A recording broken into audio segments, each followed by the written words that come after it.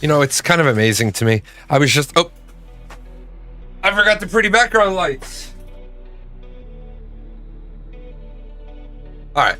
So it's pretty amazing to me. I was just watching a clip, and unfortunately I didn't download it, but it was a clip of Health and Human Services Secretary Kennedy Jr., and he was being asked a question about his interests, and his interests are, you know, all of those financial interests that could possibly interfere with his ability to properly execute his duties as the Health and Human Services Secretary.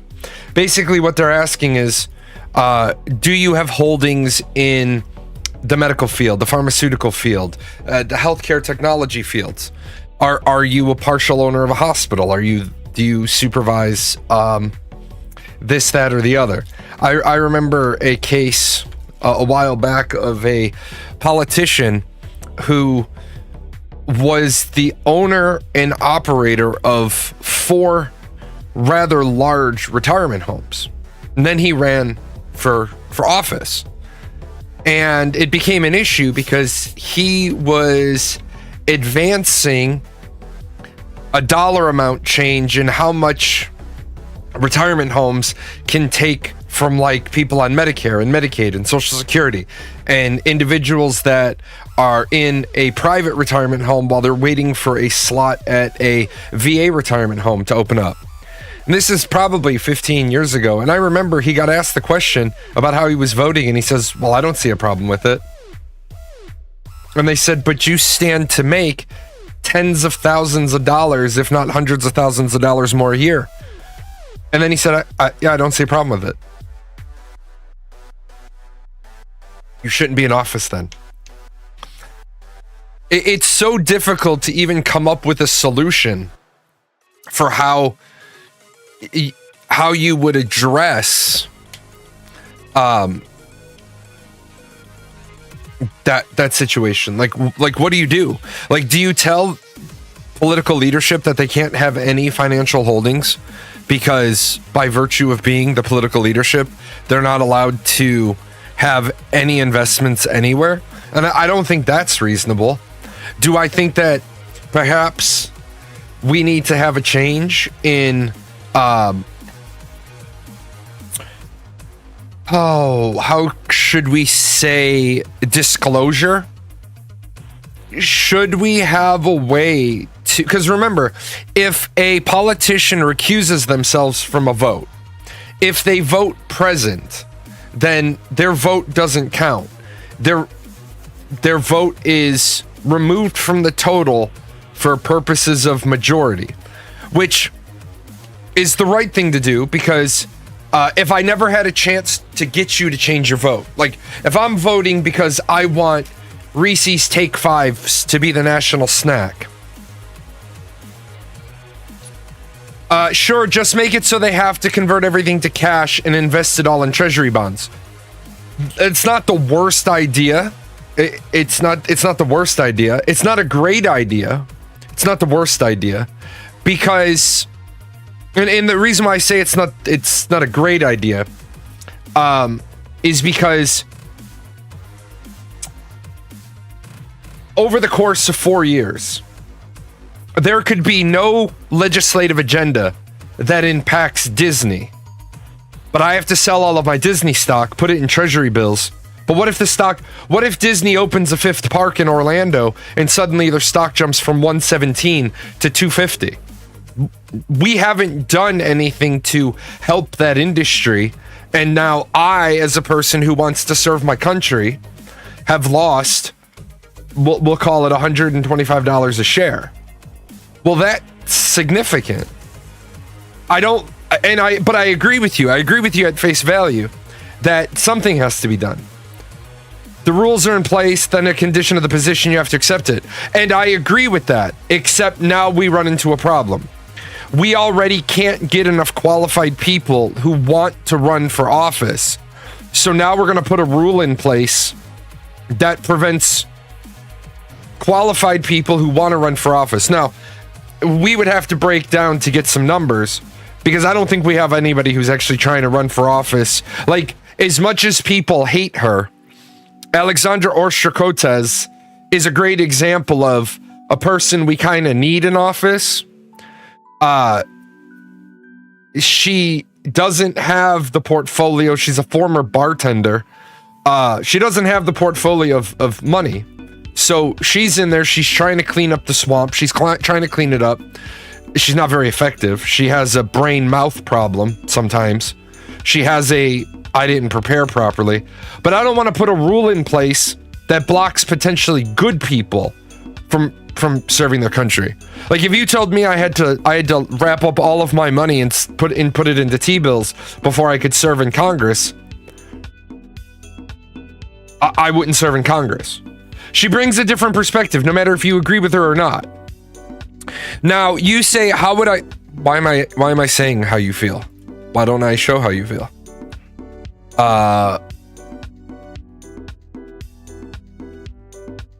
How would I feel about Congress paying double or more amount in capital gains tax?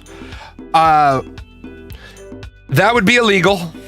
That would be discrimination. So I feel absolutely against it because it would be illegal and it would be discrimination. However, I would have absolutely no problem instituting this, that the paycheck that comes with being a member of Congress is a lot like the mandatory minimum for being a server. We only pay you that salary if you bring in your tax forms and you say, hey, look, I don't have private investments. I don't have private businesses. I was an XYZ. I was a lawyer. I was a teacher. I was a doctor. I ran for office. I came in. I don't have supplemental sources of income. So I need my paycheck. As opposed to, say, Nancy Pelosi, who should not be paid by the government at all, because Nancy Pelosi has somehow taken what should have amounted to about $4 million and has turned it into $120 million. I would be, because we can't say one particular class of people pay more in capital gains. We can't do that. That's discrimination. That's the tax code is written so that it doesn't matter who you are, black, white, educated, poor, immigrant, doesn't matter. If you make above this, then you pay this tax on this bracket. If you make above this, then you pay this tax on this bracket. And I know a lot of people are angry. I get it. But yeah, every congressman is somehow an investing genius. There's where we have a talking point. There's where we have an issue. And I'm not gonna dispute that issue because I don't like to be wrong half the time. But we got to do something because they won't even admit to what they have. Kennedy Jr. turned around while being interviewed, being asked questions. He said, I've already been through this with the ethics committee. Okay, well, you're appearing before Congress, and if the congresswoman wants to waste her time asking you questions that are already on the record, she has that right. It's like if I went in, they would say, what are your holdings? And I would say, I have holdings in Disney. I have holdings in a mutual fund run by USAA. I have holdings in some title companies, some sports equipment companies, and I have mixed mutual fund accounts. I have no idea what the actual makeup of two of them are. The third is technology. It would be interesting to see how well senior staffer investments perform. That would be amazingly interesting. I would love to be able to see that. I would love to be able to see if all of the senior staffers are also turning a huge profit. Would be great. With that said, I was up ass early this morning. The hospital called me and they said,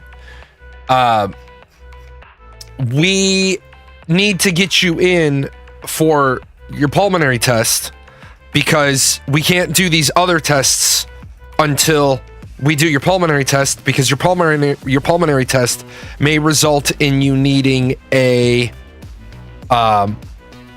CT. And so I was like, sure, no problem. Now, we talk about Medicare for all, Medicaid for all, universal health care, all these things. I had to drive an hour away to the hospital because it's an emergency, not like a life and death emergency, but it's an emergency that I go get a pulmonary function test. But it's not so much of an emergency that the local hospital bumps a routine to take me.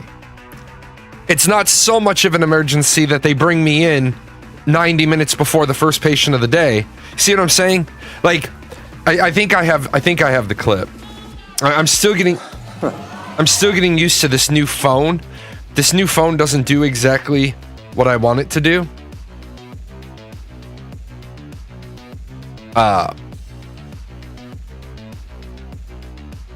Do I have it? No, I don't. There's a clip from Bernie Sanders where he was debating somebody and he gets asked he says, and the new comprehensive Medicare for all bill is going to include not only Medicare, but also dental, vision, and hearing aids. And his opponent says, you don't know that. And Bernie Sanders stops and looks at him and says, I do know that. I wrote the damn bill. And I think that is a great idea. I think that is an awesome initiative. I think it is amazing that you want Medicare for all. You want universal health care. I think that is a great goal. If you take the total cost of all the medicine, all the medical care in our country, do we have enough room in our budget to absorb that?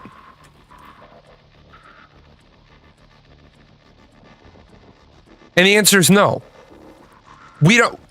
I'm all for it, but I want people to realize that in America, in 2024, we spent $4.9 trillion. We spent $4.9 trillion in American medicine. That is larger than our budget because, that is larger than our income. We run at about a $1.8 trillion deficit. There is a reason why we offloaded healthcare to private insurance. So did the states realize that if the feds took that over, that all the federal Medicaid monies would stop flowing into the states? Right. Exactly. See, where I went today, there is a hospital. And it is 5 miles away from a federal penitentiary. And the hospital exists there to treat inmates at the federal penitentiary when the on-penitentiary medical wing can't treat the patients. That is why this location had all day today. When I scheduled my appointment, they had all day today. They're like, which appointment slot would you want? I said first thing in the morning because I want to drive out there. I want to get back. I drove, and I didn't know where I was going. I got out there. My appointment was at 7:45. I got there at 7. I walked in, I checked in, and I just sat, and I brought my Kindle with me. I figure I'll sit, I'll read my Kindle. I'm like 64% into the Fourth Way of Kings books, right? I'm sitting there, and I'm not trying to be condescending. I'm not trying to be patronizing. I'm not trying to be chauvinistic. because she wasn't wearing scrubs, this really cute girl walks into the room. I'm sitting in the dark. Like, I'm in a room and it's lit up about like this. So she comes into the room and this is what she saw. Come on, man. This is what she saw. She saw like the creepy faced creeper in the dark reading a Kindle. And she's like, "May I help you?" And I was like, "Yeah, I'm your 8 o'clock appointment. I'm just here really early." And she's like, "Oh, I can take you right now." Cool, let's do this. I was just laughing with her. I said, you guys look like you're a really nice facility, but you're not really busy. And she's like, "Yeah, this is a really small town. We usually don't have people in the emergency room, but we exist because of the prison." And then we were just talking. Let me see. His argument is that Medicare for All would actually lower our medical cost. Private insurance has a lot of overhead, no profit incentive, better negotiation of drugs. Except none of that's true. None of that is true. Because when you ask him the question, exactly, did you know that most of that overhead is generated by government regulation? So when people say Bernie Sanders' argument is that Medicare for All would actually lower our medical costs, well, believe it or not, so would getting some of these regulations off the hospital's backs. So would closing, and it's like, you ever get a bad cut of meat? You ever get a bad steak or a bad beef log? And you got to start cutting away. I don't cut into the middle of it and say, "Let me cut all of this off and just cook this." I make the thinnest slices possible. Can't that regulation be simplified if we had one simple plan for everything? But we won't have one simple plan for everything.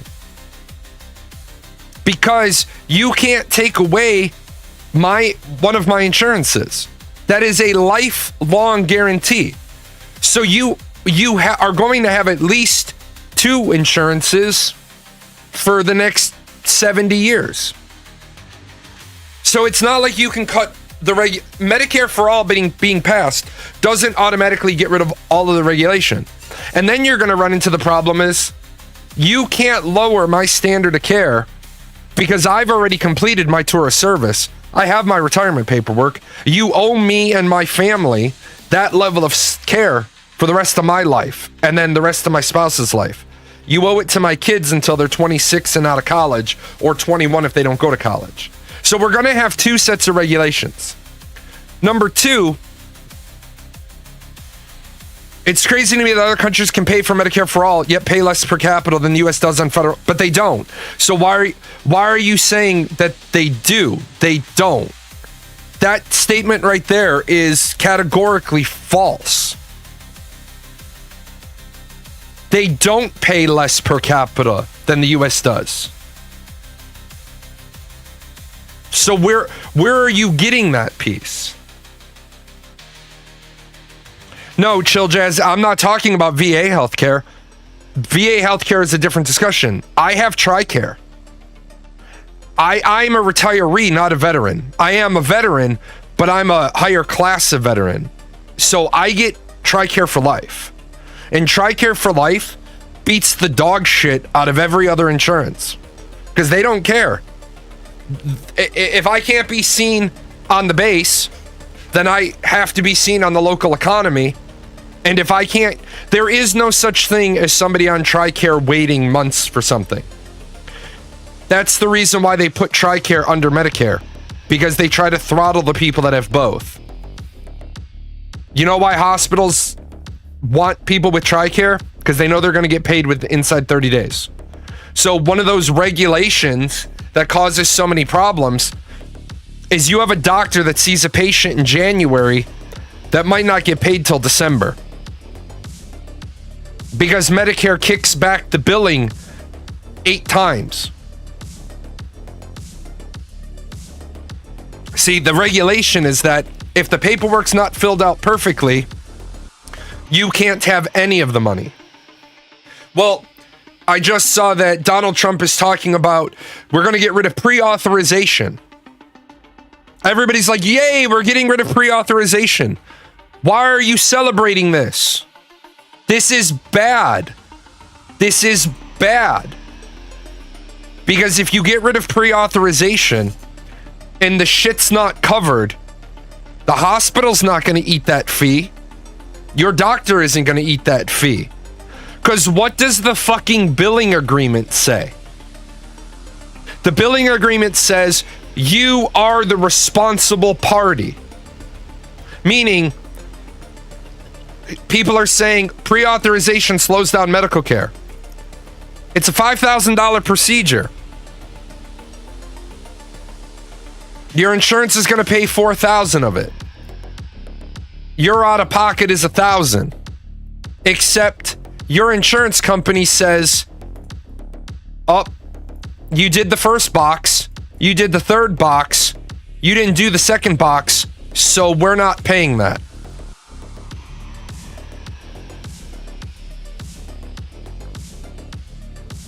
Oh, let me see. Well, I chat GPT'd it and it said it was true. The United States spends much more on healthcare than other OECD countries. Before the impact of COVID on health spending in the United States, nearly 17% of its national income on health. This was by far the highest. A full 8 percentage point. Yeah, okay. First of all, your argument wasn't how much we spend. Your argument was per capita. Here's the problem with where your connection is. We're paying for people that aren't paying into the system. So of course, if you want to say the total number of people divided by, here, I'll give it to you this way. It says no, it doesn't. It says 8 percentage points. I'm looking at a percentage. I'm not looking at a GD. I'm not looking at a per capita. The link you gave me doesn't say per capita. The chart 2 says per capita. Yeah, chart 2 is adjusted per capita spending. The second one, like, I'm gonna call you out outright because you've been here enough times to get called out.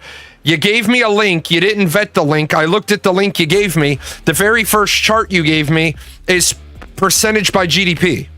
I'm gonna throw it up on the screen so that we can all take a look at it. If it's your source, you should know what your source says. Okay?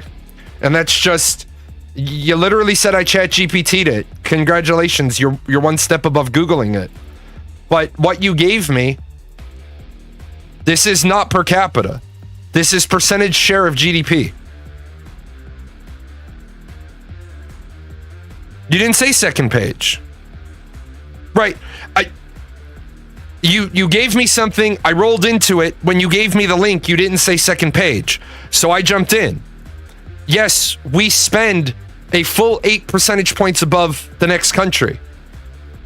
And this should, I'm going to bring up a counterpoint to you. We're not taxing people for free healthcare, for government provided healthcare. So why are we spending so much more?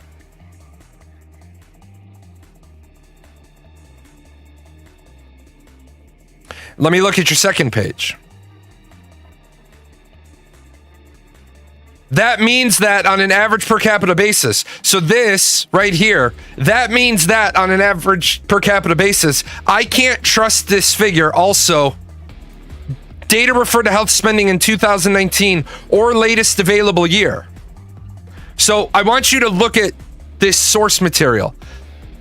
I can't trust the validity of this because this is a that means that. So they did a correlation argument, but they decided to take data refer to health spending in 2019 or latest available year. So we're comparing, and because they don't tell me what year they're using, they have facts and figures that are mixed and hand jammed. Okay? Also, what if anybody ever is going to say about the United States' spending per capita on anything, which of these three numbers are they using? Because these three numbers are really important to know which of the three numbers are they using for their per capita calculation.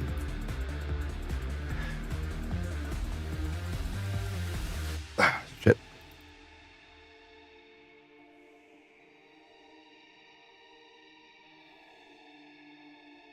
So, which of these three numbers did they use for per capita?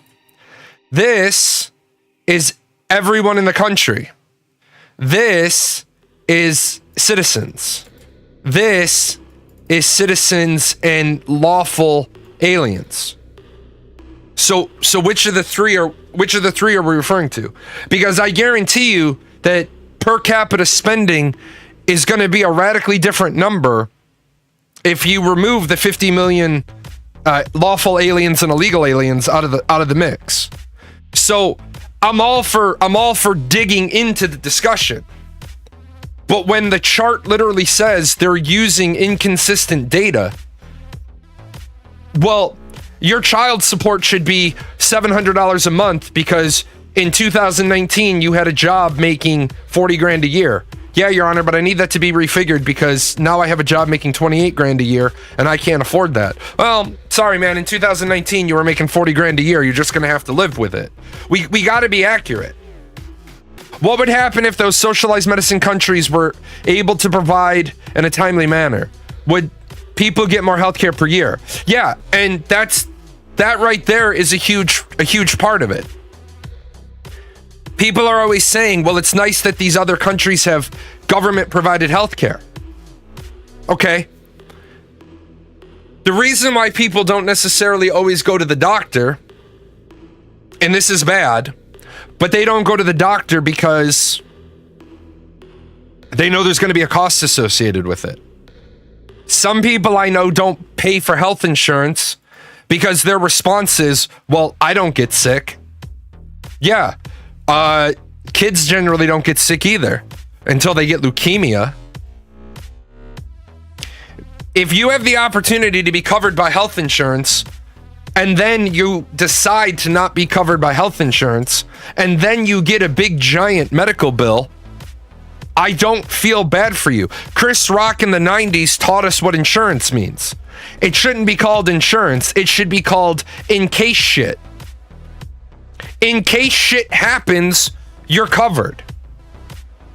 If everything worked the way it was supposed to work, I wouldn't have to carry uninsured driver insurance on my vehicle. Not only would I not have to cover uninsured driver, it should be against the fucking law for underinsured driver insurance to even be a thing. Did you know that there is an underinsured policy line? Underinsured. If you have insured your driver to drive around, then you should have a policy that says you're good for $250,000. And if you're not covering $250,000 in insurance, then you shouldn't be driving. How is someone underinsured? Okay, so the way it works is this. It's a great question. So you hit me and you are covered by Acme and I'm covered by USAA. And you only have a $25,000 policy. So Acme only covers the first $25,000 of your bills. Well, you hit me and you destroy my $27,000 car.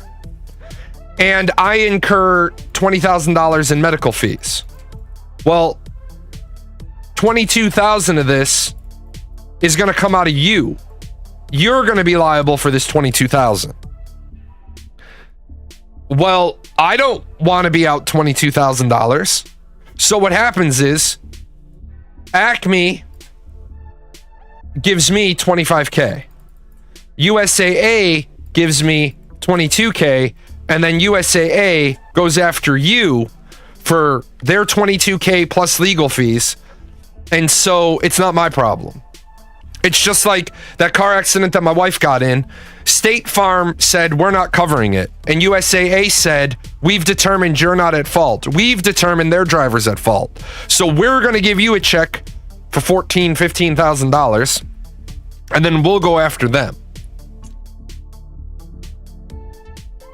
Now, the way that go after them works is that there's been other cases where State Farm and USAA have had an accident, and State Farm says, we say they're at blame.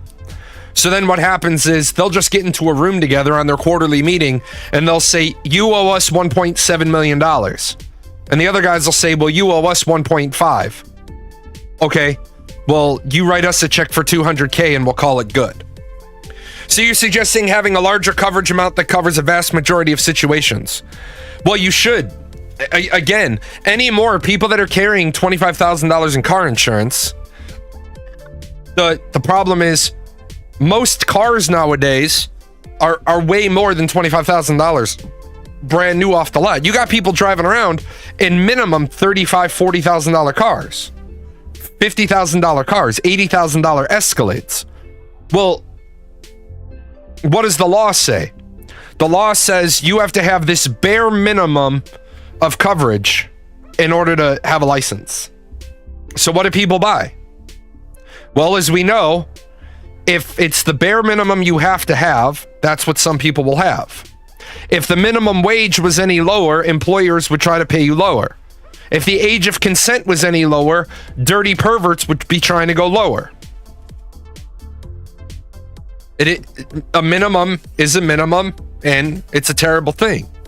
But no, I'm all about everybody getting health care. I want everybody to get health care. Insurance companies rake it in. They really don't, though. They really don't. If nobody is getting, if you're talking car insurance, if nobody is getting into accidents, then they're raking it in. If people are getting into accidents, they're not raking it in. Because remember, I haven't paid in 6 years. I haven't paid $12,000 into my car insurance. But in the last 18 months, I've gotten 2 new cars out of the insurance companies. So I haven't even paid $12,000 in 6 years. And yet I've gotten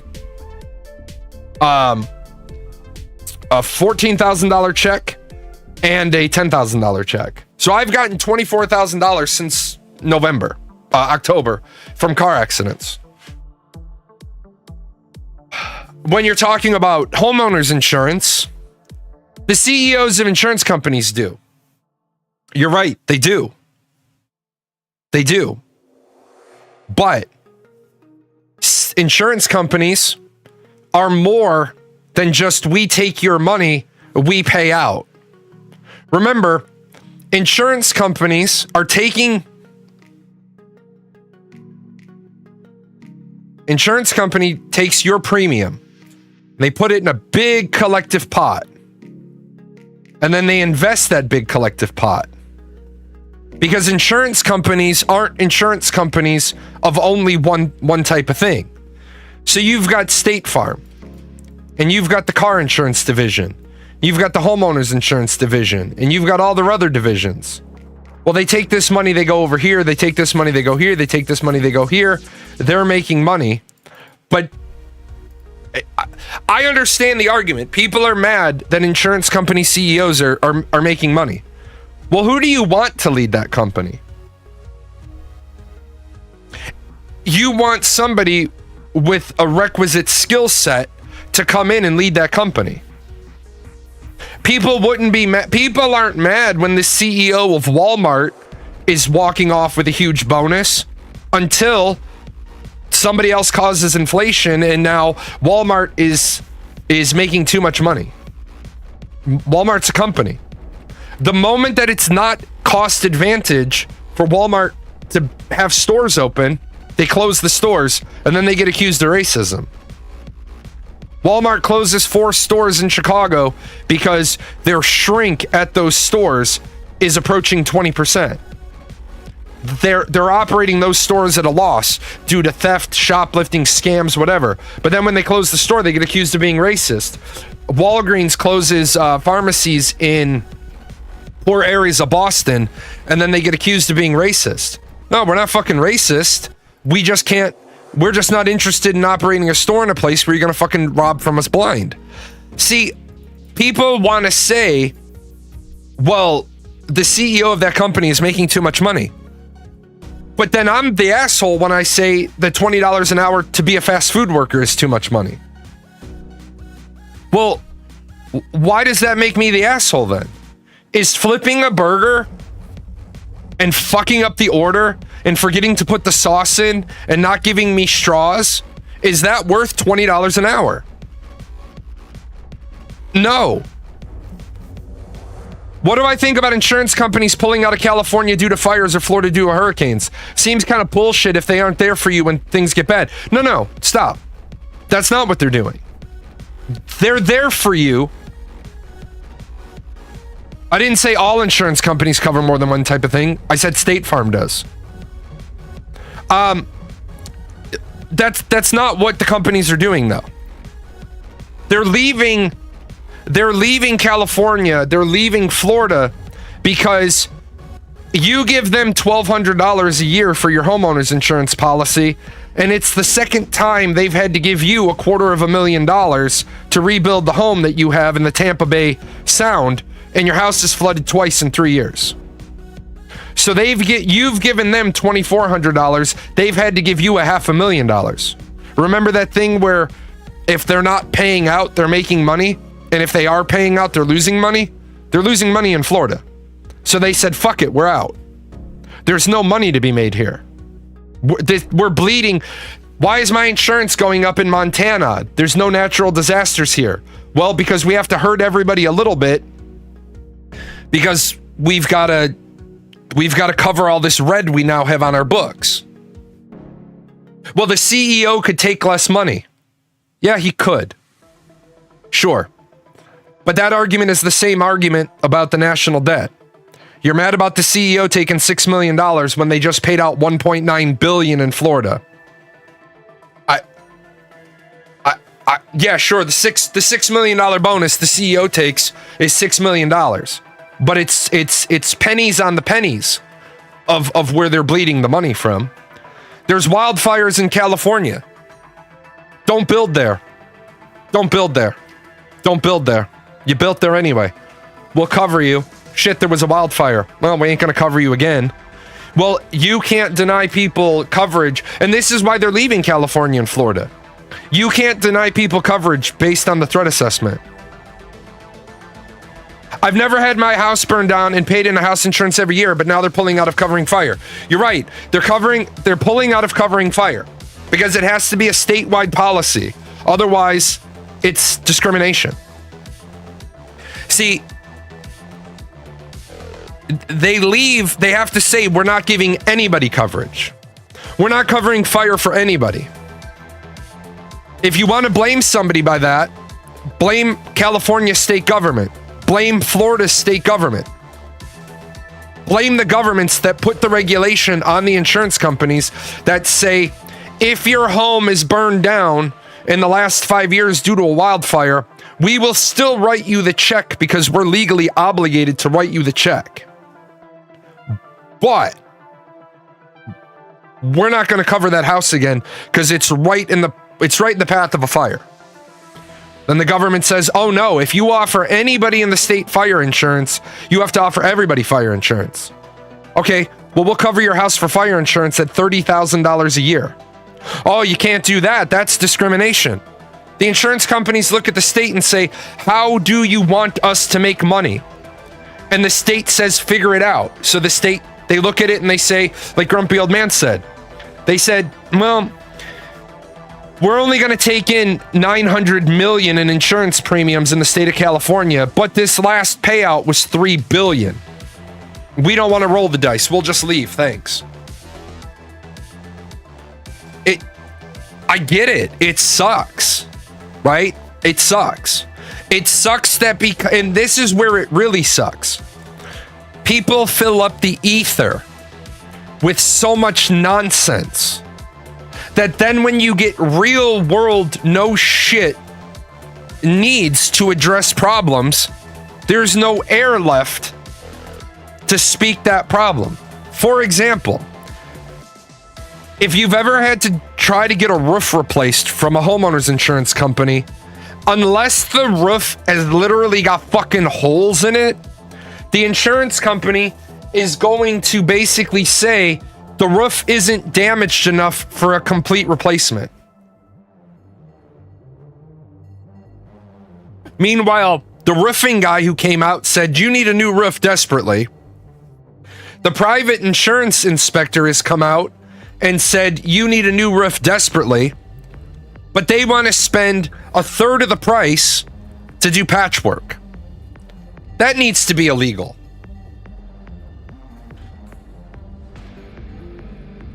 No. What are you talking about? 80% of that cost is the land it's built on. No, that's not true at all. What he's saying is the cost to build in California has gone up tremendously. The cost of labor in California is exactly what I said would happen. I called this. Why do you think you're paying a carpenter or a roofer $20 an hour in California anymore? You're not paying a roofer $20 an hour. You're not paying a carpenter's apprentice $20 an hour. Why aren't you paying a carpenter's apprentice $20 an hour?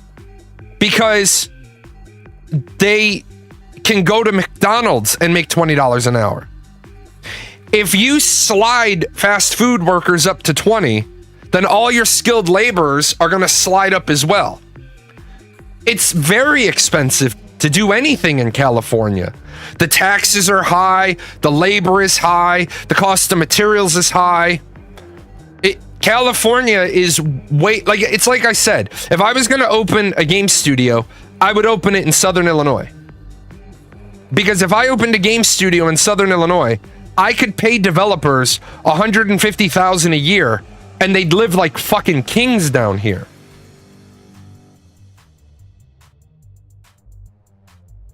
We don't have a lot of land. This rock of mine, I can get some residential land for 20,000 pounds.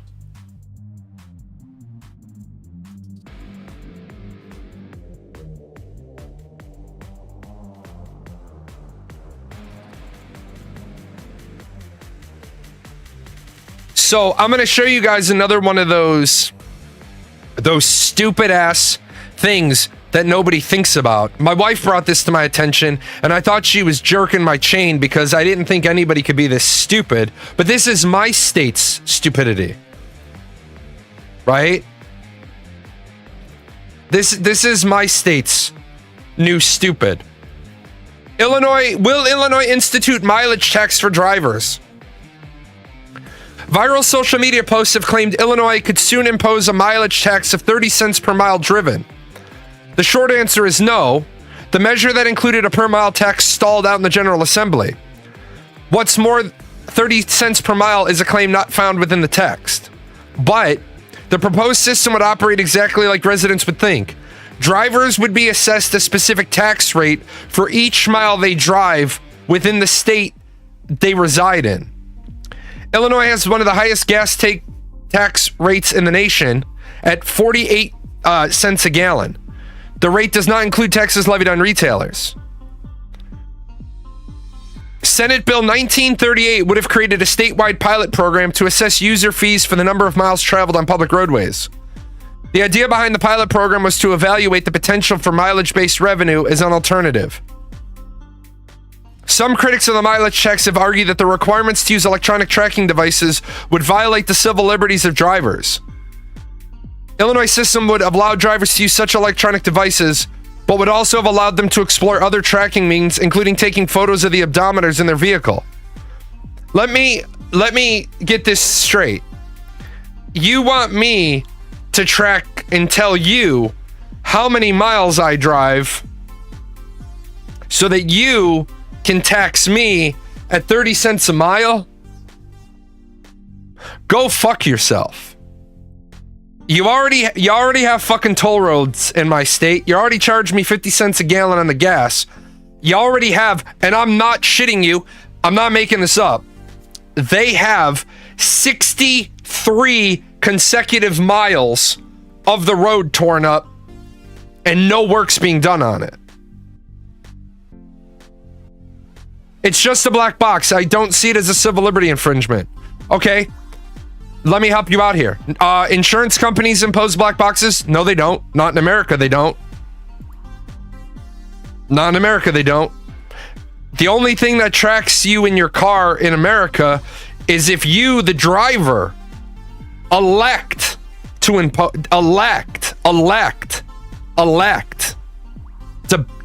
dive in on that. Particularly for teen and underage drivers, teen drivers. You can put a tracker, and if they drive well, your insurance rate stays low, but you elect to do that.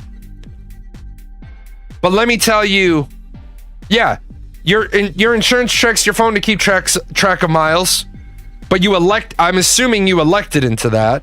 And if you didn't elect into that, let me know, because if you're American. Here's why I'm against it, right? Here's my house. In order for you to track my mileage, you have to GPS track me, right?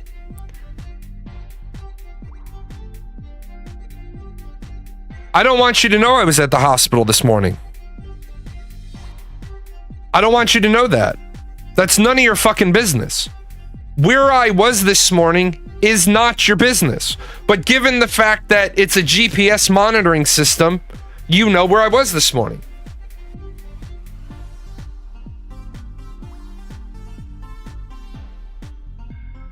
Some car companies have been selling some of that data if the car is capable. Absolutely. They want excuses to charge you more. Absolutely. It is not about, and this is where people that argue against this don't get it. It is not about me wanting to do nefarious things and drive to nefarious places. It's not about that. Speed and duration can work out mileage. No, it can't. No, it can't at all. You have to have GPS for it. How do you know I'm not on the train? Distance equals speed times time. Sure. How do you know I'm in the state?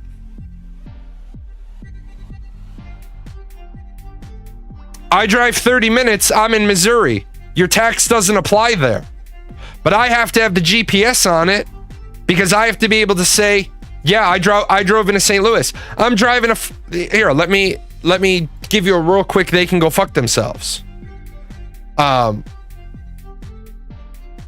problem.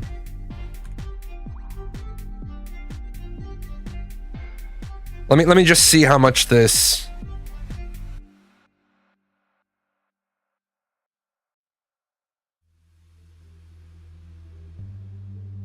It would cost me, by their bullshit numbers, $580 to drive to Orlando. So if they just charge us on the mileage for the month, that's $580 extra I would pay next month when I drive to Orlando. So yeah, you have to have GPS on it. It's a bullshit idea. It's a bullshit argument. If you need X number of dollars to fix the roads, then just tax people that you need X number of dollars to fix the road. Yeah, but you'd get a price break at the pump. No, we wouldn't, because it's in addition to the money that they need to maintain the roads. See, we don't have enough money to maintain all the roads.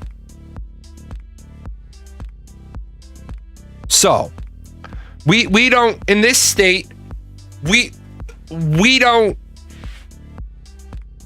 do things smart. We do things dumb. And so we're going to be paying 50 cents a gallon at the tank. Yeah, jack up the plate fee. Here's one of the problems. In this state, they give veterans no property taxes. Veterans don't pay for their... As long as you're 70% disabled, you don't pay property taxes. You don't pay for your plates. I would rather pay for my plates than, like, figure out, just balance the shit like a normal budget. Honestly, I hate this fucking state so much. Just let Chicago go be its own fucking state, or let Chicago go join Indiana. Oh, well, your total revenue for the state would go down. No, the fuck it wouldn't. Chicago's a fucking money leech for us. Go fucking be somewhere else, man. Government and budget don't work in the same sentence. You're right, they don't. And not to put too fine of a point on it, but when you're in the government, when they don't have time to when there's a crisis, there's no such thing as budgetary constraints. I've called my boss many times when I was active duty. I'd call my boss and I'd say, yeah, I have a problem at a location in Spain. And that's how you say it. You don't ever give the location. I have a problem with a location in Spain. Is this going to be over or under your authorization spending? It's over mine, but it's under yours. Just deal with it. What the fuck kind of oversight is that?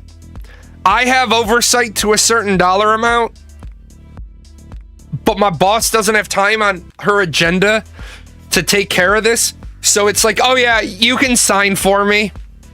Oh, well, okay. Hey, you guys want a fucking coffee bar? While I'm spending money, you want a coffee bar? You want a TV lounge? You need a pool table in there somewhere? And that's how that shit happens. Because then, I walk up to my boss and I hand my boss the piece of paper and I'm like, hey, I need you to sign this. What's this? Oh, this is that thing in Spain I had to take care of. So it gets fucking signed. It gets filed. Nobody oversights it. Nobody gives a shit. Same thing in my state. We spend so much money on such stupid that now we're like, oh fuck, it's just like California. California had some weird initiative. I don't remember what it was, but they're like, oh shit, we can't maintain the roads because we maintain the roads with gas tax, and now all these people have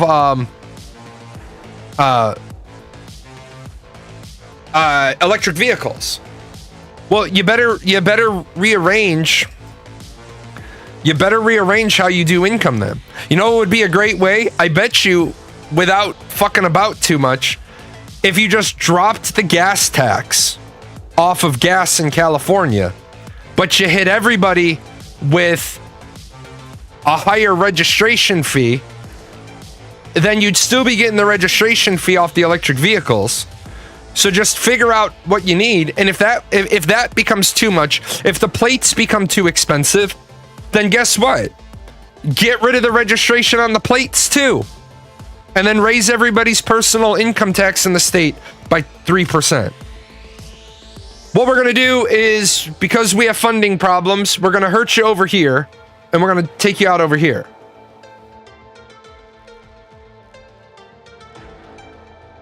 So, what if I don't have a car? Well, that sucks. Yeah, all the no charge for EVs for express lane and discounted registration fees has fucked over multiple states. You know what else is fucked over multiple states? Grumpy old man, I'd love Atlanta. Atlanta is amazing. Atlanta is even more amazing when you drive through Atlanta on all the express lanes and it doesn't take any of the money off of your Sun Pass. And then they give you the pay by plate and you just dispute it. You say, no, I had my Sun Pass in my vehicle. Here's the picture of your vehicle. Here's the picture of the Sun Pass. That's not my problem. Isn't it how it goes, though? If you live in a state and use the resources provided by the state, everyone should contribute. Yeah. So let me go back to the no car thing. You don't have a car. And you say, why should I pay 3% more in personal income tax when I don't have a car? Well, how do you get to work? I take the bus. Well, what the fuck does the bus drive on, genius? The bus drives on the road. Now, I'd like to go a step further. You bring up public transit. Let's talk about public transit. It's not fucking public if you pay for it, is it?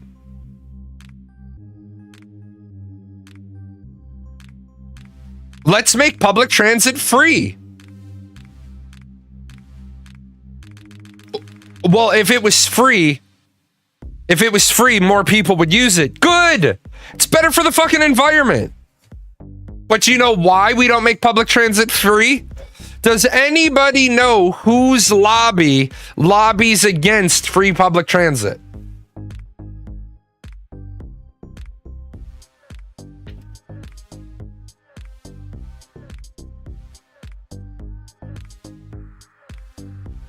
Let's not do that here, though. It's a pain in the ass while you pay out the ass. It's the car manufacturers. Oil and gas and the car manufacturers.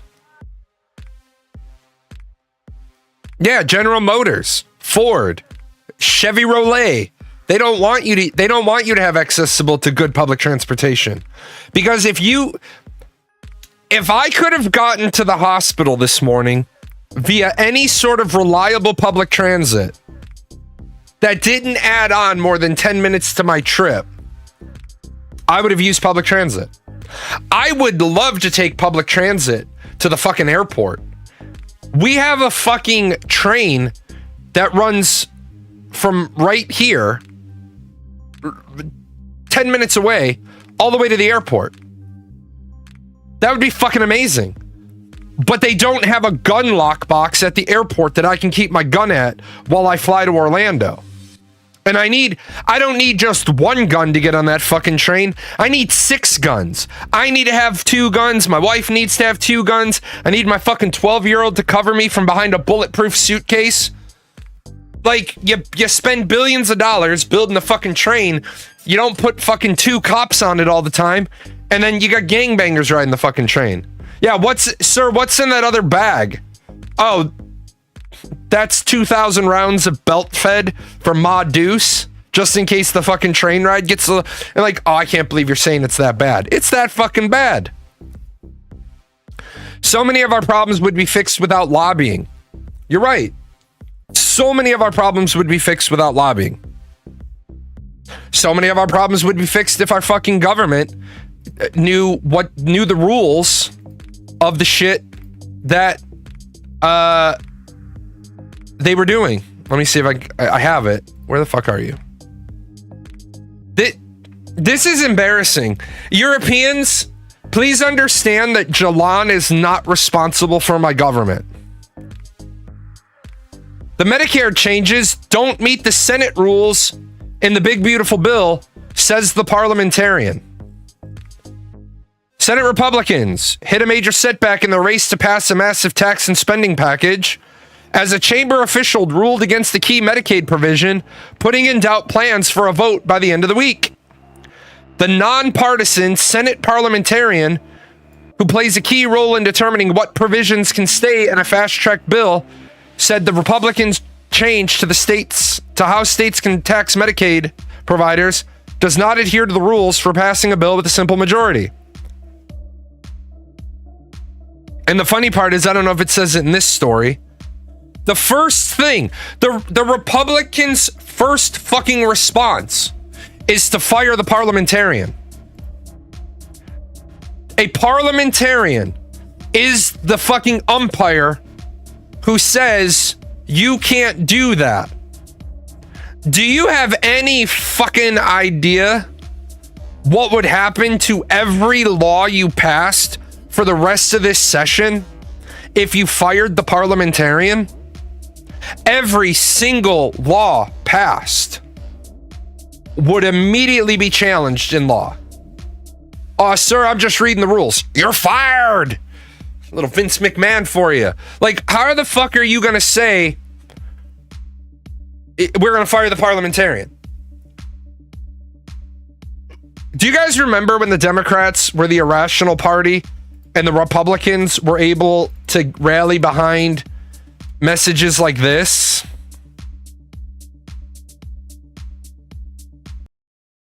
You ever notice how every time a Republican takes office, the Democrats start acting like it's the end of the world? I mean, the minute we cut taxes or trim the budget, they start screaming that the sky is falling. Now, don't get me wrong, I admire their consistency. If the stock market surges, they say it's just helping the rich. And if it crashes, they say, yep, that's what happens under Republican leadership. And don't even get me started on foreign policy. A Republican president could be shaking hands with world leaders and signing peace deals, and they'd say, it must be appeasement. But the minute there's tension overseas, they rush to the nearest camera like it's Black Friday saying, see, we told you the world would catch fire if he was in charge. Now, I've always said, it's fine to disagree on policy. That's democracy. But if your best shot at winning is hoping the American people lose, well, maybe you're in the wrong country. You ever notice how... Now, I don't like the fact that whoever clipped the Reagan clips together put that notify ICE thing. That's kind of bullshit. But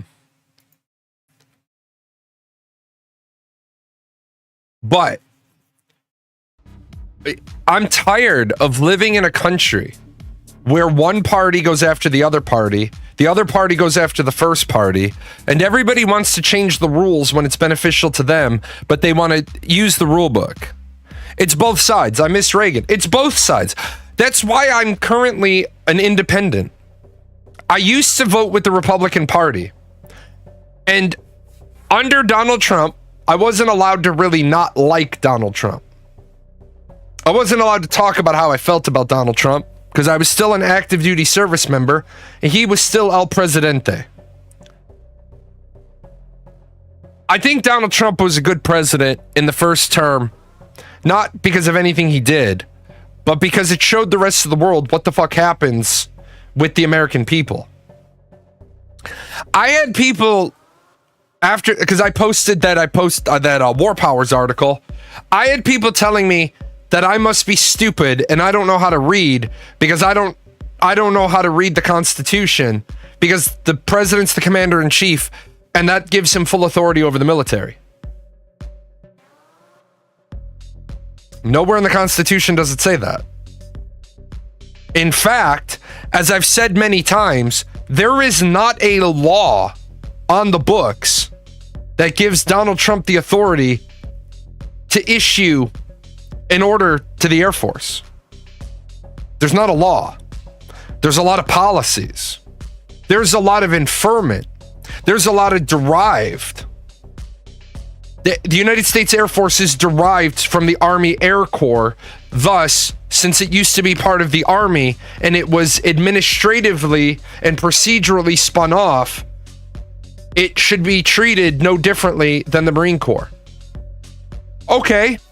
That is, in fact, an interesting argument, and it is the argument that we make, and it is the argument that is the reason why Donald Trump can give orders to the Air Force.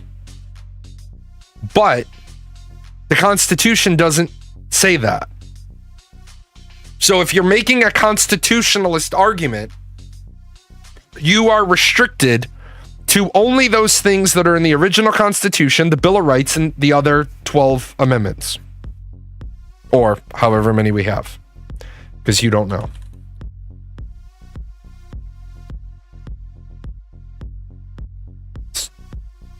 Anybody?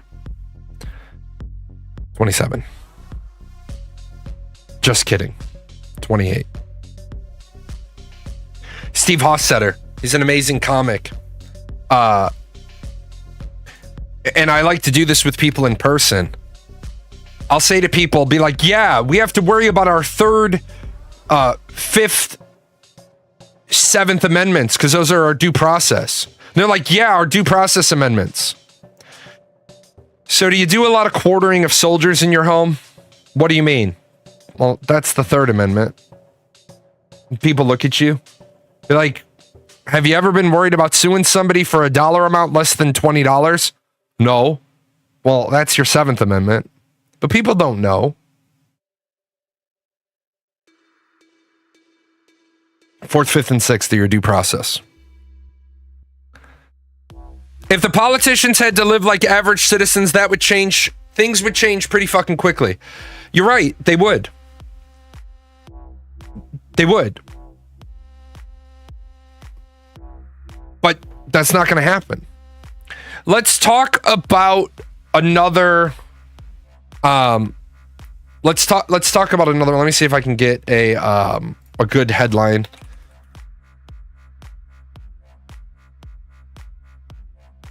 If you're not familiar with this, Mr. Beast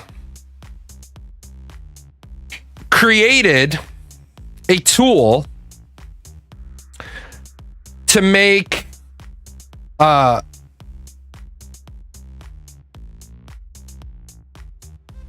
thumbnails. He literally made a tool to make thumbnails, and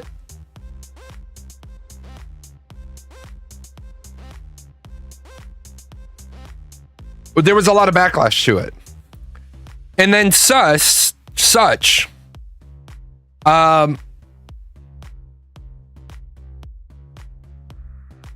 a lot of creators came out and criticized Jimmy. And then he took the tool down and he said, instead of keeping the tool up, we're going to take the tool down and we're going to link you up with being able to hire thumbnail designers. Obviously, he swapped about a Fiverr like thumbnail commission and artist finder. Here's why I'm just gonna say this as a person who spends a lot of time sucking at making better thumbnails. A small creator like me who doesn't make $70,000 per video doesn't have the money to hire an artist to make my thumbnails. But if I were to grow out of the itty bitty baby size creator, I would get to the point where my time would be more valuable than spending it on making a thumbnail. And thus I would hire an artist when I got there. So the artists are mad because people who can't afford to hire artists need a tool to help them grow, so they might one day be able to hire an artist. Like there will be a significant increase in resume or in revenue.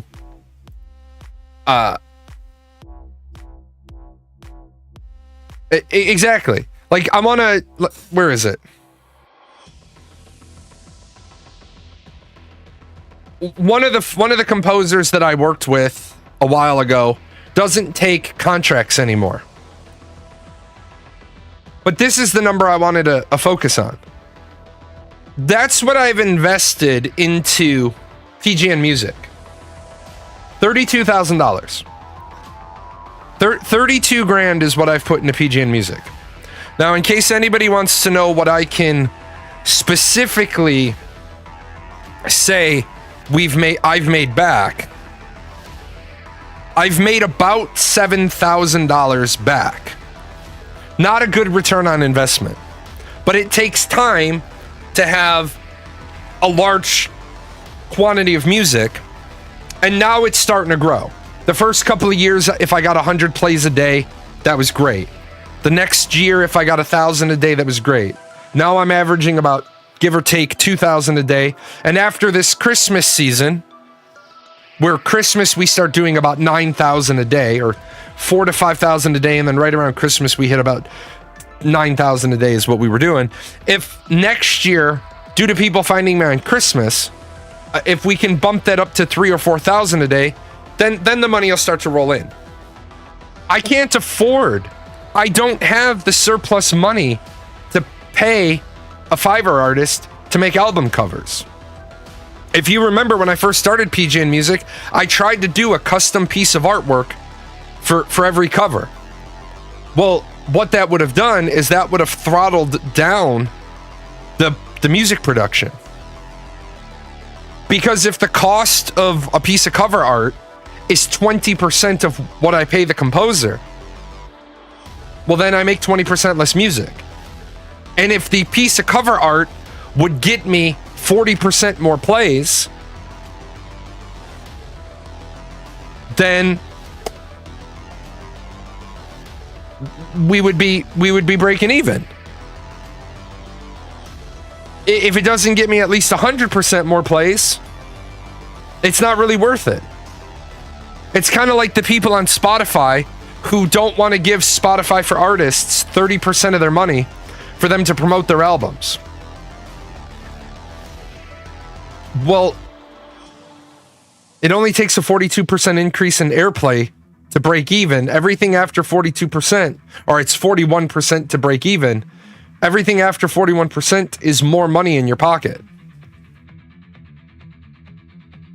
Are you seeing a 42% increase? I'm seeing like a 90% increase. Well, then you're making more money. But I don't like giving them 30%. Then you don't understand marketing. But I think people riding on Jimmy's ass for this. People are mad about AI. Disney and Universal are suing Midjourney because Midjourney is producing copyrighted material. It's a fair argument. But the Supreme Court just ruled that AI can be trained on copyrighted books. So,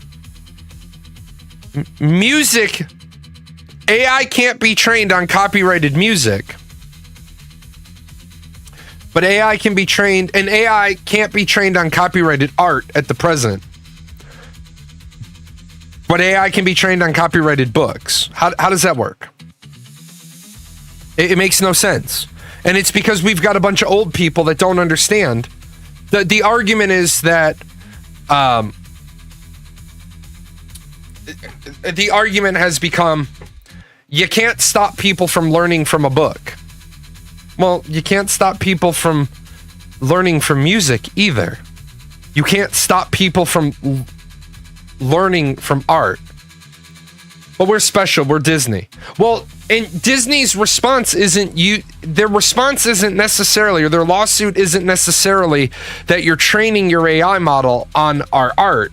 What Disney is encountering is that people are selling the AI generated works, but it's still their copyrighted material. Like yesterday, my wife went to the skate rink with my daughter because it was 626 day. And it was 626 day, and they had like the absolute worst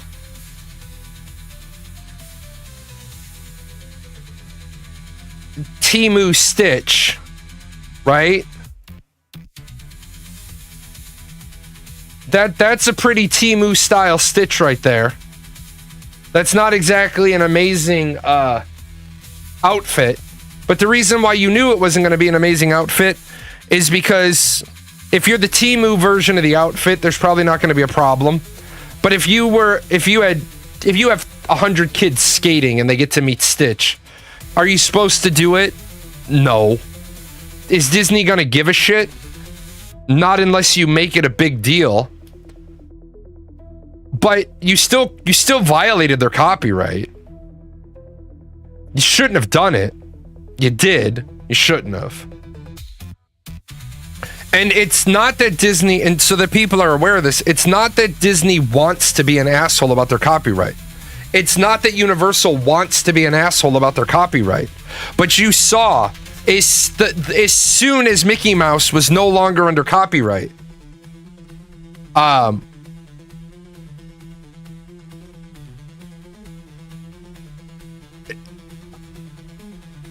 there was a Mickey Mouse horror movie. As soon as Winnie the Pooh wasn't under copyright, there was a Winnie the Pooh horror movie. If you don't enforce your copyright, then you lose your copyright. Like Etsy telling people they can't sell non-original output from 3D printers. Right. You can't... they have to attempt to enforce, otherwise they lose rights. Right, it's like Etsy. Hey, you can't do this. That way, when somebody on Etsy is doing it, Etsy doesn't get dragged into the lawsuit. Be like, well, we told them not to. It's kind of like when you see one person in a lawsuit that has the authority to fuck over the other people in the lawsuit. Like, the example of this is,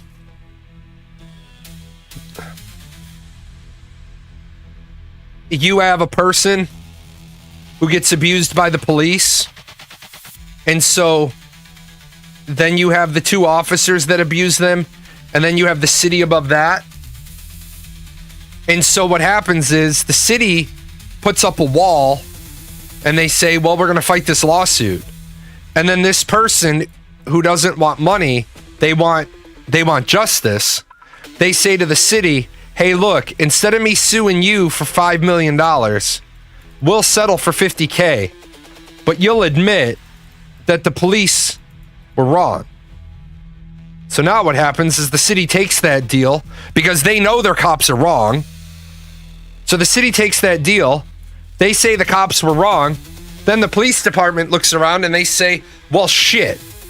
And the mayor says to the police chief, hey, just so you know, the mayor says, if you get sued and you lose, it's coming out of your budget.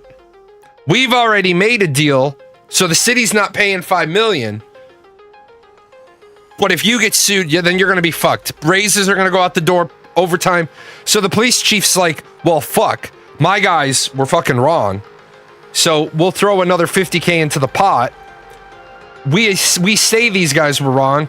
Now these two guys get their qualified immunity stripped, and then they're paying me for the rest of their life. Because now against them, I'm not looking for $50K. Against them, I'm looking for $500,000.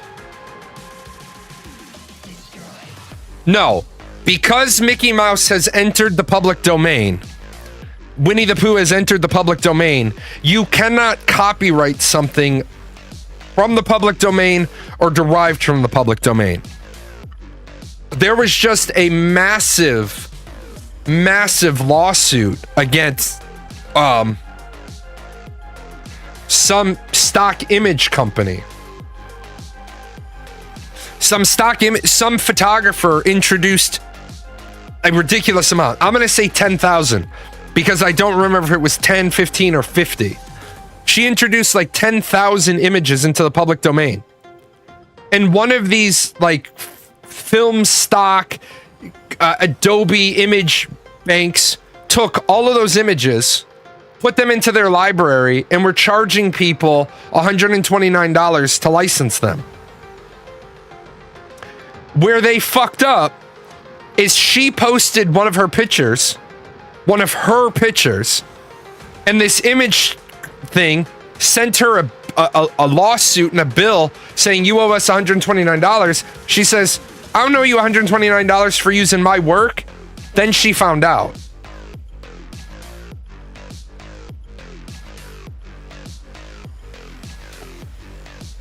Only one style of Mickey is public.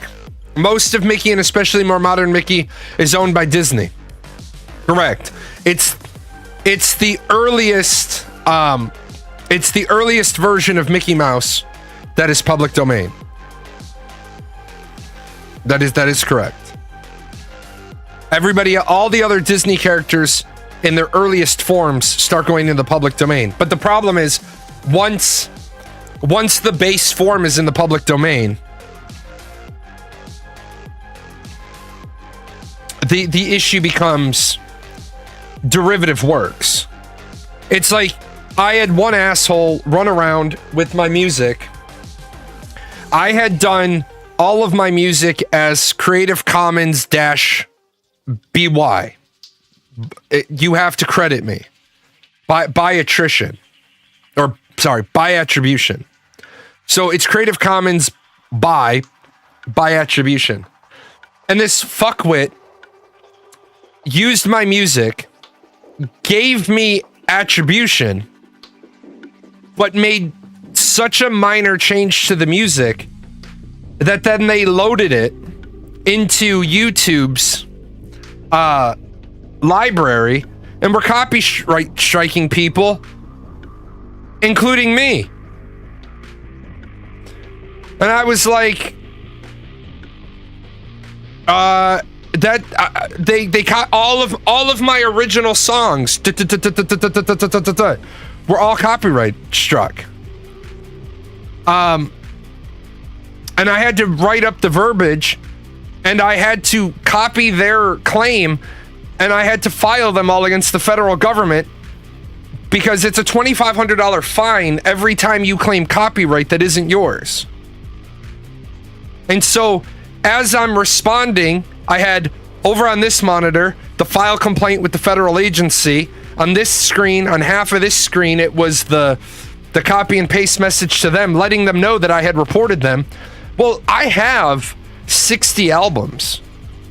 This person had done it to every one of them. Yeah, he was fined. He was fined, I think, $25,000. As I was going through, they were taking the songs out. Like, I was going from the bottom up. When I got about halfway through, I refreshed. All the other ones had been taken down because they had pulled all the music, but it was too late. You can't fucking do that. You can't claim you. So then when I dealt with the federal group of people under the Department of Homeland Security, because that's a great place to put the copyright enforcement, false copyright claiming, as opposed to the FBI investigating copyright infringement. Because it would make sense that we have one organization that does all of the copyright, right? They're like, well, you have to go through and you haven't properly designated your music. And I said, what do you mean? They said, you have to do Creative Commons -BY/SA. And I was like, why? They said, because you need to make sure that the copyright follows, your copyright has to follow through. So SA means share alike. Meaning if you use one of my songs, even if you modify it, remix it, whatever, you can't then copyright your derivative work. Because I retain the original copyright. You can't have an independent copyright on derivative works of my music because I have not made my music public domain. That's why I had to make sure that the new website, and that's part of why I rewrote the website. It's because there has to be one specific, and this is how much I hate the law. The law is all about technicalities.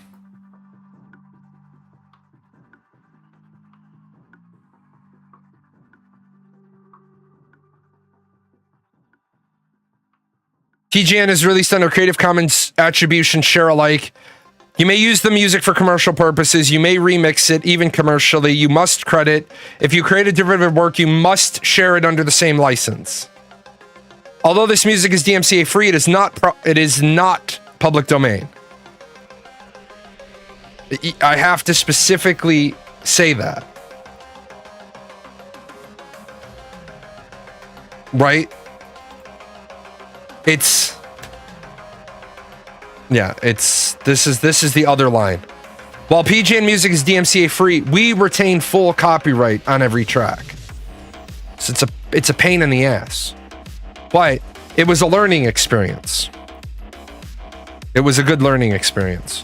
I want to talk about the other one that's going to be a little spicy.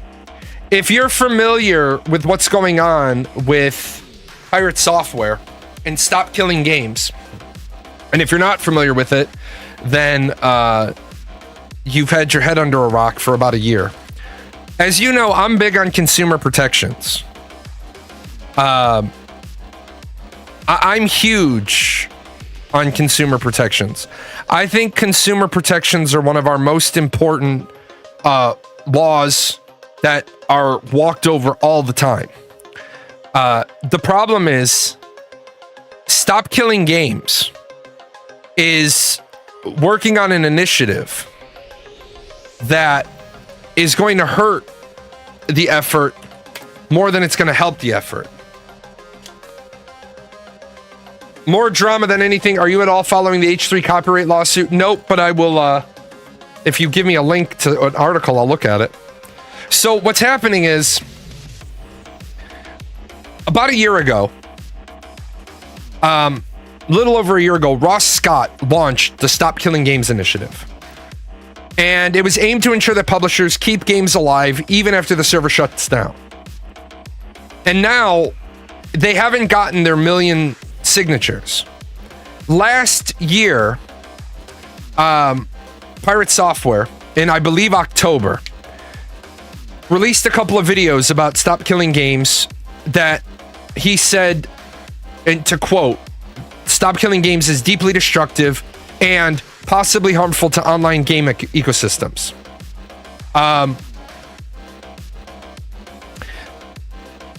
Penguins, critical, publicly criticized Thor, calling out inconsistencies and hypocrisies, especially around deleted tweet that accused Ross's community of being toxic.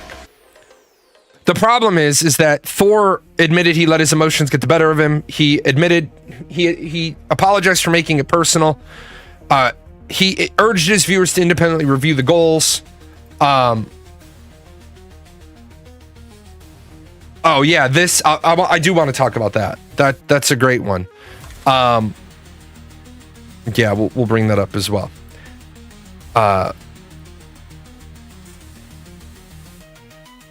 Yeah, Thor is disliked from the WoW drama. He's disliked for several things. Thor is disliked because people have said, who's that psychologist? And forgive me, my brain isn't all here today. Who's that psychologist that talks to gamers? And Dr. K. Dr. K talked to Thor, and Thor basically said, Dr. K basically nailed Thor to a T. And Thor was like, well, I don't agree with you, and it's not a problem. Well, dude, it is a problem. Because you're not trained in psychology. If you're trained in psychology, then you can come up with a better argument than I don't think it's a problem. You're a narcissist. And there's no problem with that. Being a narcissist is not a problem. Being an abusive narcissist is a problem. Being a narcissistic abuser is a problem. Being a narcissist is fine. I mean, you want to work on it. It's a character flaw, but it's what you are. Being a narcissist is no more or no less evil than having ADHD or being autistic or one of the other flavors of neurodivergent or being a chronic smoker or being a chronic smoker or being a drinker, not an alcoholic, but being a drinker, right? But the problem is Thor constantly says things and then doesn't have integrity. And I'm not talking about the type of integrity that everybody uses as the basic definition of integrity. I'm not talking about doing the right thing when nobody's looking. That's a level of integrity. I'm talking about the over 9,000 version of integrity. You make a decision, you walk out into the storm, you weather everything to come. That's integrity. If Stephen Sharif jumped on my show right now and said, hey man, put me on live, I want to talk, I'd put him on live. I would put him on live. He could go at me. I'd put him on live. Well, what I would say to him is, you better be careful what you say, because if you're angry about the things I've said in the last going on now 3 years, you're allowed to be angry about that. But you're not going to come on my show and rant and rave bullshit and then not stand here and take it. You know what I'm saying? If you want to come on my show and you want to have a point, then we'll do timers. Then I'll load Snaz and we'll have timers under our names. And since I'm the host, I'd love to have a third party do it, but when you have no time on your timer, you stop talking. And then if you don't want to stop talking, I'll just mute you. And then I'll mute myself. And if I talk over you when I'm not supposed to, every time I talk over you, I'll give you another minute. Or I'll give you 30 of my seconds. That'll teach me to shut up. But you got to have a level of integrity that you're going to stand by what you say. When Thor turned around and he said the passive aggressive of, well, I guess I'm the problem. Well, if you're going to be flippant and you're going to be sarcastic and you're going to be passive aggressive, then expect to get shit on. Because if you're being passive aggressive and after being flippant, then yeah, you're going to get your shit rocked. But where I'll defend Thor, because you have to defend people when the shit's not going right, is that everybody is saying that Thor built a straw man. Well, he didn't build a straw man. What Thor did was he cherry picked. See, and because everybody wants to jump on terms they don't understand. Like, he built a straw man argument. So he's doing ad hominem attacks on Jason or on Scott. Well, even if he's making personal attacks, so what? Because if somebody's resorted to making personal attacks, then it should be a lot easier to defeat their argument. A straw man starts as a logical fallacy, which is sometimes not always somebody making a straw man, which is why you've noticed when people, there's a difference between an insult and an ad hominem attack on you. I think you're a fucking idiot is an opinion.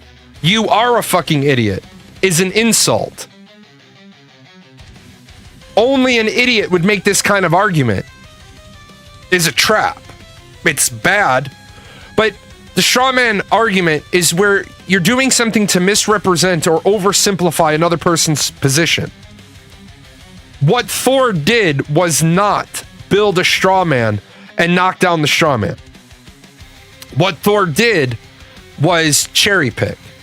Now, I'm not inside his head, so I don't know if he cherry picked deliberately or if he cherry picked because, in my opinion, the Stop Killing Games Initiative website is dog shit.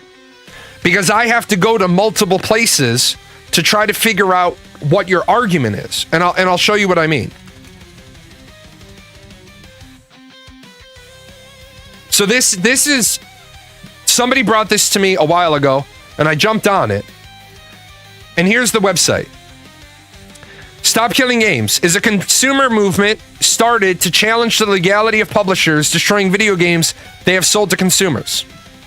That's right. That's right there. That's their line. That's their punch. And so I had people come to the video that I did, and they said they're not trying to change the laws. Yes, they are. That says they are right there. If you are challenging the legality of something, you are trying to change the law. And if you're going to say, well, they're not trying to change the law, then I'm going to stop you and I'm going to say, what's their ideal end state? An increasing number of video games are sold effectively as goods with no stated expiration date, but designed to be completely unplayable as soon as support from the publisher ends. Okay. I agree with this statement. But my 2016 Journey is not even a 10-year-old car. It's covered under its 10-year, 100,000-mile warranty, except the skid plate on the bottom of the truck is not in that warranty. It's only a 9-year-old vehicle, and they no longer produce that skid plate because they no longer produce the Journey, and they shut down that line. So, it is not just video games that are unsupported after a certain amount of time. This practice is a form of planned obsolescence and is not only detrimental to customers, but makes preservation effectively impossible. Furthermore, the legality of this practice is largely untested in many countries. Okay. This practice is a form of planned obsolescence. No, it's not. That's an opinion. That right there is an opinion. Final Fantasy XI, EVE Online, WoW, Anarchy Online, Perfect World, Second Life. I'm looking for the one that's 20 years old at this point. Those games are operational after 20 years. Do you think a video game company decided we only want to publish for 3 years? Elion, Bless, Revelation Online. They're gone because there was no population for them. Over the past year, we have successfully escalated complaints on this problem to consumer agencies, blah, blah, blah, and have brought forth petitions for new laws on this problem to various countries. And yet, your community comes to a guy who literally said in my video, your heart's in the right place, but your action plan is fucking terrible, and said they're not trying to change the law. So a list of actions taken to date can be viewed here. Okay? So I want you to notice this. When you come to this initiative, there is so much here, right? By checking this box, you affirm you are at least 18 years of age. I'm going to just ask a question, and it's not going to be a polite question. It's going to be a question, though. Which one of the moderation staff of your Discord has an offense against a child on their record? Because why is your policy to join your Discord different than Discord's terms of service?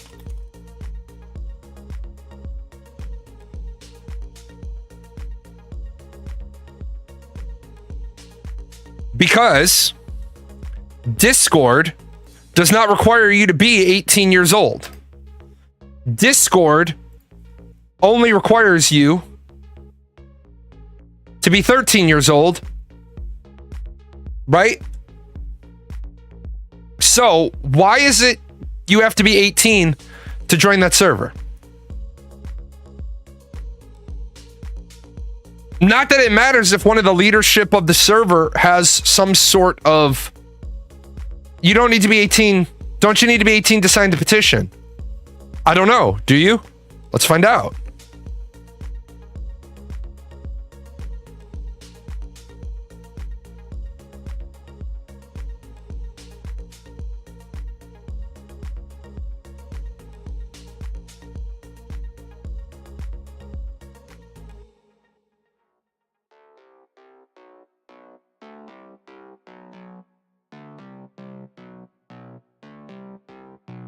Yes. In your country, you must be at least 18 years old to sign the petition. Dance. So, yeah. What would be the point in a 13-year-old being in if they can't sign would be my only guess. Sure, and that's a good guess. Then why don't they take the time to put that in the box? Dance. Right? And not to be too much of a pain in the ass, why don't they just say that here? By checking this box, you affirm that you are at least 18 years old and agree to our privacy policy. Well, what's their privacy policy? Dance.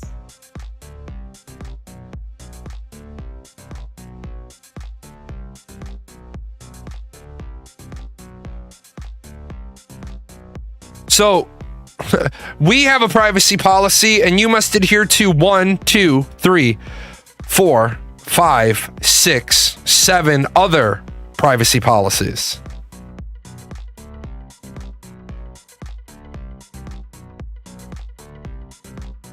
Why don't they just put that in the box then? And I'm being serious. I'm not trying to be a smartass. Because you must be 18 years old to sign the initiative, we only allow 18-year-olds and up on our Discord. But what Thor did, and he came and he looked at a couple of things, right? He looked at a couple of pieces. Look at how much stuff they have, right? Submitted complaints to the FTC on the game The Crew. No response, but this was expected. Yeah, there was no response. Because are you an American? Because guess what? In America, you have to be an American to bring forth complaints against organizations. Just like you have to be in a lot of other countries. Guess what? In America, if you were to start a server for The Crew, it'd be legal as long as you ran it as a not-for-profit. But see, this is where you get the frequently asked questions where people are saying, Thor made up a strawman. He didn't make up a strawman. I want you to see how long this is, right? And a lot of these are opinions. And I'm going to go through and I'm just going to highlight a few opinions. And if you agree with me that they're opinions, then you know that these aren't facts. So a developer like Thor has a bias. He has a perspective bias. There's nothing wrong with a perspective bias. You should try to operate against it. I think everybody should try to operate without their perspective bias, but that's a tough ask. That's a really, really, really tough ask to operate without a bias. So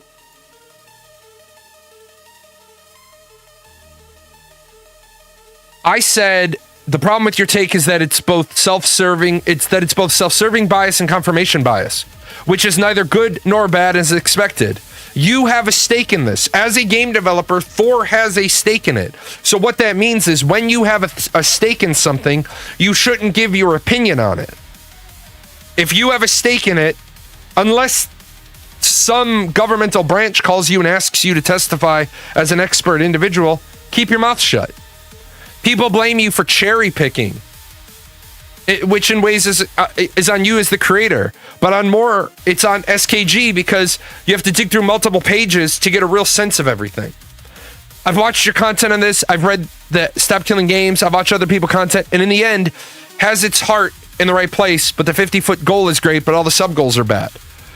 People are giving Thor a lot of shit on this, and it's carryover from stuff that's not this.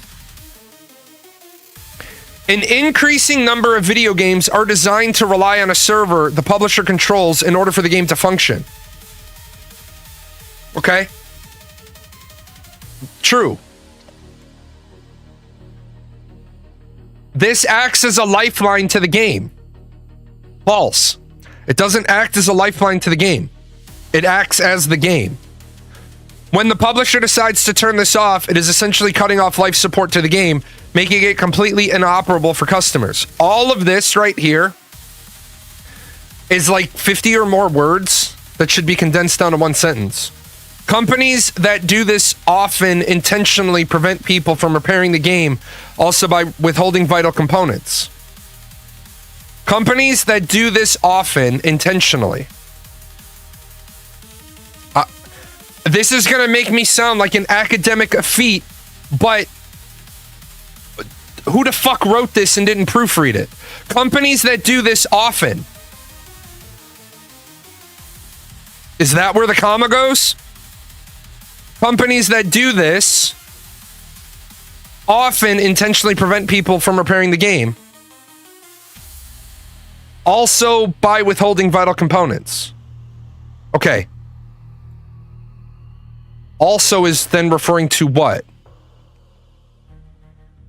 Companies that do this often intentionally prevent people from repairing the game also. So, no offense to SKG, but your very first thing, the very first thing in under how are publishers destroying video games, number one, you haven't said shit. Number two, this sentence, which is the first real meatier sentence, can mean three different things depending on how the fuck you read it. It should not be open to interpretation. Speak clearly and concisely. When this happens, the game is destroyed because no one can ever operate it again. No, it's not. The game isn't destroyed. If Ubisoft has an archival copy of The Crew, the game isn't destroyed. So when you say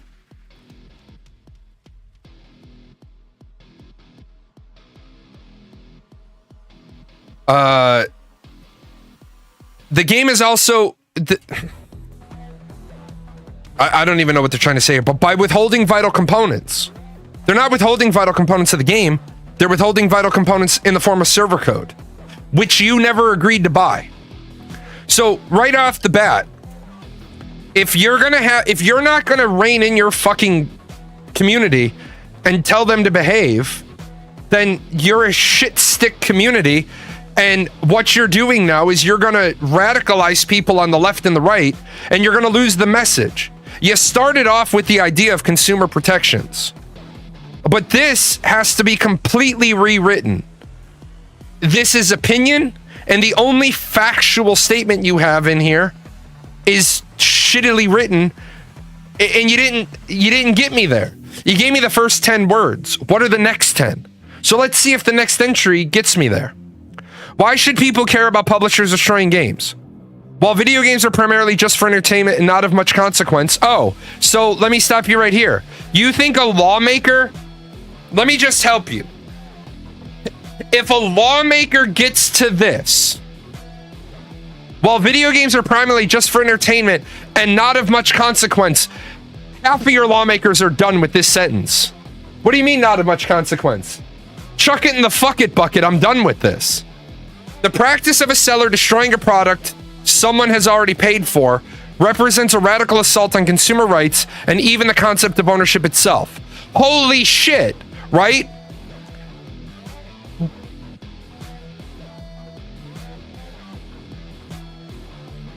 Why should people care about publishers destroying video games? The practice of a seller destroying a product someone has already paid for represents a radical assault on consumer rights and even on the concept of ownership itself. Holy fuck. Cut, paste, move this up here. There's your money shot. There's your money shot.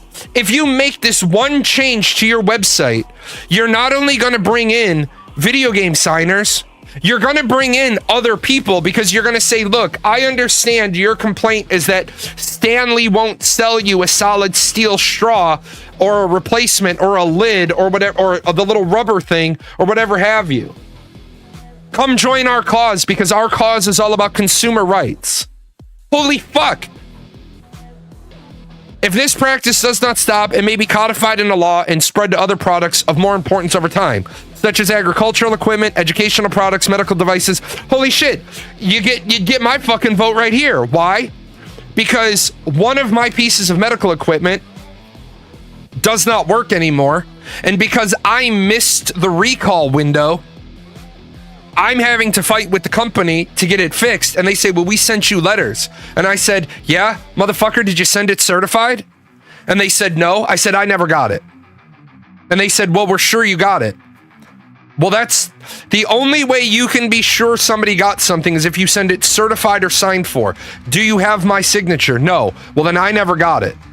I'm going to be honest, I probably did get it, and I probably chucked it in the fuck it bucket. But if it doesn't come certified, all you can say is that it was delivered, not that I read it. I wasn't informed. I think they just meant that if a publisher closes the game, they should provide tools or access to private servers. However, they definitely need to rewrite some points which are written badly. I'm going to grab what you said, though, because you're absolutely right, because that's what they want, but they don't want to say that's what they want. And here's the problem with that. If that is what you want, then you need to take this in a completely different direction, because the simple argument is if you want the server code, you didn't buy it. And it's the joke I made the other day. I go buy a $200,000 sports car in the hopes of picking up a blonde chick to do some unspeakable acts with me. I don't blame the car dealership when there's not a hot blonde chick in the passenger seat of my car, because I didn't buy the hot blonde chick option feature. Well, you can't buy that. You're right, because they're not selling it. I had a text received last week to say no work. It was delivered and not read, and I went in and got paid a day's wages. You're right. Because, honestly, what the fuck kind of company tells you not to come into work by a text message anyway? It is important consumers maintain a basic level of rights as so to not be overrun by predatory practices. And here's where we run into an opinion. You think the practice is predatory. And? Is it? I ask 10 people if a practice is predatory, I'll get 11 answers. Additionally, video games are unique creative works. The concept of destroying every existing copy of a book, song, film would be classified as a cultural loss for society. Bullshit argument. You shouldn't be trying to make it. Bullshit argument. Again, they didn't destroy every existing copy. They didn't destroy the copies. They rendered the copies non-functional, which you've already stated up here. And I've already answered by saying, if the developer, if the publisher maintains an archival copy, then I haven't destroyed every existing copy. So you're making, what you're doing is the same thing your community is accusing Thor of doing. You're making a straw man argument against the developer. But since SKG isn't limited on a time constraint that a content creator is when they're live, their straw man is way worse than whatever one Thor did. So as I said, I would go through this a little bit to find facts, and since I found one really fucking good, and two really fucking good sentences right in a row, right? The practice of a seller destroying a product someone has already paid for represents a radical assault on consumer rights and even the concept of ownership itself. Because this is here, I'll look at one more unless it's filled with a bunch of opinion. If companies face penalties for destroying copies of games they have sold, this is very likely to start curbing this behavior. No, it's not. You haven't done any research into case law. Case in point. The example I give all the time is when the EPA doesn't have the authority to properly fine a company. The fine for dumping benzene into the river is $25,000 a day. The cost to clean up the factory is $10 million. Okay? So, we have a $10 million cost divided by a $25,000 fine. That's 400 days.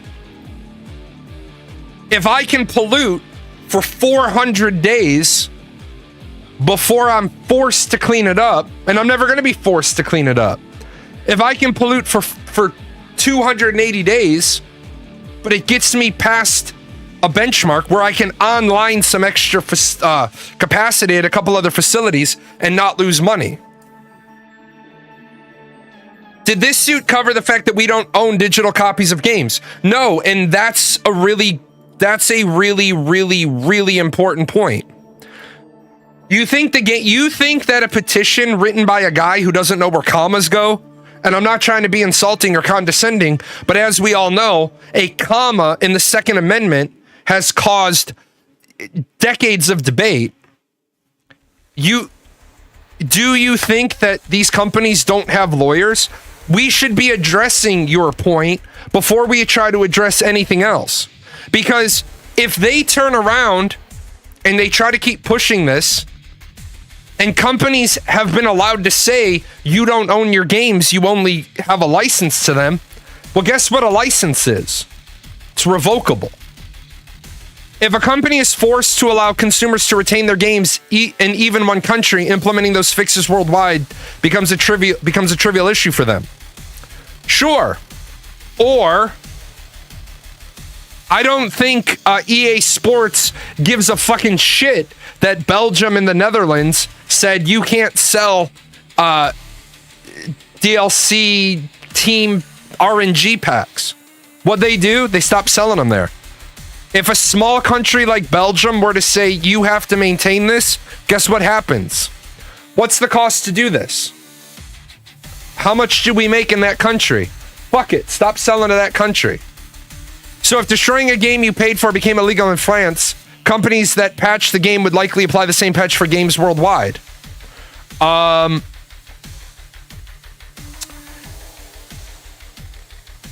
Again, that's an opinion. That's an opinion. An analogy to this process, it's not an analogy, it's an example. An example of this process is how the ACCC in Australia forced Valve to offer refunds on Steam, so Valve ended up offering them to people worldwide as a result. Except you leave off a really important point of that, and that is Valve was facing this issue in many other countries. Aren't you asking companies to support games forever? No, we are not asking that at all. We are in favor of publishers ending support for a game whenever they choose. What we are asking for is that they implement an end-of-life plan to modify or patch the game so it can run on customer systems with no further support from the company. We agree that it is unrealistic to expect companies to support games indefinitely and do not advocate for that in any way. Additionally, there are already examples of publishers ending support for online-only games in a reasonable way. A responsible way. You shouldn't use the word responsible. Okay? So, as I asked in my video, to what level are you asking end of support? What if I could make the crew run on your PC with no other players? Have I met the spirit and the intent of your goal? Because you notice, implement an end-of-life plan to modify or patch the game so it can run on customer systems with no support from the company being necessary. Okay. Well, then you can load the crew and you can run around on the track and no other players can join your game because that's what you asked for.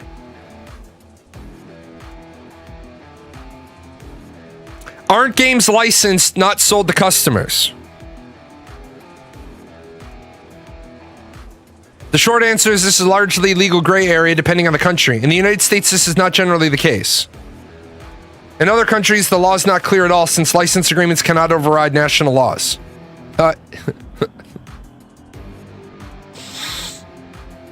Tell me you don't understand international law without actually using the words, I don't understand international law. License agreements cannot override national laws. Correct. They cannot override national laws. They can operate inside of national laws that allow companies to ban you and make the copy of the game that you bought non-operational.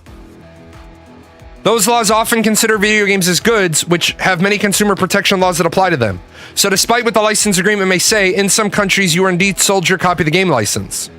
No, you're not. And this is where Pirate Software, people like Pirate Software, if the license agreement says something and the license agreement violated the law, then you were not sold your copy of the game. It was an illegal transaction. That's what that means. What that means is you need to bring a different type of lawsuit. If buying a game digitally means you don't own the game, but a license to the game, why do they cost as much as a physical copy of the game where you actually own the game? That's a great question, and Panzini already answered it.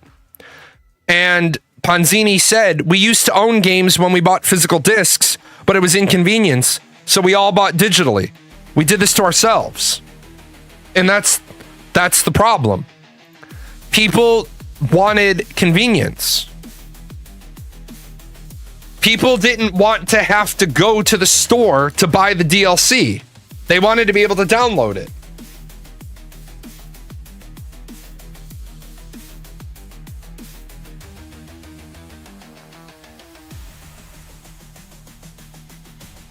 Some terms still apply, however. For example, you are typically only sold one copy of the game for personal use, not the intellectual property rights to the game itself. This is where they shoot their own argument in the foot. not the intellectual property rights to the game itself. Isn't it impractical, if not impossible, to make online-only multiplayer games work without company servers? The majority of online multiplayer games in the past functioned without any company servers and were conducted through customers privately hosting servers themselves and connecting to each other. No, that's not how it worked. I'm sorry, but that's not how... Babbage's. That's not how that worked. And so this is where the argument falls apart. Customers were not privately hosting servers. Customers were privately hosting games. The majority of people were not running servers. I had the best PC.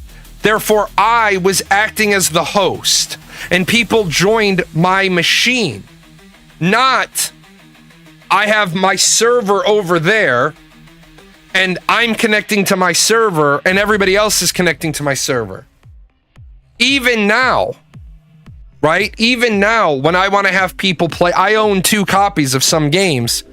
So I have one machine that's acting as the host. Yeah, Quake 2 LAN parties. How many people went to a Quake 2 LAN party and somebody had a Quake 2 server set up?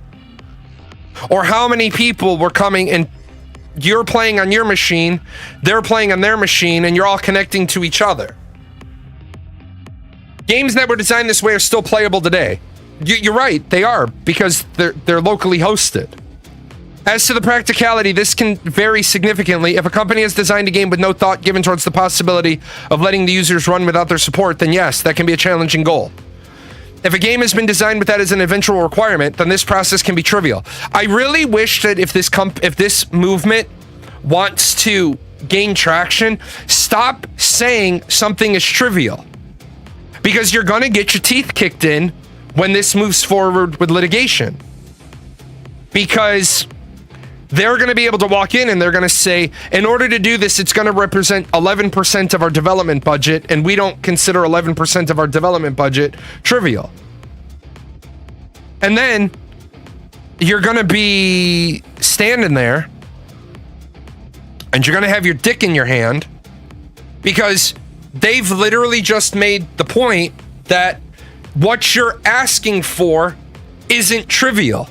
If you have to, every single word that you put down on paper when it comes to an argument, you have to have you got to have an asshole. You got to have a Jalan.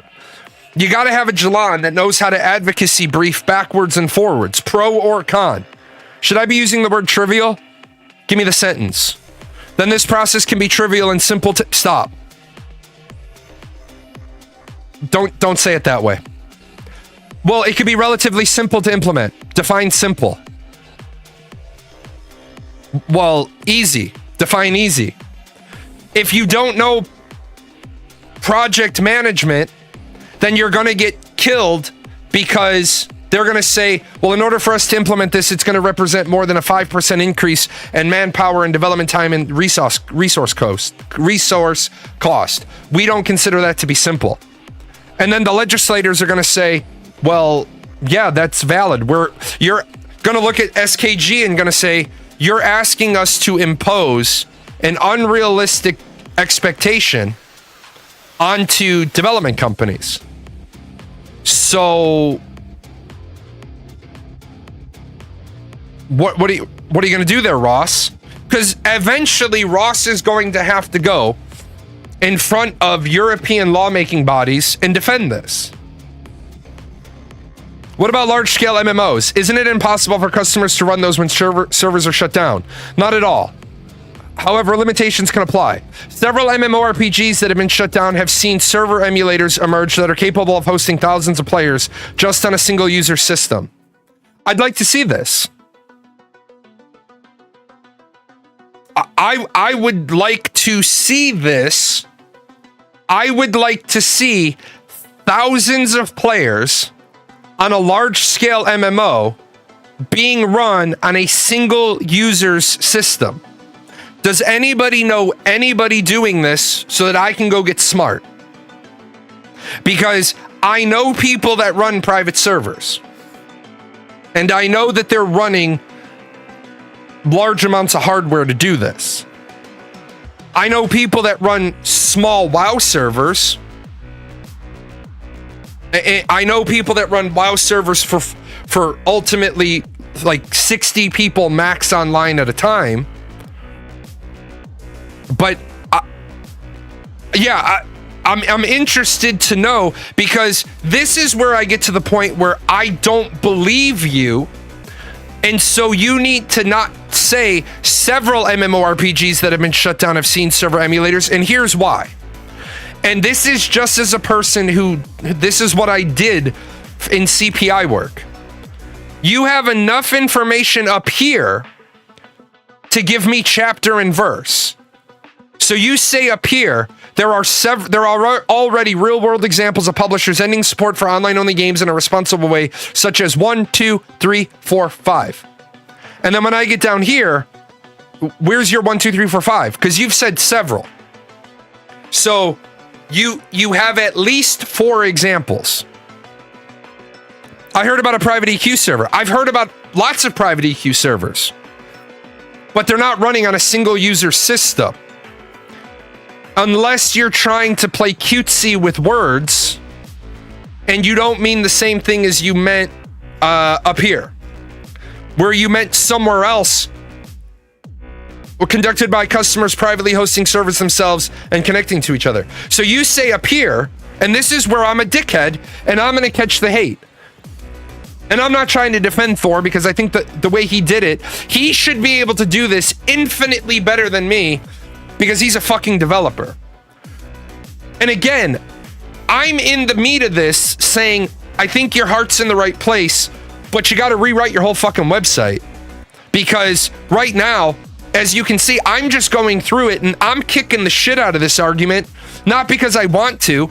This argument is the old lady that you don't kick down the stairs. I don't want to do it, but you can't run around and not dig into this.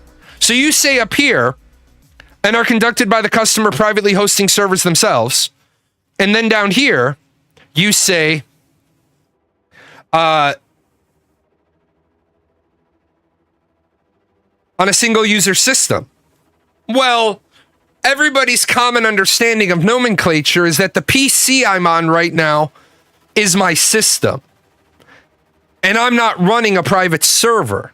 I have servers, but I lease those servers. And those servers aren't mine. They're another organization's. For extra demanding video games that require powerful servers the average user will not have access to, the game will not be playable on the same scale when the developer or publisher was hosting it. That said, that is no excuse for players to not be able to continue playing the game in some form once the support ends.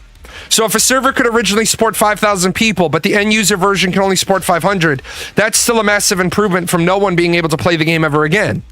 Okay, well let me say that then. What you're saying is you are the self-appointed, you are now the self-appointed arbitrator of what is or is not acceptable, and you haven't asked me a fucking thing. You haven't asked Supra, you haven't asked Wolfagar, you haven't asked Chillin' Jazz, you haven't asked Me So Fierce, you haven't asked Ponzini, Supra, Captain Trips. Unless you guys have been asked, do you think that a server that could originally support 5,000 people that now can only support 500 is an acceptable meeting point? And this isn't meant to be flippant. This is meant to be that Ross Scott is the self-appointed arbiter of what an acceptable number is, but then why not say 10%? It's okay to put numbers on it, but what if you're talking about Fortnite shutting down? So in this example, you say 10%. But I think it would get boring as shit if 100-person Fortnite lobbies became 10%. I think it would be boring as shit if Heroes of the Storm shut down and instead of 5 versus 5, we got 1 versus 1. You see what I'm saying? Like, 1 versus 1 actually represents 20%. So instead of a match having 10 people in it, it drops down to 2. But that's 20%, which is double what you say over here. And so I'm not against their initiative, but I'm against people saying Pirate Software is responsible for the destruction and the change of initiative and the change of momentum of this movement, because this movement wasn't doing good to begin with. Can you really expect all the features in an online-only game to work when support ends? Not necessarily. We understand some features can be impractical for an end user to obtain if running a server on an end user system.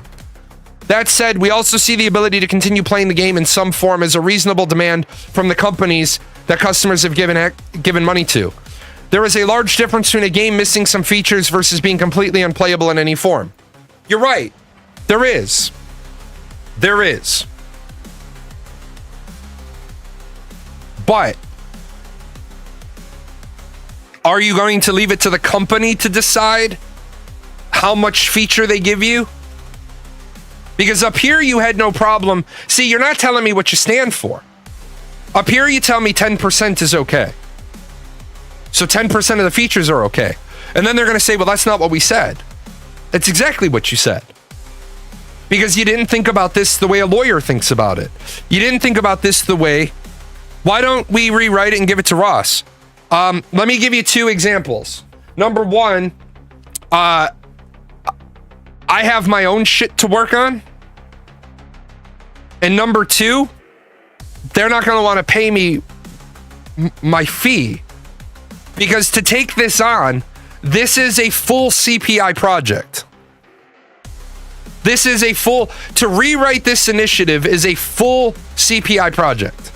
My next available slot, health notwithstanding,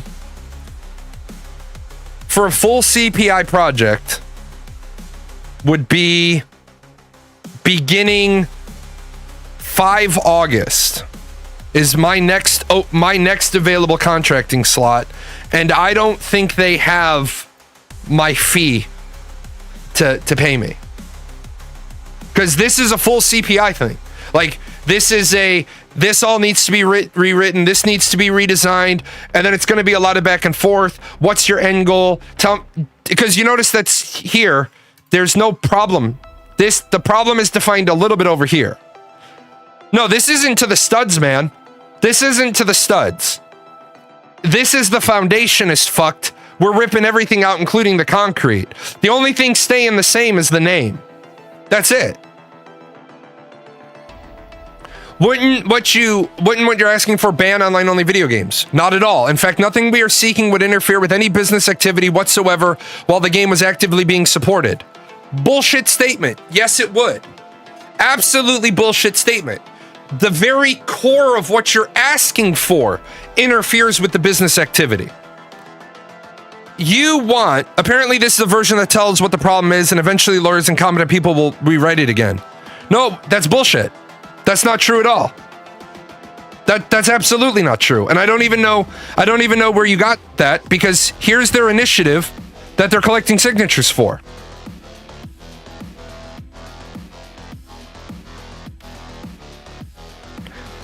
The initiative seeks to prevent the remote disabling of video games by the publishers before providing reasonable means to continue functioning of said video game without the involvement from the side of the publisher.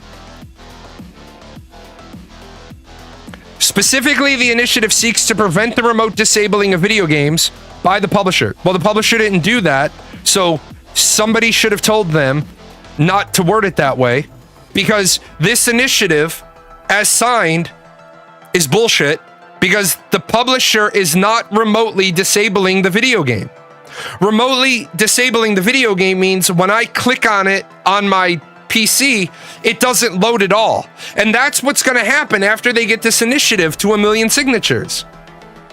Lawmakers are going to reach out to publishers, and publishers are going to say categorically that isn't happening. And they're going to say, what do you mean? They're going to say, we'll show you. Here's an example of a video game that we've stopped supporting. Double click on The Crew. it pops up. It goes through all of the introductory animations. It gets to a menu and it says unable to connect to server. And they're going to say, by the legal definition, we have not remotely disabled this game. If you have the crew installed on your computer, you can load it. The game is not disabled. The game doesn't work. That doesn't mean it's disabled. So to say this is a version that tells what the problem is, this isn't a problem statement. This is not a problem statement sheet. Because in this, they've already talked about desired end state and solutions. Well, what they're saying here is just a bullshit statement. In fact, nothing we are seeking would interfere with any business activity whatsoever while the game was actively being supported. Okay? We're not supporting the game anymore. We want you to change the server code. Can't do that.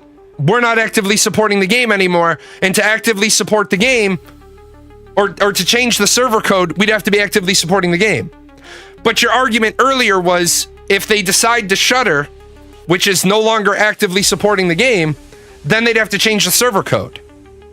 This needs to be rewritten that says we are not seeking to interfere with the business activity while the game is being actively supported, semicolon. However, when a company has reached the decision to stop actively supporting, we would want to see steps. If you're actively supporting it, great. If you decide to not support it, we want you to end of life it with the ability to utilize it. The regulations So the laws we're seeking would only apply when companies decide to end support for games. At that time, they would need to be converted. Okay, let me tell you how dumb this is. And I'm sorry, this is why people don't want to work with me. And that's too fucking bad, because let me tell you how dumb this is. Things are good. We don't have the feature. Things are bad. We're closing. But now you want me to build the feature. I'm closing. My best talent has already been assigned to other projects. Maybe it's the sequel. You want me to spend money on something now that I've decided to shut the product down? Okay, so all you've done is you've made it so companies are going to create subsidiaries. And so they'll be like, no, this isn't published by Origin. This is published by Origin Crew Studios. Origin Crew Studios has decided to shutter. Well, you need to do this. Because regulations say if you don't, we'll fine you. Great. Fucking fine us. We're fining you $1 million. Great. Guess what that is? That's a fucking $1 million tax write-off for us. Our subsidiary incurred $1 million fine. But it's our subsidiary. Do you want us to pay that? Do you want the parent company's going to just lean over the fence? You want us to pay that? And the government's going to be like, nah, but the law says we had to regulate your subsidiary. Okay, cool. You want us to pay that? Yeah, okay. Hey, what's this on your taxes? Oh, it's that fine that you gave our subsidiary. You can't write that off as a tax expense. Yeah, I can. You didn't fine me. That's not a fine against me. That's a fine against them. At that time, they would need to be converted to either have offline or private hosting modes. Okay. Guess what you've done here? In your initiative, you've said they need to have offline mode. Great. You can run around the track. That right there is a simple solution.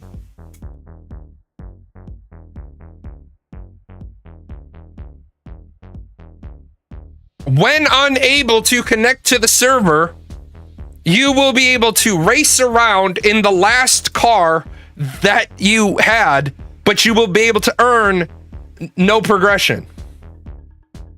Oh, well.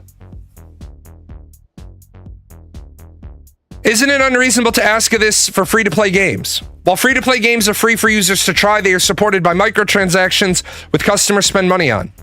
When a publisher ends free-to-play games without providing any recourse to the players, they are effectively robbing those that bought... Oh, they're robbing? They're robbing. They're robbing. I know a lawyer didn't proofread this.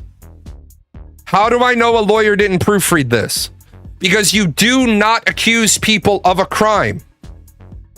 If you're going to accuse somebody of a crime, you better be ready. They are effectively robbing. Yeah, I already talked about that, Sweeza. In fact, it's my 2016 Dodge Journey. They no longer have a Dodge Journey line. They're no longer producing the car. They don't have any skid plates made. They have zero. They forgot to make extras. My car doesn't fall out of warranty for another year or so. It's got a 100,000 mile bumper to bumper warranty, but literally the terms of service on the warranty say, if we don't make the part anymore, we don't have to replace the part. Our proposed regulations would have no impact on non-commercial games that are 100% free, however. Okay? Isn't the law on this already settled? It mostly is in the United States, but not in many other countries. Well, it's not settled in the United States.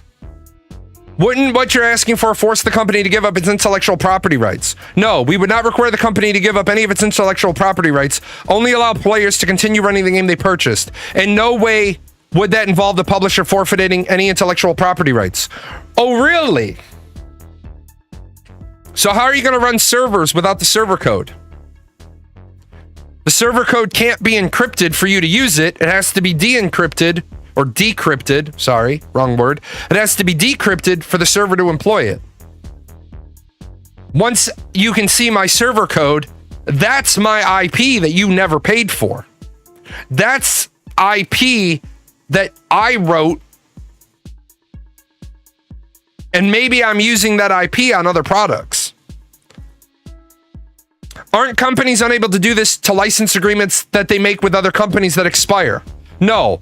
While those can be a problem for the industry, those would only prohibit the company from selling additional copies of the game once their license expires.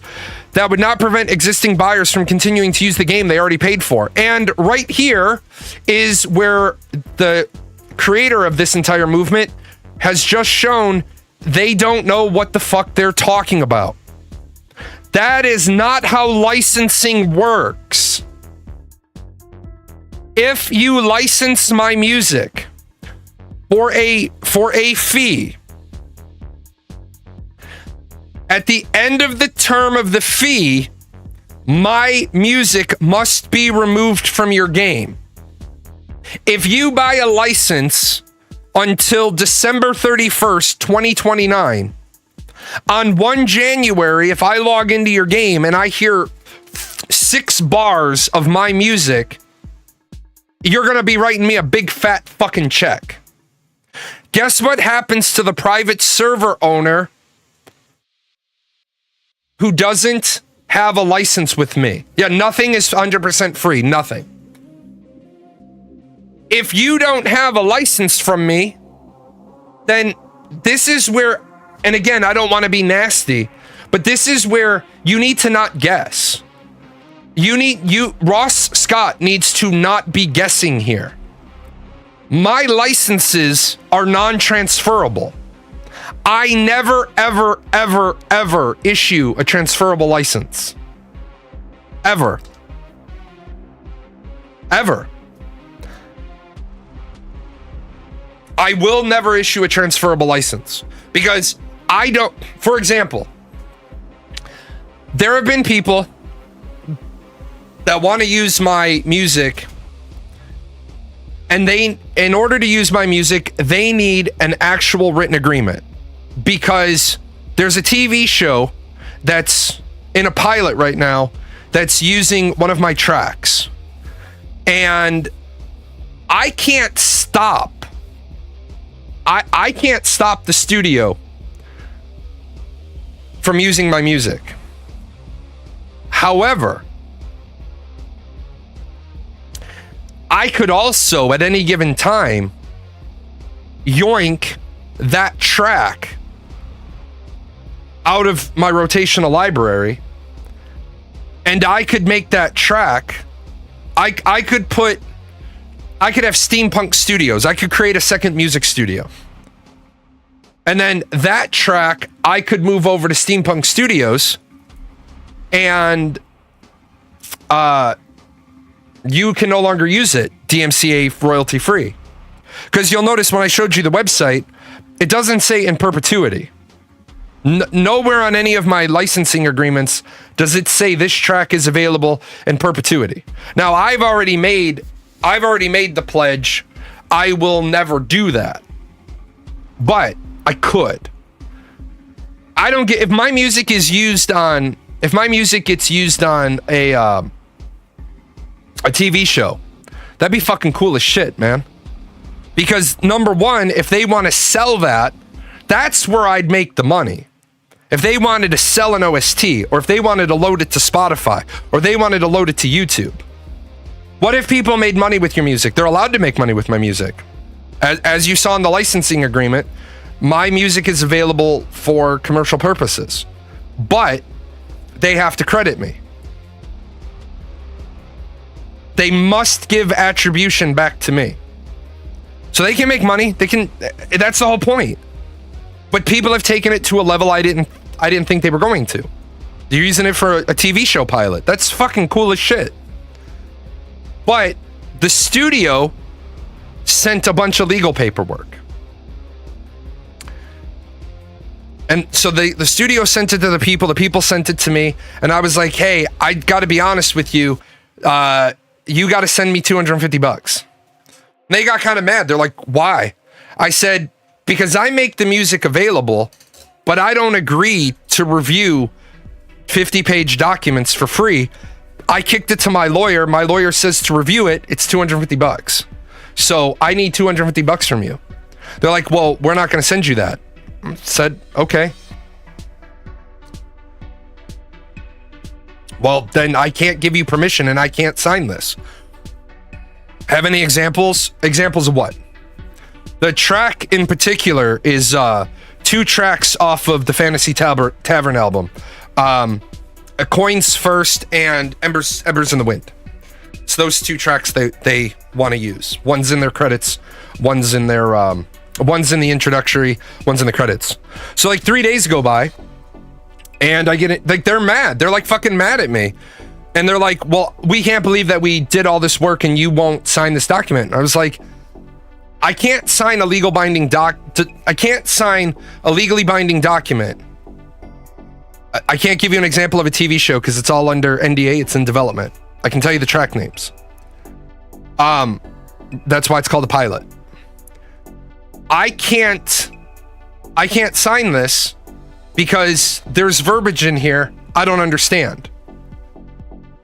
And there's a lot, and I searched for the word transferable, non-transferable, perpetuity. Well, that word's coming out right away. And so I said to him, look, I can't sign this. I don't understand it. My lawyer's willing to review it for $250. 3 days later, there's the $250 in my PayPal. You like Citadel of Glass and Steel? I do too. Dystopian Orwellian. So people gotta realize, yeah, I make the shit available, but I understand licensing. So when we get to this, where you're like, aren't companies unable to do this to license agreements that make with other companies that expire, like with music, other software product brands? And they're like, no. Well, those can be a problem for the industry. Those would only prohibit the company from selling additional copies of the game once their license expires. And that's flatly not true. Is it true in some circumstances? Yes, depending on the licensing agreement.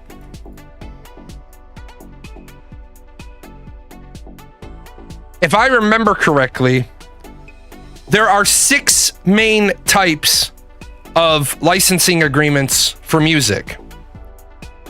You have synchronization, mechanical license, public performance license, master recording license, print license, and blanket license.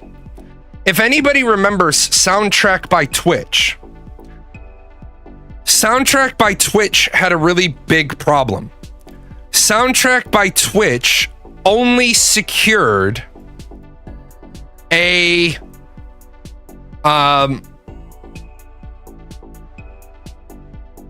public performance license. And so while you were live on Twitch, the music from Soundtrack by Twitch was allowed to be played. And this is why, this right here is why I started PJing Music. Because I didn't ever mean to stomp on Alpha Gaming, Harris Heller, Sound Beats, whatever it is. I forgot what his record label is. I was never trying to walk on that. I wanted jazz. I wanted fantasy music. I wanted shit he didn't have on his label. Because I was taking my streams, using Soundtrack by Twitch, and then putting them up on YouTube, and absolutely getting hammered by copyright claims. And then Twitch came out and said, oh, by the way, we don't have a license for you to record it, because that's considered a recording license. Oh, fuck that. But when you say, like, this is where your loss is. And he needs to fix this, because this right here is when the video game company opens the door and in runs Pepsi's lawyer and Coke's lawyer and Taco Bell's lawyer and McDonald's lawyer, and all these other company lawyers are going to run in, and it's going to be like a fucking clown car, because you're going to have 27 other lawyers that come in and say, whoa, whoa, whoa, whoa, whoa, we do licensing and we don't agree to this. We do licensing that, and we're not going to deal with this. If you sell, for example, you sell a non-online updatable game, and I'm going to say this, I don't know if Cyberpunk qualifies. Cyberpunk should qualify, because if I install Cyberpunk on a PC and then I never connect that PC to the internet again, I should be able to play Cyberpunk forever. But that's a single player standalone game. If I'm playing Once Human and McDonald's makes a licensing agreement with Once Human that their fast food restaurants in the game are going to get turned into McDonald's, and you go there and there's little content, and there's like a tie-in where if I use my app 3 times, then I get a cosmetic in game. That's a licensing agreement. That's a real-time licensing agreement. At the end of that licensing agreement, McDonald's is like, hey, we're going to do this from July 1st until December 31st. On January 1st, our shit's got to be out of your game. And then the company might be like, well, can we have until July 5th? Let me look up the dates real quick. No calendar today? Yeah. So the company might be like, can we modify that to January 6th? Because that's Tuesday and that's our normal patch day. And then they'll go back and forth with that. And they'll say, yeah, that's fine. Or they'll say, no, do it on December 30th then. Do I know coding well? No. I know a little bit of things really well, and then I don't know what I don't know. Wouldn't this be a security risk for video games? Not at all. In asking for a game to be operable, we're not demanding all the internal code and documentation, just a functional copy of the game. It would be no more of a security risk than selling the game in the first place. Also, not true. Not true. Because what you have said is you want the ability for users, well, you haven't directly said you want users to be able to set up servers.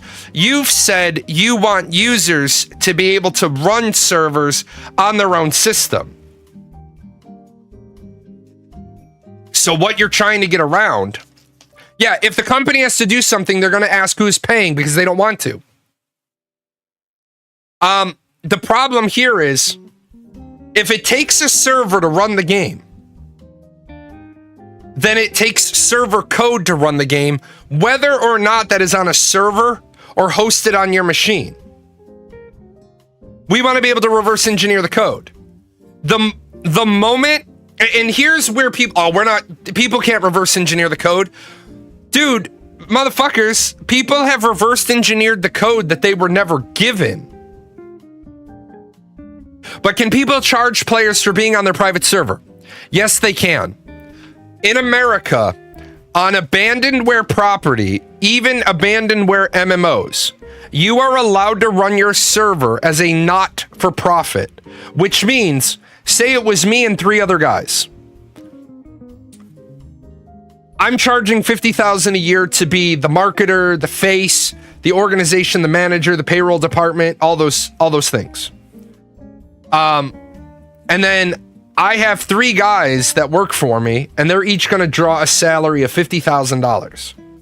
So I'm allowed to make $200,000 for my payroll, plus whatever my server costs are, and say those are $50,000.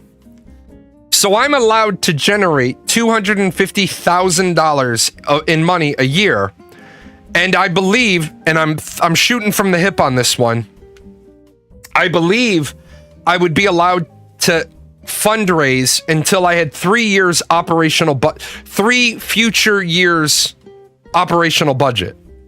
But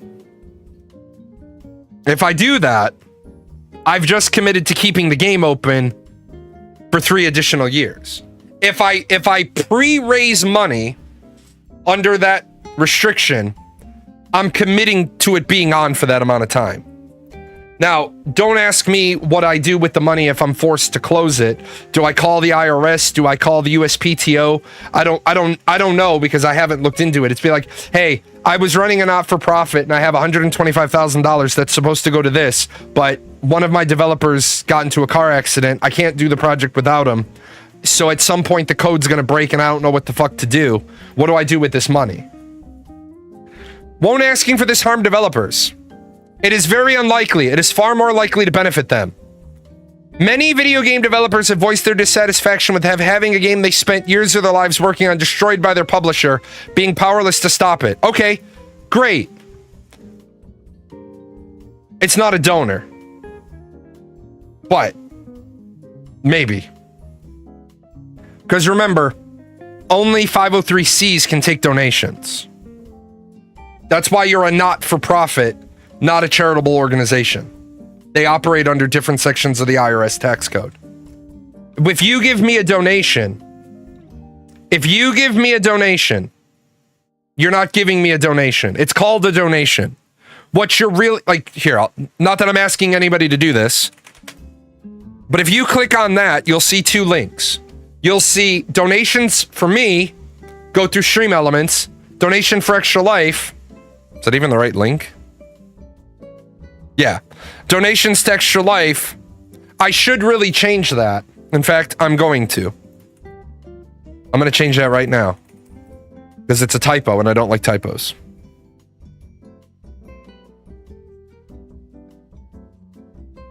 So please forgive me for one moment.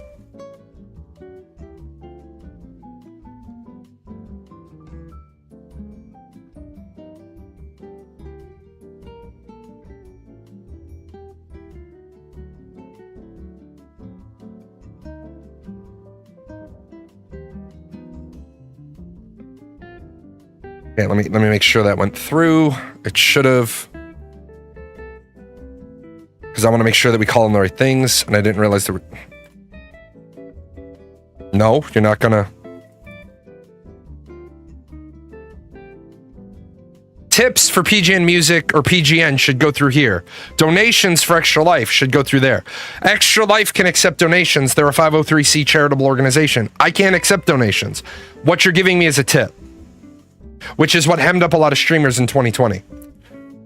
By having laws requiring the game to function, it would help their work and legacy endure. It is possible a small number of developers could find new requirements problematic if they were unprepared for them, but we anticipate that if implemented, there would be significant lead-in time, giving developers time to prepare for the changes. This is, again, another dog shit paragraph. Many video game developers have voiced their dissatisfaction. What do you mean, many? Most? A majority? Who? What notable people in the industry have voiced their dissatisfaction with having a game they spent years of their life on destroyed by their publisher? If you're going to say many, who are you talking about? Number two, destroyed by their publisher. This is a straw man argument, the same straw man argument that people are accusing Thor of making. The publisher isn't destroying a piece of work. The publisher is doing a cost risk analysis and deciding that continuing to support this isn't beneficial. But remember, the people that came to my channel and told me Ross isn't trying to get laws passed didn't even read the Q&A on the project they support, because this literally says, by having laws requiring games to function. If implemented, there would be significant lead-in time, giving developers time to prepare for the changes. So who's to blame here right now? Is it the publisher or the developers? It is possible a small number of developers could find new requirements problematic. But you just said that publishers are the ones doing it. So this entire paragraph needs to be scrapped. This entire paragraph is full of bullshit, full of a straw man argument. It's disconjointed. It's not placing the blame anywhere. You're not listing who... If there are many developers, are you telling me many developers have voiced their dissatisfaction and you can't get one developer to go on the record so you could put a quote in here?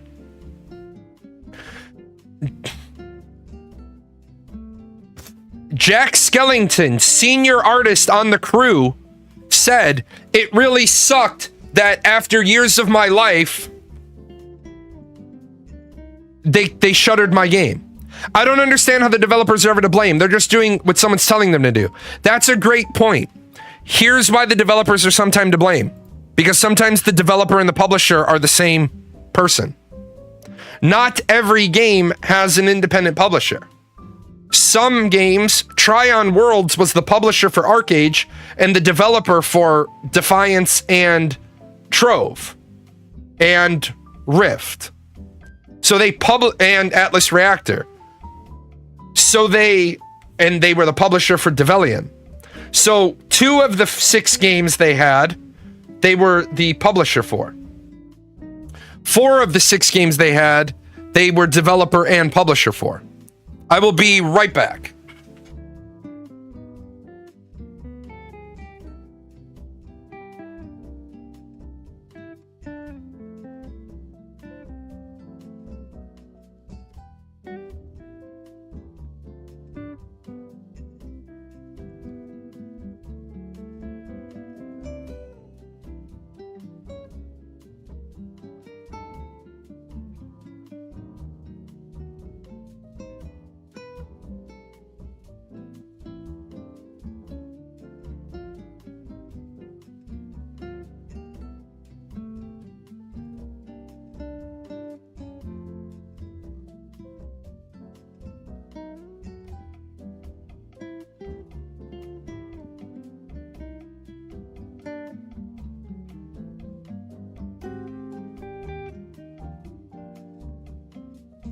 All right, so doing what someone told you to do doesn't exactly remove responsibility either, generally speaking.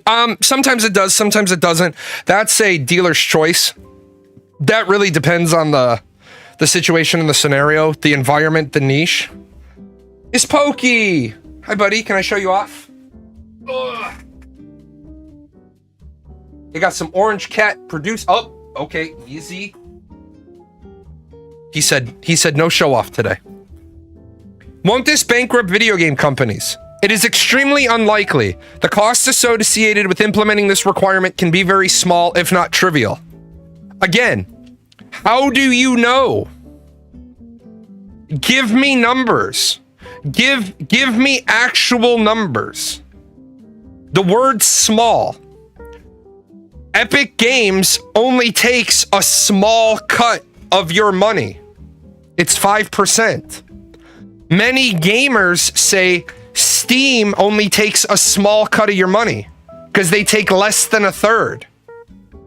That's 3 million out of your first 10 million. That ain't fucking small.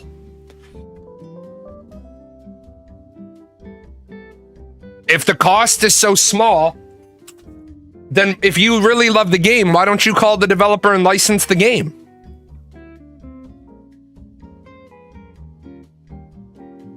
What won't bankrupt them? If you have a product that's about to be shuttered and they want it, and the consumer wants it to be engineered so that it can be played in offline mode. It often takes a company with large resources at its disposal to even construct games of this nature in the first place. Small developers with constrained budgets are less likely to be contributing to this problem. Hold on a second. This smells like what you want to do is go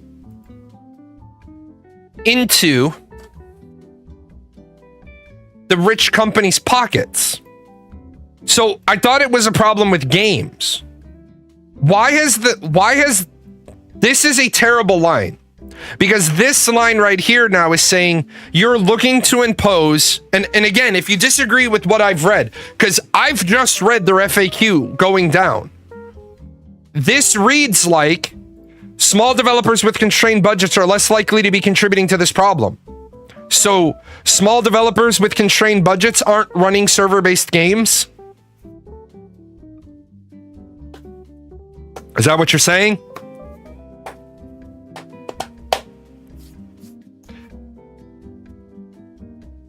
Yeah, they're creating a case war. It often takes a company with large resources at its disposal to even construct games of this nature in the first place. But I thought this initiative wasn't about MMORPGs. I thought this initiative was about any game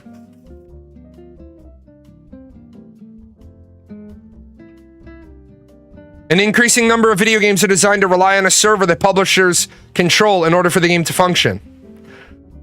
So, I thought that was the target.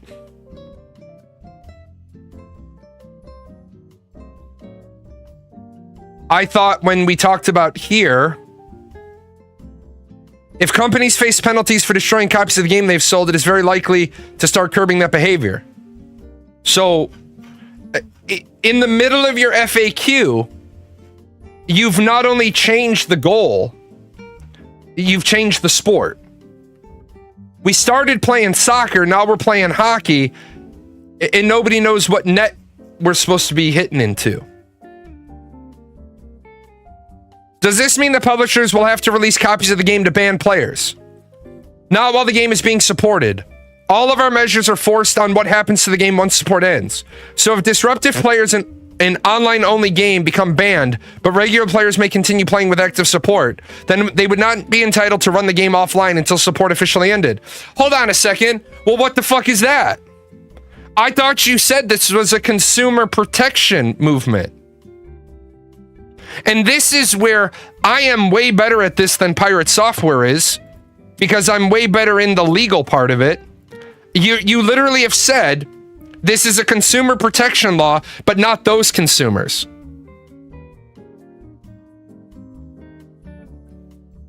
So I'm not making a straw man argument here, and if people want to accuse me of that, I'll stand in the middle of the ring and we can go toe to toe and blow for blow, and I'll win, because your entire argument rested on the idea of consumer protection, but you acknowledge the legitimacy of taking away a consumer's product without due process. Because the mechanism that companies use to ban you is any and all reasons, including no reason. Do I think if you get banned from an online game that you should have the right to a refund? No. Because I understand that when I'm buying an online game, that what I am buying, right? What I am buying is a product that accesses a server, and I read most of the time the terms of service. I didn't really give a shit about the Chrono Odyssey terms of service in EULA because it was for the beta. I should have. I didn't. I didn't know I'd gotten in until like 10 minutes before my show. But I understand that. With that said, what is the ramifications for that and this is a ahaha moment. If a company shutters a game and they give you the server code, and then you sell me a cosmetic because you alter the game once it's in freeware or abandonware status, are then you required to give me a copy of the character database so that I can forever have a copy of what I bought? What if they ban everyone prior to shuttering the game? What do you do when they send out the message that says, yeah, you can be banned for any and all reasons, including no reason. The reason is the game is no longer profitable. I ban all the players, but I keep the server online. And that's a great thing. If I have a server online that's costing me pennies on the dollar to have the server, because I negotiate with the company, I was like, look, by the legal statute, I must keep the server online. I want the biggest pile of dog shit server you have. I want 1 gig of RAM. I want a Pentium 86. I don't even want a 1 in front of that motherfucker. I want a fucking Tandy TI-83 level server with 0 bandwidth. Yeah, give me the cheapest virtual machine you got. Give me the yeah, I want this running. Yes, I want the Raspberry Pi that was forgotten in a drawer. I want this motherfucker that when the server crashes, you got to get a grizzly old motherfucker out of the basement to bring a 5 1/4 floppy to reboot this shit. I want this on a virtual machine that the secretary is playing Oregon Trail on the main part of the machine. Isn't what you're asking for impossible due to existing licensing agreements? Okay.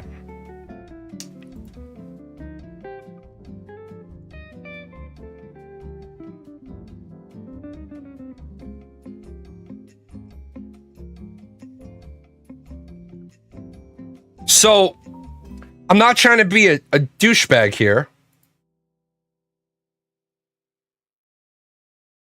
Aren't companies unable to do this due to license agreements they make with other companies? No. While those can be a problem for the industry, those would only prohibit the company from selling additional copies. Isn't what you're asking for impossible due to licensing agreements? For existing video games, it's possible that some being sold cannot have an end-of-life plan as they were created with the necessary software that the publisher doesn't have permission to redistribute. Games like these would need to be either retired or grandfathered in before a new law went into effect. For European Citizens Initiative in particular, even if passed, its effects would not be retroactive. So while it may not be possible to prevent some existing games from being destroyed, if the law were to change, remember, the fans of this said they weren't trying to change the law. Future games could be designed with end-of-life plans to stop this trend. Okay, again, this is where I say, if you got $15,000 and you really want this shit organized, give me a call. Why the fuck do you have 2 licensing sections?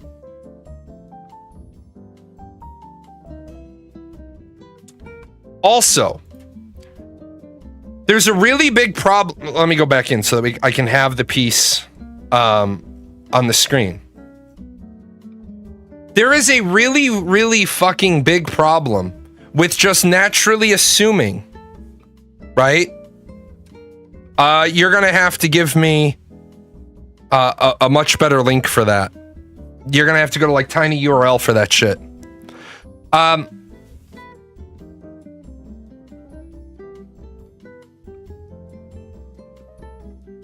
The fact that you don't have all of your licensing stuff even correct, what are you going to do with that? What are you going to do with the fact that you have a non-transferable license? What if you build your entire game with improbable? Not that I would, but what if you did? So I install everything you need, and then when you double click on it, it tells you, greetings, person.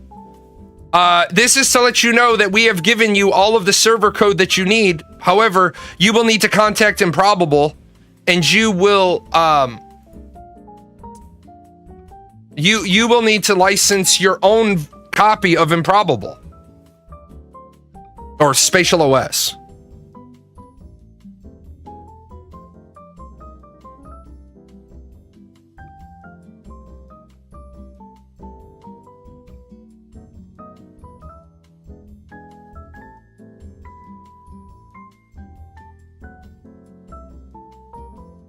Yeah, you have to be careful with code built by AI as well. No, you really don't. Here's the thing about code built by AI. As long as you have a license to use the code built by AI, then you're covered. Because, for example, if someone came along and they say, hey, your website uses code that I designed and I was never compensated for, I'll say, well, I have a license for that. If you have a problem with it, go talk to Zencoder. Well, I'm going to sue you. Go right ahead. So then when I get sued, I call Zencoder and I say, I'm being sued for using code that I have a license to use from you. Just to let you know, here's the court date. I understand that you're going to tell me that you're not responsible, and I'm going to tell you that I'm going to throw you under the bus. So here's the court date. Either send somebody or don't. Because then I'm going to walk into court, and if their lawyer is there, I'm going to say, how you want to play this?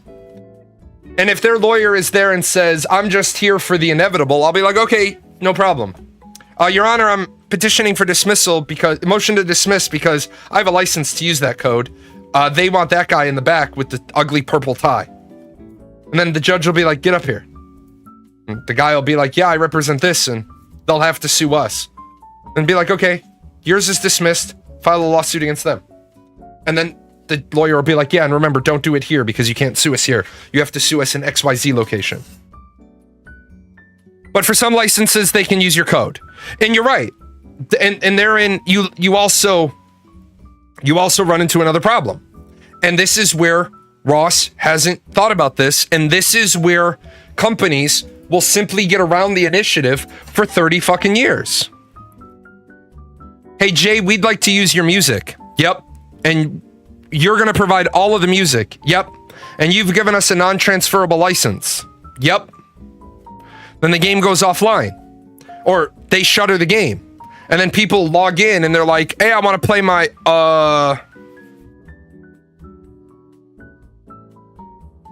People can feed your music and generate their own versions too. No, they cannot. It's covered by share alike. Creative Commons by attrition share alike means if they use my music and they feed it into AI, I own the derivative. Well, they own the derivative of that, but they still can't copyright it because it is derived. That is why CC-BASA is so important in the AI world. If you generated it from my work, you can't copyright it. You can make money off of it, but that's where the beauty of PGN music comes in. If you use my music to generate derivatives, you can commercialize it, you can't copyright it, which means every piece you make is available. What the hell? I've got the link. I don't know why it did that to you. Oh, Saribot did it to you. There's the link, because I can link it. I'll look at that in a second. Does the wording on the initiative need to be more specific? The wording on the initiative is very intentional. I don't want to be a douchebag, but I have to be. If your answer is this, the wording is very intentional and is meant to solve the problem of video games being destroyed while remaining flexible enough to give publishers and developers as much freedom as possible, then let me tell you, you did a piss poor job of it. If the initiative passes, it will be the EU Commission that decides the final language, not us. In light of this, it is best to keep the demand as simple as possible to minimize any chance of misinterpretation. But I've already shown you, it's going to be massively misinterpreted. Specifically, the initiative seeks to prevent the remote disabling of video games by the publisher before providing reasonable means to continue function of said video games without the involvement from the side of the publisher. You're going to waste your time. You're going to waste another year getting the other 420,000 signatures you need. And then quite literally, this is what it's going to look like. A handful of lawmakers are going to be invited to an Origin office facility, and they're going to be like, this isn't what's happening. What they're going to do is they're going to generate a Steam key for the game. They're going to invite one of the lawmakers to make a Steam account, install the game, load it. It's going to load, and they're going to say, it doesn't connect to a server, but that's not the definition of remote disabling. And the lawmakers are going to say, got it.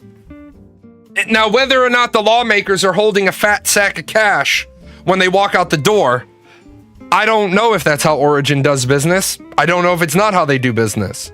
But at the end of the day, this is written badly. Won't the consumer action result in the end of live service games? No, the market demand and profitability of those games means the video game industry has an ongoing interest. Since our proposal does not interfere with existing business models, these types of games can remain just as profitable, ensuring their survival. The only difference is future ones will need to be designed with an end of life built in once support ends. Yeah, watch this. And they didn't think of this, which is why you need a Jalan on your staff. Because I'm the asshole who comes up with every loophole.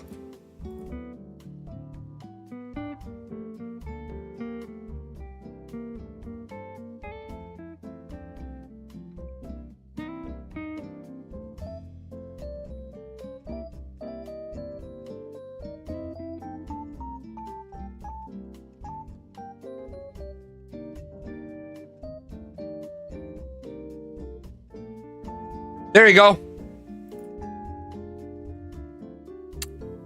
Font size 12. On the bottom of the box. Font size 12. Just under the Steam entry. This game has an intended lifespan of 36 moths. 36 moths. There you go.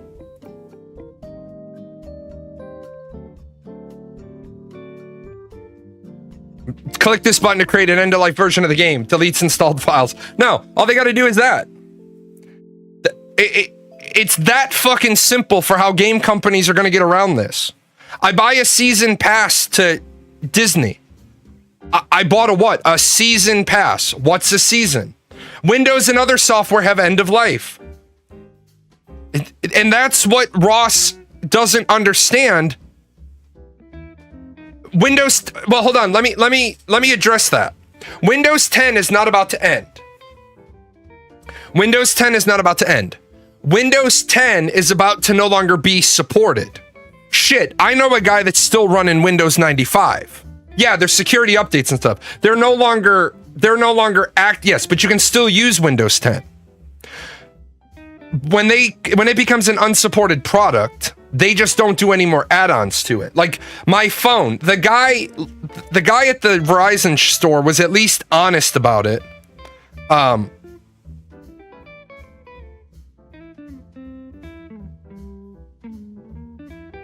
The guy at the Verizon store said, "Yep, shit, man. The government people that I know aren't running Windows 95. Shit, some of the fucking offices when I was at LRO were running Windows 3.1. Shit, we had an old DOS machine that fucking was still there. No, I have a friend who runs Windows 95 for, believe it or not, his CD burner. He runs Windows 95 because of there's a program that runs really well on Windows 95. It is awesome.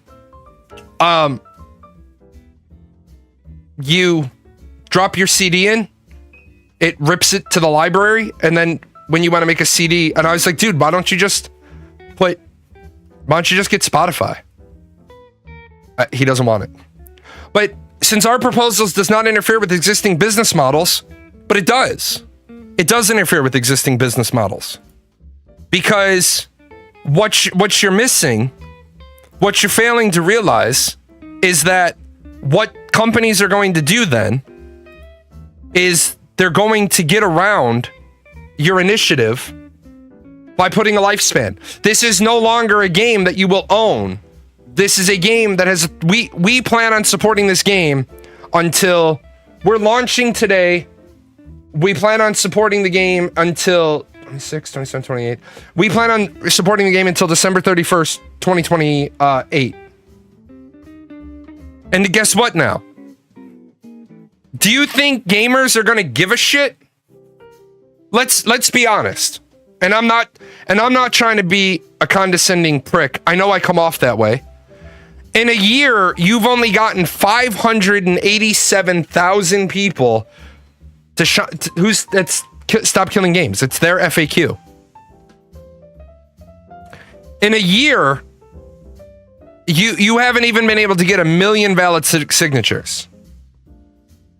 You have a deadline of 31 July 2025. Really? Really? But it's Pirate Software's fault? It's Pirate Software's fault. It doesn't have anything to do with the fact that as I've gone through this FAQ, you have opinion mingled with fact. You have facts that are incorrect. You have assumptions and presumptions. But your community wants to blame Thor. Now, I'm going to blame Thor. I'm going to blame him because he had positional bias, right? He had bias. I'm going to blame Thor. I'm going to blame him. But I'm going to blame him in a way that says he didn't build a straw man, despite what some people said. What he did is he cherry picked, right? What he did was cherry pick out content. But now that I've shown you the website, it should not take 75 years of rolling through your website to find all the different things that are wrong with it. Now, yes, he should have, if you're going to cover a piece, you either dedicate enough time to do show prep, like I do, you read it, you got some talking points, or you don't do it. Is this a situation where they spend too much time on the solution without fully understanding the problem? Yes, that's exactly what this is. What you haven't done is you haven't told me for 100% fact, you haven't demonstrated to me or convinced me that you understand the problem.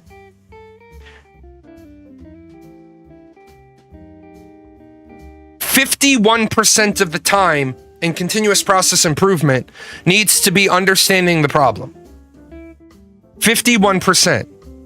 This is a problem. Why is it a problem? How does it impact us? Too many times, solutions are put into effect that not only don't solve the problem, they make more problems. As you've seen, as I've gone through, there's a bunch of just bullshit in their FAQ. So, what was it she taught me? Economy of words. If you've ever noticed, I write a ton. I like to be thorough. I am not an economy of words guy. I am a fucking thesis guy. You ask me for something. Steven Sharif, CEO of Intrepid Studios, asked me a question once. He got a 46-page slide deck. He got summary at the beginning, links to the individual pages, 46-page slide deck. Why? Because I'm not going to dumb down the scenario for you. If you want to read 3 bullets on the front and think that's your briefing, great. Then you're not interested in the actual truth. You're interested in somebody shining you on. I'm not an economy of words guy. What I am is take out every single word that you can't directly tie to your goal. Do these efforts impact single-player or multiplayer games? Most, if not all, countries have no separate laws governing the sale of video games based on whether they're single or multiplayer. Bullshit, yes the fuck they do. Yes, the motherfuck they do. Yes, they fucking do. They absolutely do. They absolutely do. I know Europe does. I know Europe does. I know Europe actually has laws. Your equivalent of the ERSB, the Electronic Safety Rating Board, your equivalent is an enforcement agency.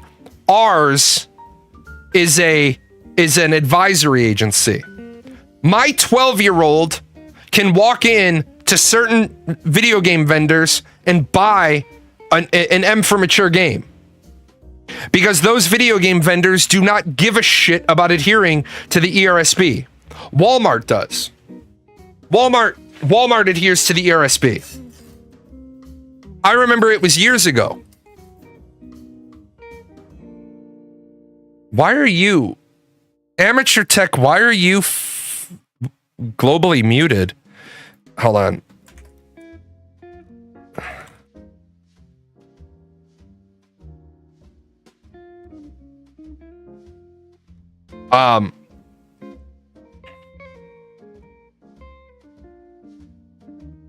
Yeah,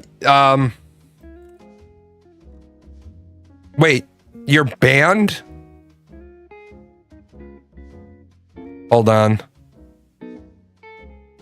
1 second. A viewer got banned. Let me address that.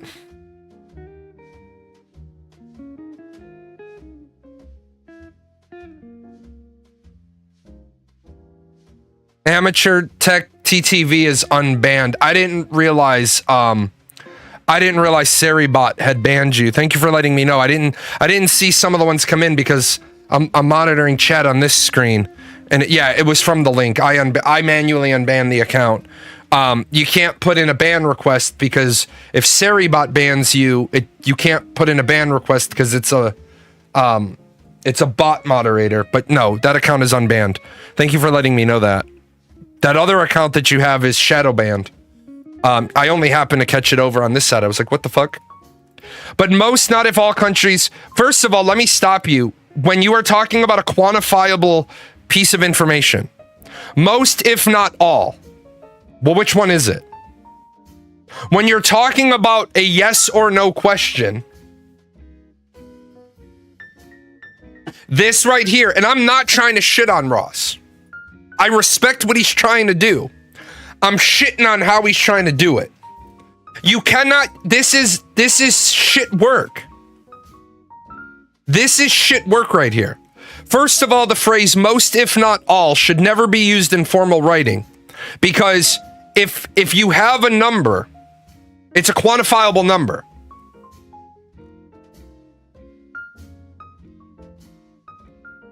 Yeah, wife, did you cheat on me with someone? Well, not with most.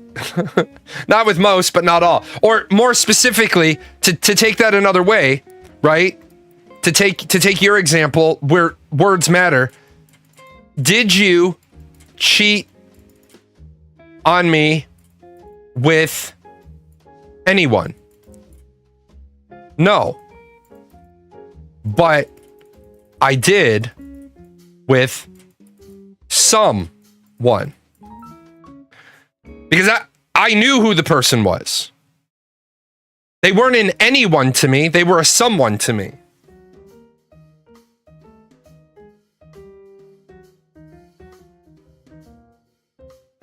Words matter. The primary distinction under law is typically about whether the games were sold as an indefinite purchase or as a subscription service with a clear end date.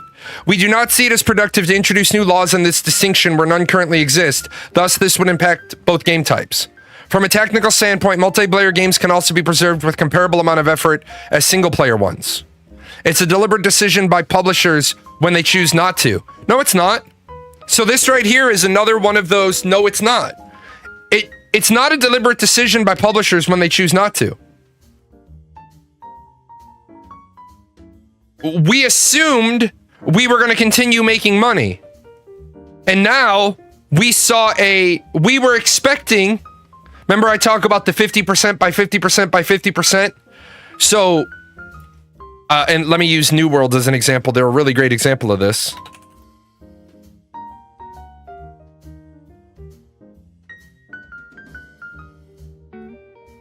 So you want to assume that your player retention will be 50% per month for 3 months, and then that should be your stabilized population. So 410 in your first month should be 205. From 205, 1025, and from 1025, that extra 5 is throwing me off. 51,250. So New World adheres to this. New World is on point, because when you look at New World, yes, in their first month, they do not maintain 50% in their first month. But remember, we don't take this number and divide it in half. We take that original number. So 410 should go to 205. And they way slipped. They way slipped. And then this should be 1025, and they're still below. But then this one should be 51,000, and they stabilized above it. So when you look at 50%, oh.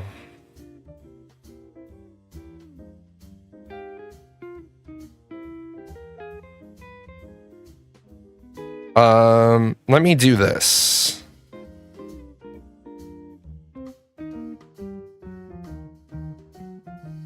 Let me see if I can do this real quick, because this is a person who talks here all the time. You're gonna have to put in it. You're gonna have to contact Twitch support on the other one. You should be able to talk now. I made you a VIP. That should override Twitch's shadow ban. But see, right here, while they didn't stabilize at 50% from here to here, they didn't stabilize at 50% from here to here. In their third month, they had 65,000 viewers or players. So that looked really good. Like, okay, we slipped harder and faster than we wanted to, but we stabilized. Except they didn't. And they didn't. And they didn't. And they didn't. And even after they grew back up. So this was the patch that was supposed to save the game. They did good until they didn't. Until they didn't. And now they have sub 5,000 players, or sub 6,000 players. Their peak in the last 24 hours. Oh, their peak right now is 61,000. Or sorry, 6,100.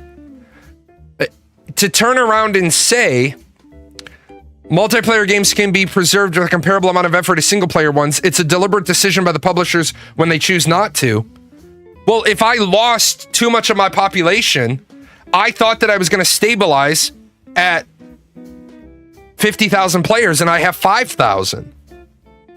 Furthermore, an increasing number of video games blend both single-player and multiplayer modes together, making this distinction too nebulous. I'm going to jump up real quick, but what game blends single-player and multiplayer modes together? Just because you can play it single-player doesn't mean it's not a multiplayer mode. I'll be right back.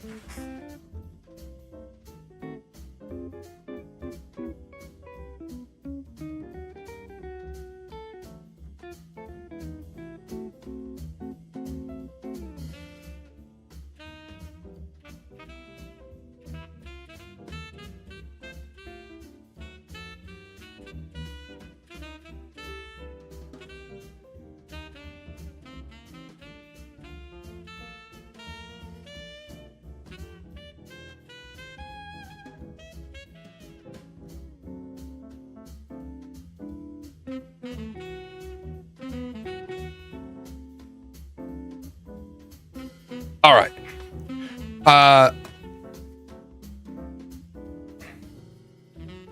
Yeah, they got banned by Seribot, and I undid the ban. Am I overestimating how many DAUs can sustain a game, it seems like that isn't something the game can survive off of. It can't survive off of it. Remember, Amazon Game Studios isn't surviving off of its 5,000 players. Amazon is, or New World is surviving off of Amazon Game Studios wanting to maintain a presence so that they can remain legitimate. And then when they release the Lord of the Rings, I imagine that the Lord of the Rings game will cause New World to get shuttered. But now, here's the thing. I'm not trying to be a douchebag to stop killing games. But their community is going after Thor for all the wrong reasons because he didn't build a Strawman. And we have got to stop using fucking buzzword bingo to try to give validity to arguments. A Strawman is a specific type of argument. The problem becomes, it's not a straw man if a person goes after specific parts of your argument. And some people are going to say, yes, that's a straw man. It's not. And you, like, I can't change the fact that you're going to believe you know what a straw man is. Cherry picking is selective use of evidence. It's when I pick out certain parts of your argument and I use them back against you, which is what you saw I just did through that FAQ. You have inconsistently used citations. You have given me specifics in one place, but not in others. You have failed to do the diligence on your legal research. You have made up facts that create your narrative. Yeah, building a straw man is where you take a logical, you create a logical fallacy where you misrepresent a position, making it easier to refute. So for example, the example I have today is, New World has no sub and had great sales numbers. Wouldn't less players just mean server costs are less? Yes, they would, but here's the problem with that. If you only are worrying about ops and sustainment, you're correct. But you're not worrying about future development. If you're and they don't have a sub, but they do have a cash shop. Remember, your box price pays for development. Your sub or your cash shop pays for ops and sustainment. Your box price pays for the new DLC. I'm sorry. Your box price pays for the new expansion pack. Your cash shop or your sub pays for your intermittent DLC. A straw man would be like, we should have regulation on gun ownership to improve public safety.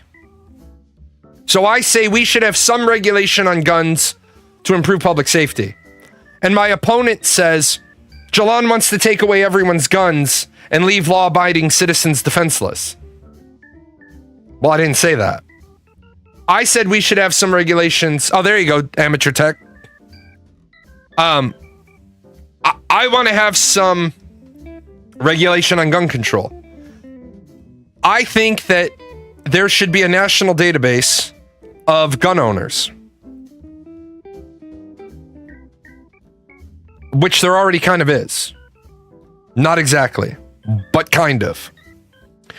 And I think that psychiatrists should have to flag your number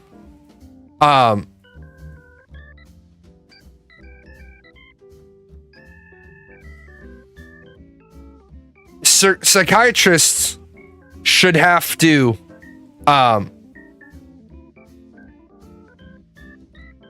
flag your social security number.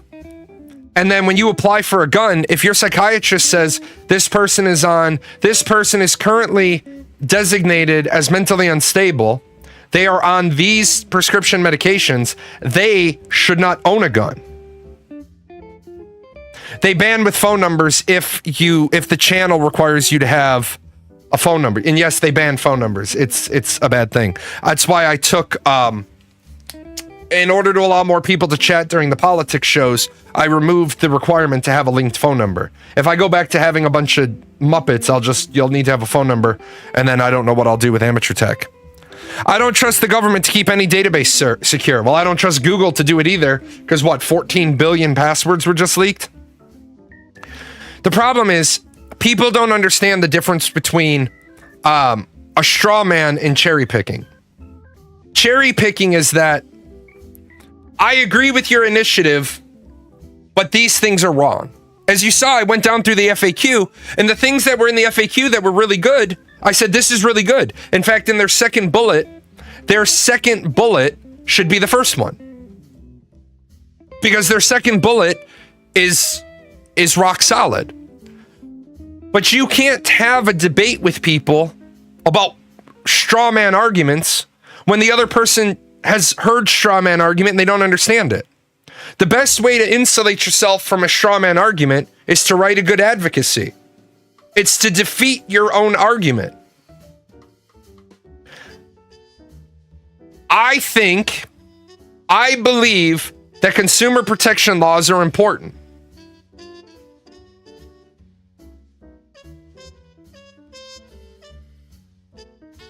There's no counter to that.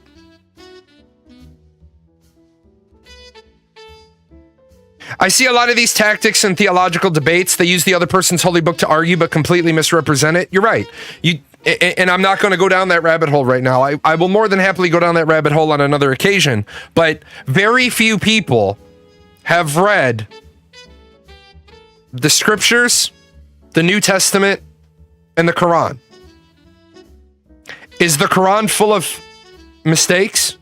Yes, it is. But and that's where I was getting to. Unfortunately, they misrepresent their own own holy books as well. That's why I wish people would just realize we're all trying to get to the same place. We're all trying to get the same pizza. All we're arguing is who has the better delivery boy. Let me look at this one because you brought it up. Ethan Klein files copyright lawsuits over lazy reaction videos. YouTuber Ethan Klein helped establish fair use protection for reaction videos. Now he's suing to prove that not all reactions are created equal. YouTuber Ethan Klein, alongside his wife and creative partner, once defended reaction videos as fair use in court. Now he's back in court, this time as a copyright plaintiff, arguing that bong rips, blank stares, and off-camera bathroom breaks don't quite meet the same standard. I think I've made that argument in the past. I think I've argued many, many, many times that Section 107 of the Copyright Protection Act, Section 107 exemptions. Yes, it does. Suing for React videos will work. Absolutely. Let me bring it up before I read the article, because this article is not prepped. This segment's not prepped. This was given to me by a viewer, and I'm running with it.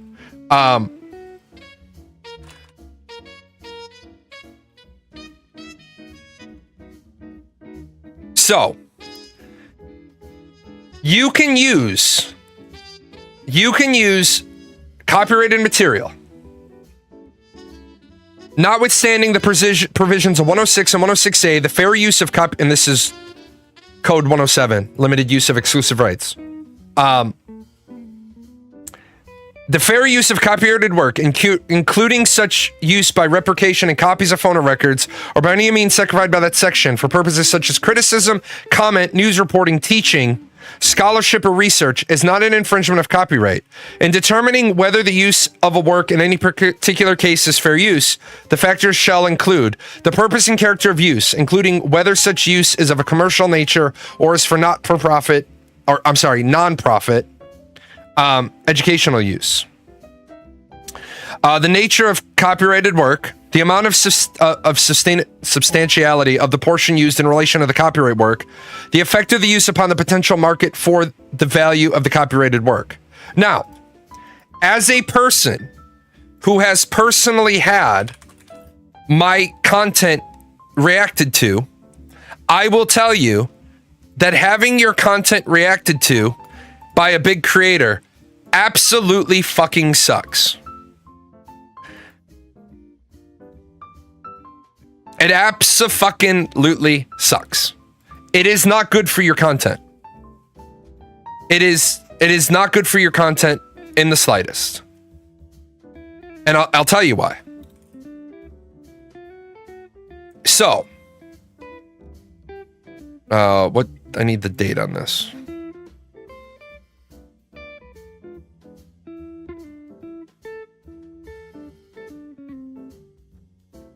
Okay, so this video looks like it's one of the better videos from my channel.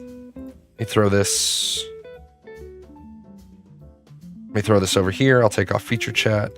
So this video looks like it's one of the better performing videos from my channel. The Rise and Fall of Arcage. It got 12,000 views. Asmongold reacted to this within 24 hours of me publishing it. Okay? So,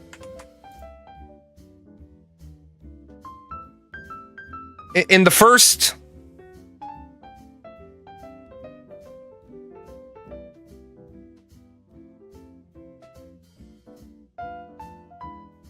In the first day, in fact, I don't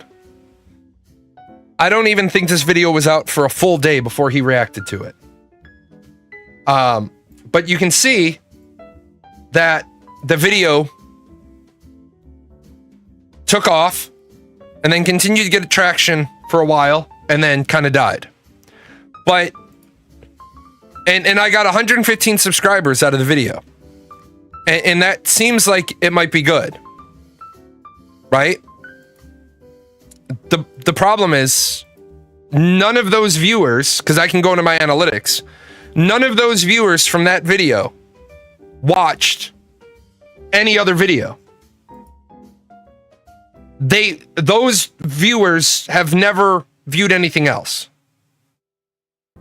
So while it's great that I got it, and I'm happy that he reacted to my video for a completely different reason, because when he reacted to that video, it means that he has now given me one up, one down. One video he didn't like, one video he did like. But you take my video, you react to it, people come into it, they're on it, and let me back up. No, he didn't like a video of mine. He watched a video of mine and he disagreed with my points of view, which is fine. But how are they going to calculate the damages? Well, I can tell you how you calculate the damages, but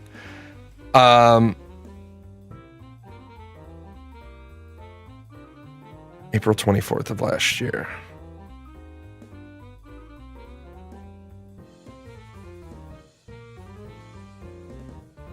Oh, it's not that. It's I'm like, what the fuck? Here's why Asmongold is better than most of the other people doing React content. This is why I don't give a shit if a large creator reacts to my content. I just wish that they wouldn't do it in the first 24 hours or the first 48 hours. I wish that they would wait, let the video cook on its own a little bit for me, and then show it off. But Asmongold is a really good React. I know not everybody likes him, but Asmongold is a really, really good React artist because number one, his editor tags you, right? Yeah, he spams the shit out of it, and you actually get people coming over, right? Those three streamers he sued said multiple times in videos that they want Ethan to not get paid at all for the content he provides. So there's footage of those three individuals showing malicious intent to hurt his income, but telling people not to watch on his channel but on theirs so Ethan gets nothing. Right, and that's where they're going to lose their ass. Asmongold will see something, he'll agree with it or he'll disagree with it, but he always, even if he disagrees 100% with what he's watching, he'll link it multiple times. And that leads his audience to go look at it. And the first time Asmongold's community looked at a video of mine, its average watch time went down to sub 25 seconds. They came, they downvoted it, and they left because he didn't like it. The other time they came and they upvoted it, and it was good, but then it didn't go anywhere. Remember, if you go into a video, you downvote it and you skip off. Yeah, It's bad if somebody clicks on the video and leaves in 5 seconds because the algorithm thinks it's bad. The algorithm for YouTube looks at 1, 2, 3, 4. It looks at 4 benchmarks. It looks at 10 seconds, 30 seconds, 60 seconds, and the 50% part on the video. That's the 4 places the algorithm looks at. How can you tell if none of them watched anything else? What do you mean, how can I tell if none of them watched anything else? YouTube gives you the statistic. YouTube tells you, I mean, there's on every single video, there's why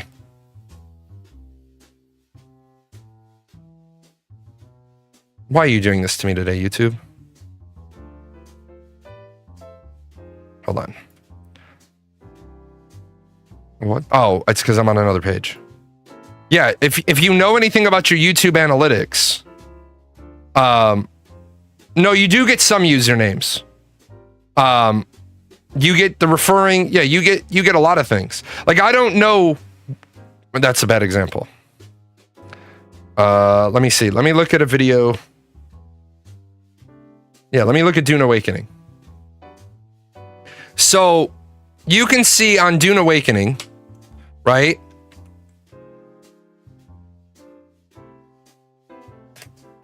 Exactly all the information you need about the video. And here's what sucks, right?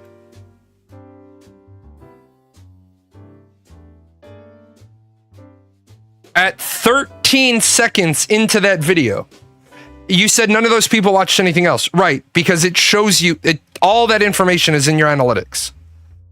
All that tracking. How many people from this video are returning viewers? How many are unique viewers? How many subscribers do you get? How many subscribers from this video went to another video? How many stay on your content? You can get all that information. You can parse all of that. You can't see who did it, but it gives you all of that. But this is where it's terrible as a content creator. How do you know? And I'm being serious. How do you know at 4 seconds into the video, 19% of people who clicked into this video left in 4 seconds?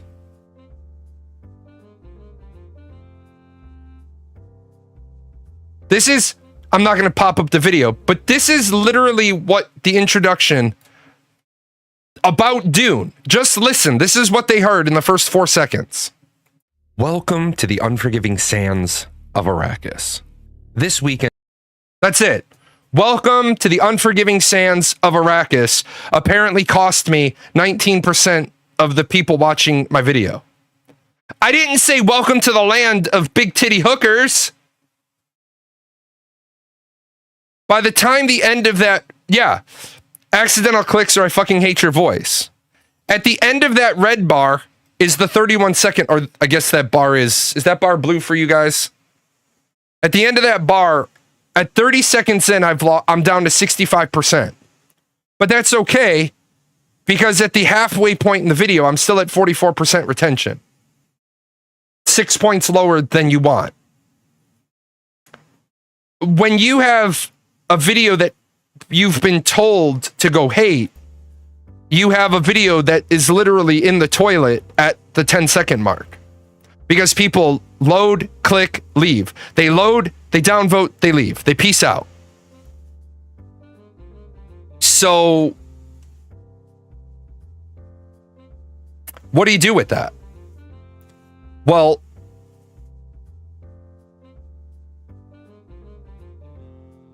Mr. Beast was devoted to cracking the YouTube algorithm. You're right, Mr. Beast was. The trick here is the algorithm is never going to be crackable because they change it.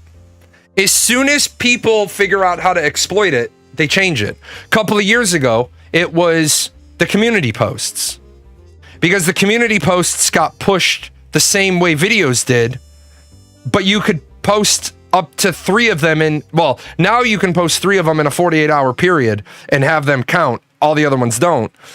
But if every other day you make a community post and every other day you make a video, you're getting the same level of exposure. That's why they tell, and I just learned a new thing from a YouTube person. The old era was when you make a piece of YouTube content, put it out in front of as many people as you can. Put it on Twitter, put it on Patreon, put it on, I don't see what the problem is. If it's something you don't want to watch, you don't have to watch it. So what's the issue with that? Okay, are you deliberately being confrontational, or are you missing the point where I said when you drive people to a video to downvote it? Why the fuck would you click on a video and click away in 4 seconds? How the fuck did you make a determination you didn't want to watch it in 4 damn seconds? That's what I'm saying. My point is, why did you click on it in the first place? If you didn't want to fucking know about Dune's open beta, why the fuck did you click on a video? Autoplay sometimes does that to me. If autoplay is doing it to you, you have watched my content at some point. Because that's what ends up in your autoplay. Or similar things. But really? Maybe a portion of people. And maybe there's a magic number. And that's why they're constantly tweaking the algorithm. You get autoplay vids all the time you don't want to watch. Well, then you have to watch your watching habits, because let me tell you, your autoplay videos are related to the content you want to watch. That's how it works.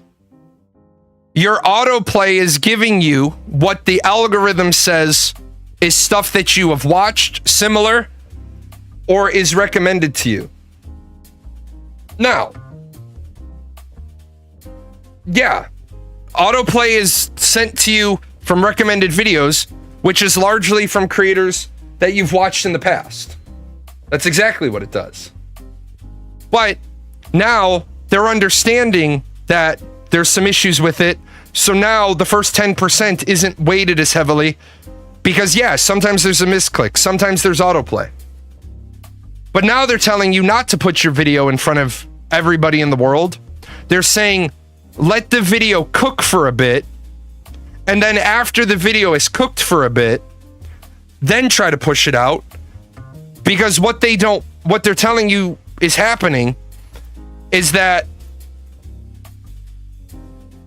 and I appreciate the fact that they're being honest with what's going on and why they're telling you not to make bad mistakes.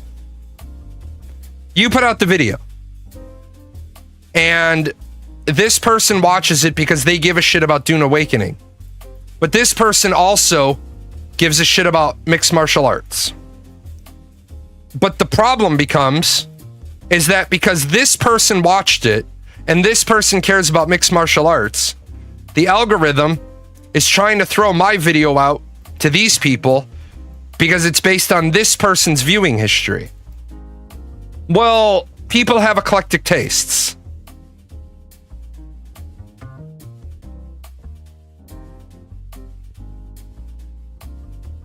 Play a video queue of yours at 0.25 speed, jack up that watch time.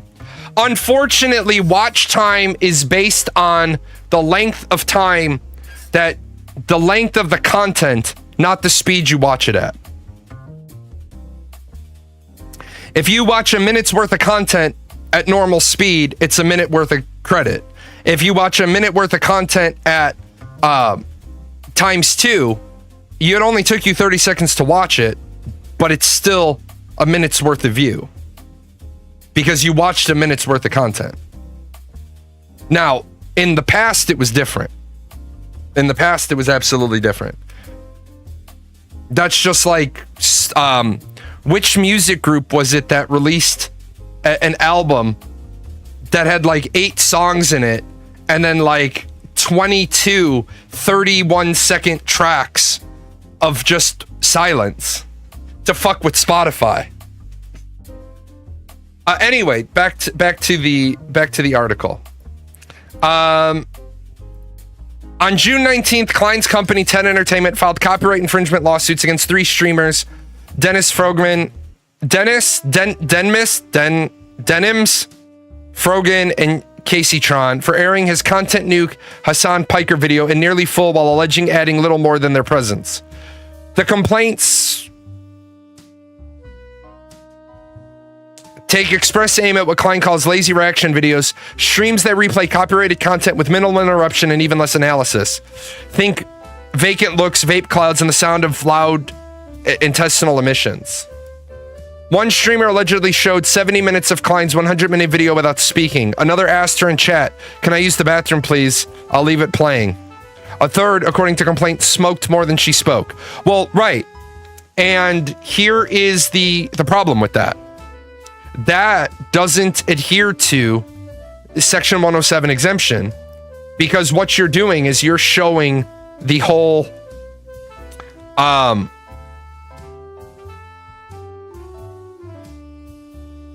you're showing somebody's entire piece of content without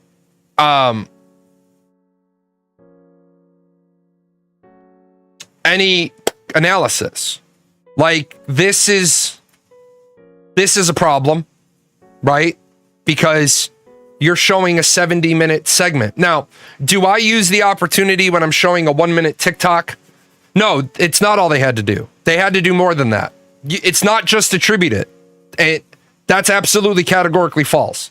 Do I sometimes start a 1-minute TikTok while I walk out of the bathroom to take a piss? Yes, I do. But I come back and we talk about it. Speaking of that, I'll be right back.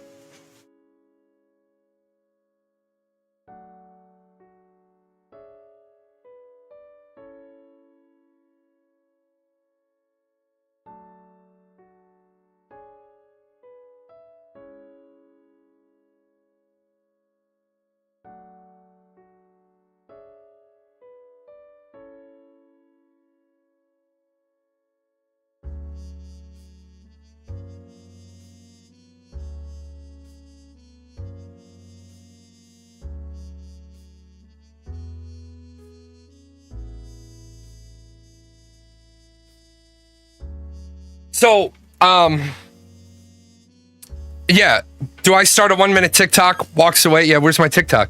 I didn't want to do it in that instance because it would be, hilarious. But it's like Pirate Software. His TikToks are non-downloadable. His TikToks are non-downloadable, which is hilarious to me because you would think that as a computer guy, he would know that programs exist, that I could download Pirate Software's TikToks even though he makes them non-downloadable. But I wouldn't, because he seems like the kind of guy that would file he seems like the kind of guy that if you download his TikToks and you make content with them, if it's benefiting him, he'd be okay with it. And if it's critical of him, he'd file a strike against you. And then it's like, go ahead and file a strike against me, and then I'm going to rebut it, and then you're going to hold it in place, and then I'm going to throw down the, well, sue me. And then it just becomes a bullshit talking point, because that's how it goes. I use a piece of your content, you file a DCMA strike against me, or you go straight to a lawsuit. If you file a strike against me, I tell you, nope, I think I'm well within my Section 107 fair use rights to use this, and then you can either retract the strike or you can uphold it. Yeah, I think instead of react, it should be analytical review or dissecting. But the problem is, if you did that, people wouldn't be able to use that content anymore. So you strike me, I appeal it, you hold it in place. I still have one more trump card. My trump card is, all right, well, if you feel that way, file a lawsuit. And now you have 10 days to retract the strike or file a lawsuit. I have no problem driving down to the federal courthouse where I'm at. Because remember, to sue me, And this is another thing that people don't understand. To sue me, you must sue me in my jurisdiction. You must sue me in my jurisdiction, not in whatever jurisdiction you want to sue me. You have to sue me in my jurisdiction. Sue me in California. I won't even show up. I'll just VTC in. I'll be like, good morning, Your Honor. The state of California doesn't have jurisdiction over me. Well, how do you figure? I haven't set foot in California. This lawsuit contends on this date. I wasn't in California on that date. They have to sue me here, and the judge will be like, great, get it the fuck off my docket. You can't sue somebody anywhere you want. You have to sue them in a courthouse that has the appropriate jurisdiction. Like when you sue a video game company, what did they put in their terms of service? In their terms of service, it will say, like Ashes of Creation, San Diego County is the jurisdiction of any lawsuits. If you want to sue Intrepid Studios, you got to sue them there. If they wanted to sue me because they don't like what I'm saying, they have to do here in the Southern District of Illinois. If the offense takes place on Twitch, could you sue where Twitch is based? That's a great question. And I don't think so, because you're not suing. If you're suing Twitch, absolutely. If you're suing Twitch, and by nature of suing Twitch, you're naming me a litigant because I utilize Twitch, that would probably fly. Yeah, if you change the terminology, you change the framing. If you change the framing, you change the argument. No, you're good. Let's see. So let me go. Where is this? Where did I put it?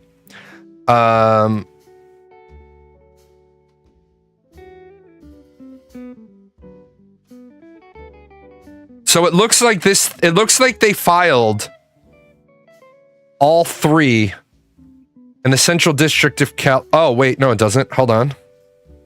No. So, I want to make sure that I don't inadvertently. Well, I don't.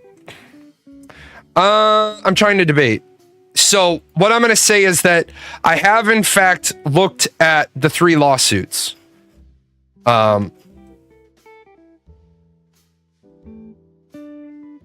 The two of the lawsuits are filed in California. One of the lawsuits is filed in Missouri. So yes, they did follow protocol. Unfortunately, I haven't had a chance to preview these documents, and I don't want to drag myself into any bullshit with doxing. So I'm not going to show the lawsuits. If you want to see the lawsuits, I will post them in chat. These are where the lawsuits are filed. If you can't serve just anywhere, how do video courts work without knowing where you are? When you appear in court via video, you've been served. But just because you've been served with legal paperwork doesn't mean that that judge has jurisdiction over you. You can serve anybody you want anytime you want. As long as you get somebody to serve the paperwork. Now, family court works a little bit different, because family court can summon you from anywhere in the country, because the minor is in that jurisdiction and the minor isn't free to travel. So when you have a deadbeat dad who's in another state, you serve the deadbeat dad in the other state, and then that state says, we have jurisdiction over one of the parties that isn't free to travel to your jurisdiction. Get your ass here. And when you're like, well, I'm not coming, the judge is like, great, you're being neglectful. Now we've issued a warrant for your arrest in our state, because that's within our legal right to do, because your ass is supposed to be here because this is where your fucking child is. So that's the legal doctrine loophole about why family court can summon you and make you appear, because they have jurisdiction over your child. And if you weren't aware of this, you by law are supposed to put your ibbles on your child every X interval hours, depending on their age. Also, generally, there's a custody document, and generally, I mean, like, let's say the court is in Illinois and they say you must be in Illinois for the video. Well, they never say that. If you're appearing via video conference, they don't give a shit where you are. Because when you appear by video, you're in Illinois. When your presence appears, like, if you really want to read the actual translation of the legal document, the document is, now comes the state of Illinois in the matter of the people of the state of Illinois versus Jalan. And now comes the people, and now comes the defendant. So even though I'm not physically standing in the courtroom, I've appeared in that courtroom. I could be in fucking Hawaii. Now, sometimes when you appear, you are in Illinois, but due to COVID, they don't want you bringing your ass to the courthouse. So you're in Illinois. You're just not in the courthouse. Other times, they know you're in the state somewhere, or your ass better be, because you're out on bail, and your bail arrangement says you can't be anywhere else. But no, when you appear via video conference, you're considered to be there. That's why I said, if somebody wants to sue me in California, I'll get permission to appear via telecon under the guise of, I'm not a resident of California, therefore you don't have jurisdiction over me, therefore I shouldn't incur personal expense to fly out there to appear in person. And 99.999999999% of the time, there it's going to be allowed. Otherwise, I'm going to submit a travel voucher to the court and say, you made me be here. This is your bill to pay. You get clowns who are driving a car while on trial for speeding ticket. Yeah, you get clowns that call in to fucking court while they're driving on a suspended license. And the judge is like, are you fucking driving right now? Get your ass in my courtroom. All right, so now 3 federal courts will get to sort through the absurdity to decide where the commentary ends and copying begins. Hold on, let me see something real quick. I thought it was going to be 2 federal courts. Central District of California. So it's 2 federal courts. I'm not gonna wait. Jury trial demanded. Wait, what? Hold on. Don't tell me they made a stupid, simple mistake.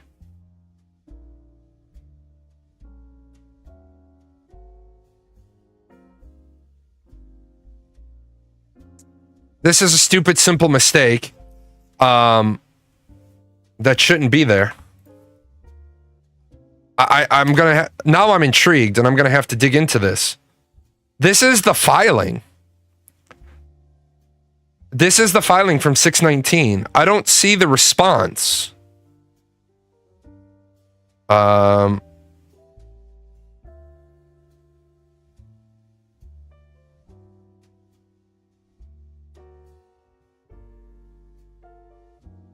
don't know why they would file this way.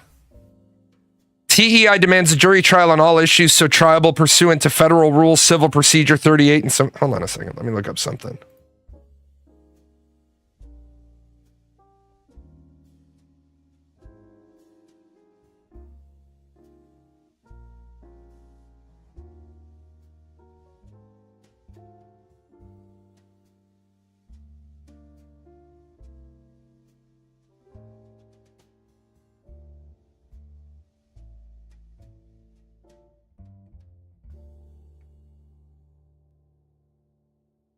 Yep, that isn't. Hold on. They're filing for a jury trial because they have to for the 7th Amendment, but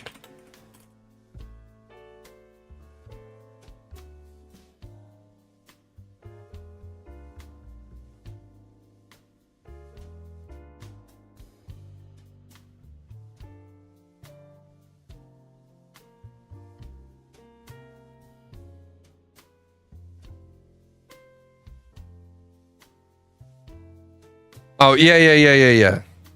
That is correct. In a civil trial. In a civil trial, that is correct. In a criminal trial, In a criminal, yes, that is correct. In case anybody's wondering, in a civil trial, non-criminal trial, non-Article 3 court,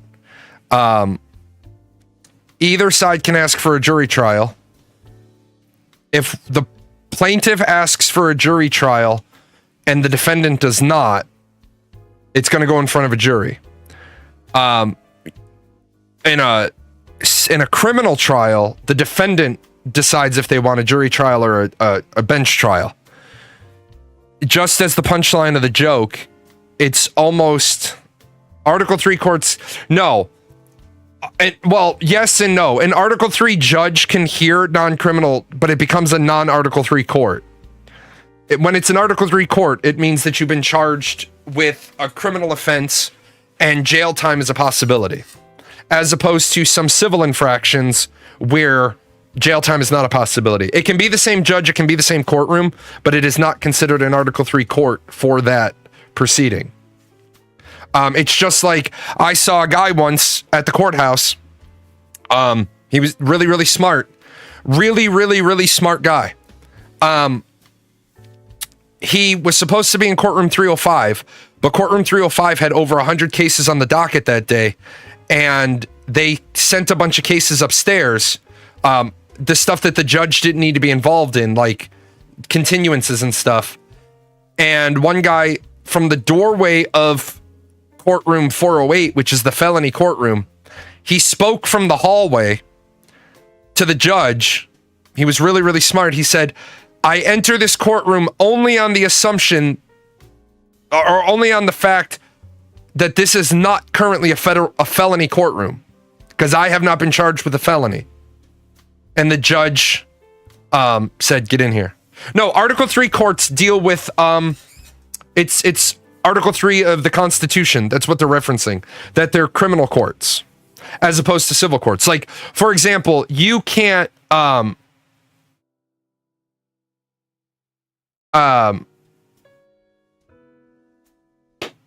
you can't, if a law does not have a incarceration attached to it,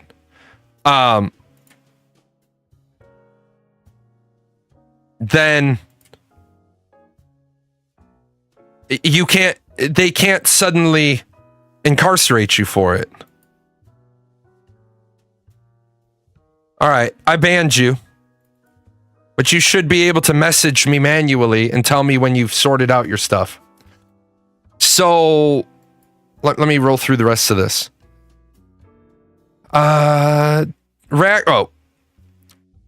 It's only 2 federal courts because 2 are filed in the same court. Reaction videos have been part of the internet DNA since at least 2006, when 2 kids screaming over Nintendo 64 helped launch a genre. The Fine Brothers' once popular React channel helped cement the genre's mainstream.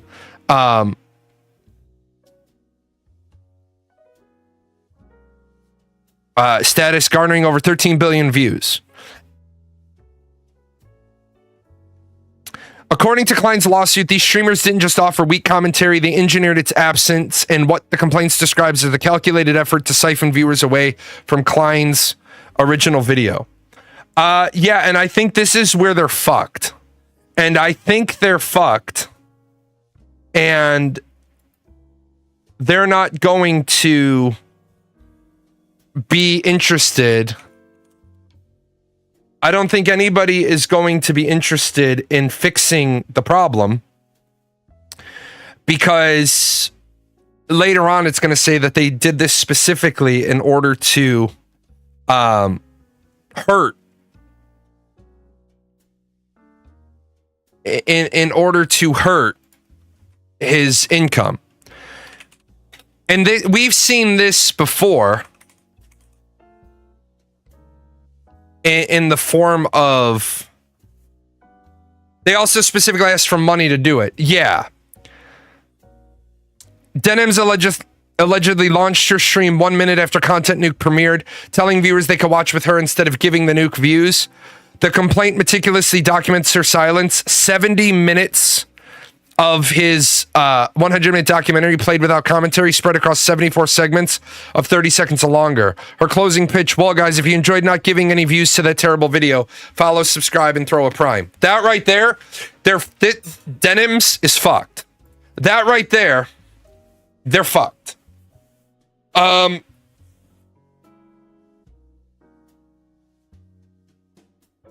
The numbers tell the story. Her typically streams drew 3,300 views. Her content nuke reaction peaked at 45,000. So somebody asked earlier, how are you going to determine the damage? Without knowing the specifics of California law, let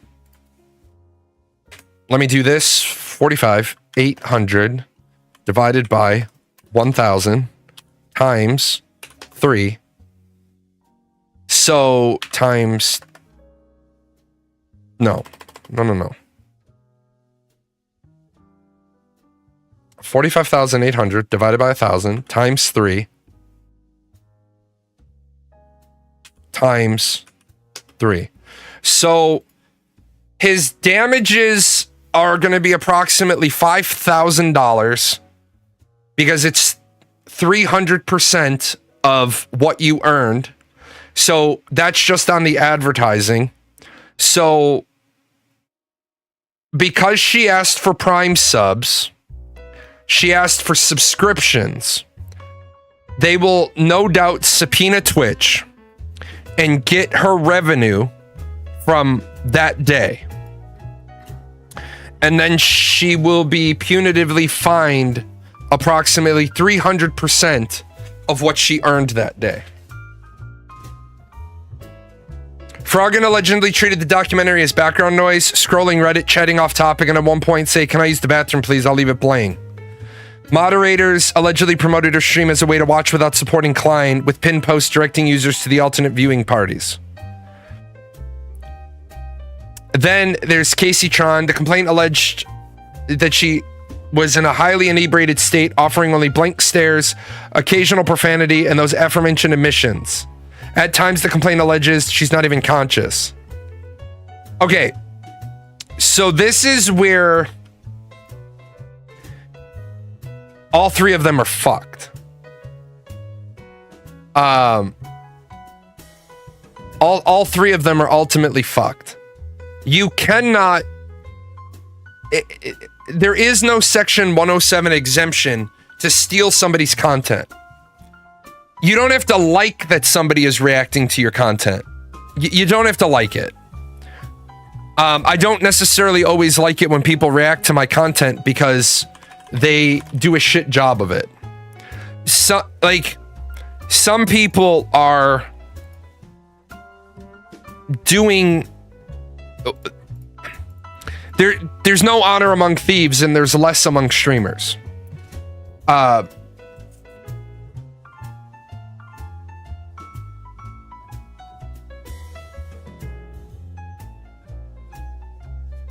So, do I think that you should be doing React content? Sure. If you're doing React, like you started showing something one minute after the live premiere, that's bullshit. You haven't given it a chance to let it cook. Let it cook. And here's where some of these people should be taken out back and beaten with a fucking rubber hose. How would you like it if I created clone sites of all your Twitch channels and put in what if I put the same AI VTuber in the corners and I just said, oh, and what's this person doing? Like, what if I had 3 independent channels looking at yours and then I was showing it through my mirror? Be like, oh, what are they saying? That'd be bullshit, right? I know a lot of people don't like their content covered by Asmongold. And one of the pieces of content of mine that he reviewed, sub 10 seconds watch time. It got like 4,000 downvotes. But it's honestly the same as taking a camcorder into a movie theater. It's just recording you watching a movie. Right. But it's Siskel and Ebert used to be able to show clips because they were licensed to. And then they gave commentary on it. You can't always do good commentary on something every 30 seconds. If you want me to break down every 30 seconds of your content, then you have to understand some of your context is going to get lost. Yeah, there was one person who watched all of an anime as a reaction. There was another one that I thought was fucking hilarious. Do you guys ever see the MMA fight? The one guy had the MMA fight live on, he was streaming the MMA fight, but he made sure that in the corner he was like this. So he had the whole fight like framed, and he was like this, and he was like really into it, so that it looked like he was making it appear as if he was playing a game, not streaming a UFC fight. I'm not against the idea of react content. And I think Asmongold is the minimum acceptable standard.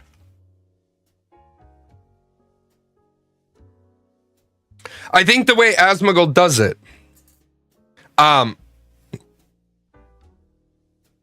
is the minimum standard. Toss out the link, tell people to go and give it a like. What I would like to see Asmongold do, though, as the leader in React content, is I would like him to maybe,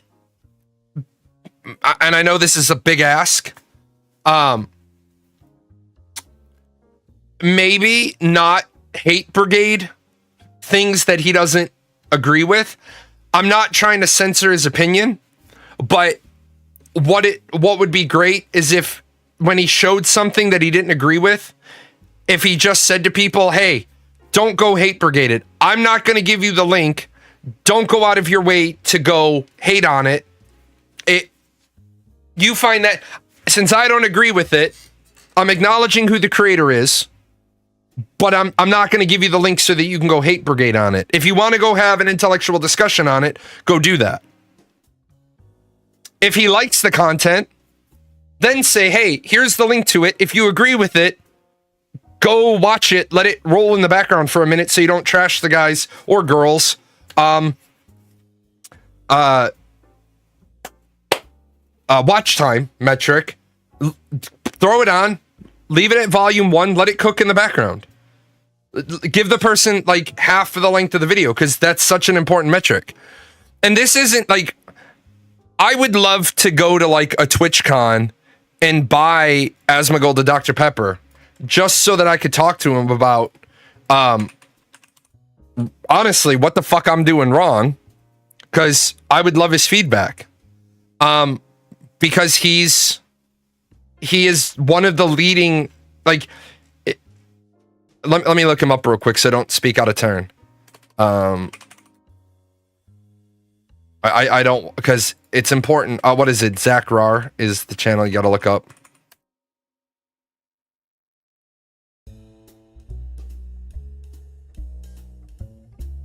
He is the number 2 English channel. He is the he is ranked number 2 on Twitch. In case anybody ever says Asmongold's fucking content is shit, it's not. You may not like it, but those numbers speak for themselves. He is the number 2 streamer on Twitch. Overall, he's the number 2 English channel, which means the number 1 channel also has to be an English speaker. Kidrell is number 1. Whoever Kidrell is, he's number 1. But this is a huge number right here that I share with people. Asmongold currently has 1.9 or 1.6 to a percent of Twitch watching him. 1.6. Is that the person's name? I'll look it up real quick.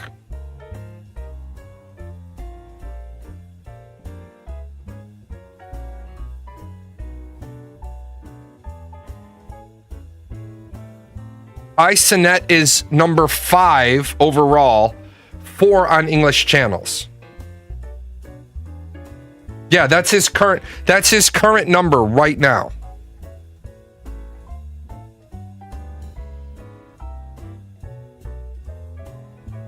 So, it would be great if Asmongold would take this opportunity to turn the ship a little bit about who the fuck is number 1. Yeah, I'll give you their channel name. In fact, I'll go to it real quick and then I'll link it in case you're interested.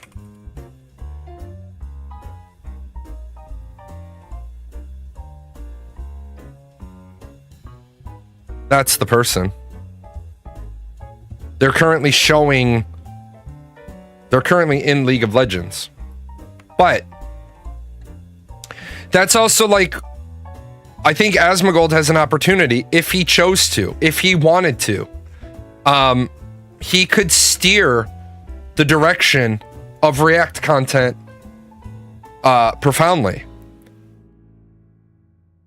I'm going to show this clip though, because yeah, it's basic psychology. Asmongold is relatable to a lot of people. And Asmongold waited until he was really, really large before he had an opinion about anything other than video games. I mean, like, the bar for entertainment no longer so low. It's got so bad React content exists, and B, probably always hating for rage bait clicks, which leads to the bar really so low. Making fun of it is more fun. Well, yeah, the problem, and it boils down to,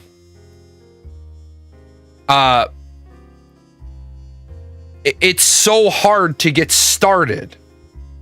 Right? Yeah, React content isn't new. React content has been a thing for 30 years. It's just now streamers are doing it. Do you guys remember the Reply Girls from? No, I don't. I don't remember that. Why is this so fucking difficult to get to?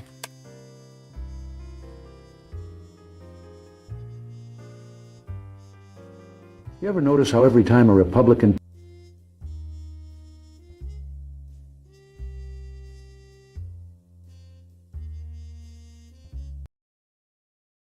that I killed my mother? The amount of sympathy that I have for this? 0. You get what you fucking deserve. That's right. That's right. No.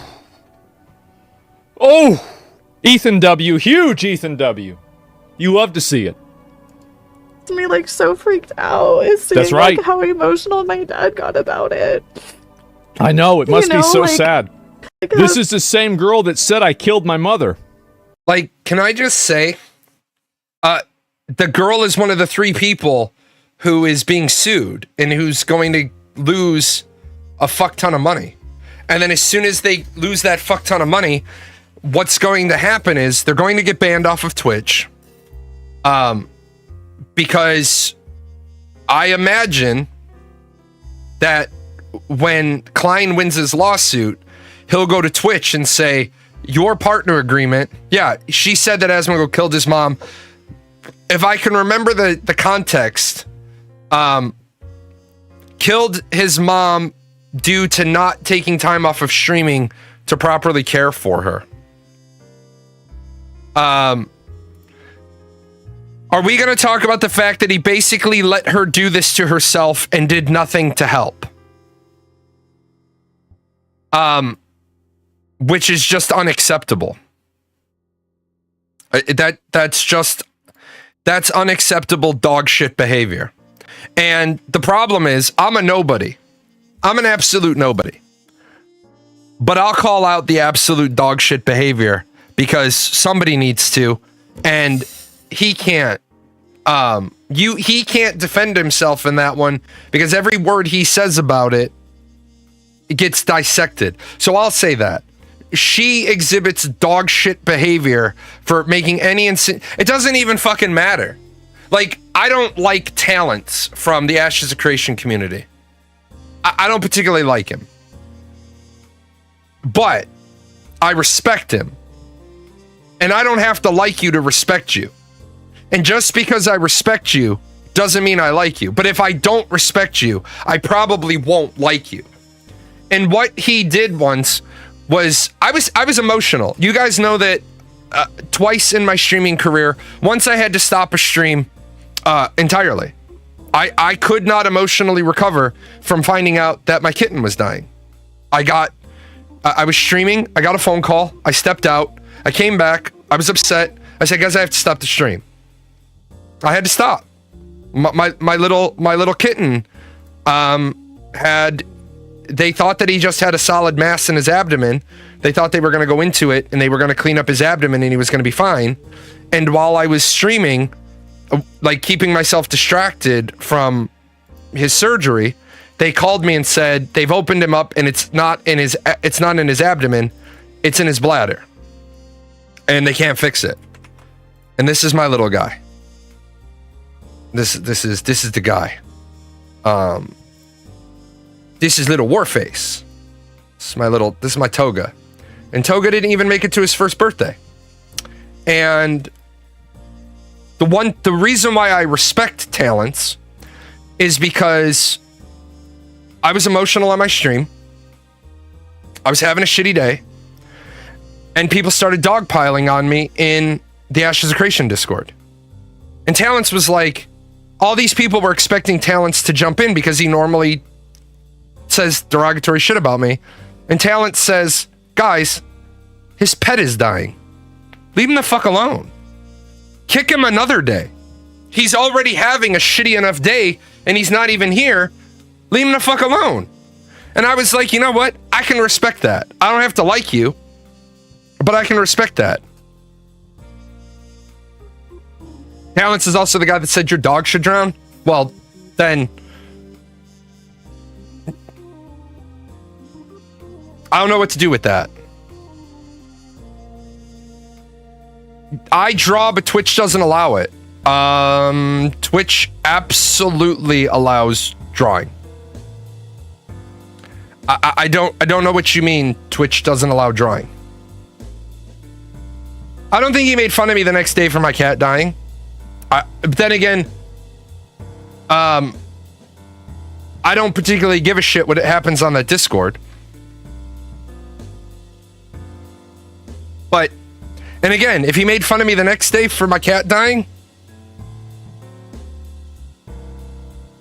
then doesn't change the fact that I respect him for telling people to back off while my cat was dying. I'm not sure Twitch allows Pokemon. Depending on what you're trying to draw. I mean,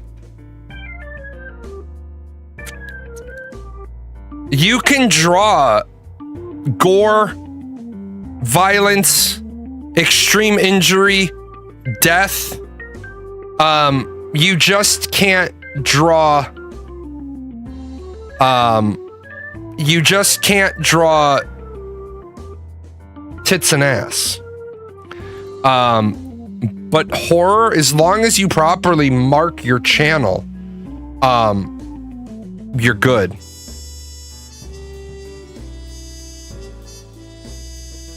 So, you can't draw any underboob. That is correct. Tits have to be fully covered. Crotch needs to be fully covered. If you got mad pushback on it, you probably didn't have your channel labeled correctly.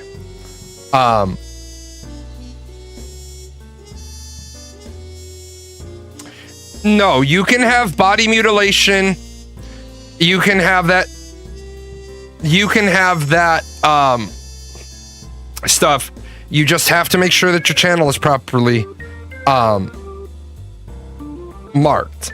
What a lot of, and if a game specifically is banned on Twitch, you can't play that game on Twitch. If you ever need to know if the game you're trying to play is banned on Twitch or not, if you try to play a game and it doesn't auto-populate when you type in the name of the game, don't try to play it. Go look at the Twitch banned list, and I'm gonna look up that game because I don't recall that game being on the Twitch ban list.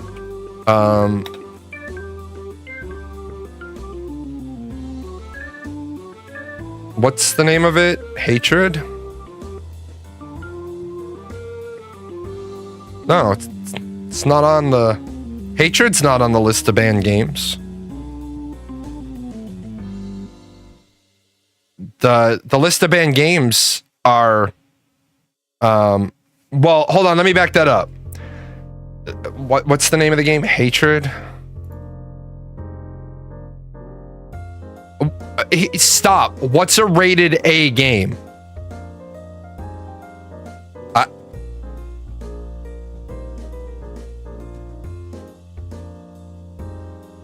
So ERSB adult only.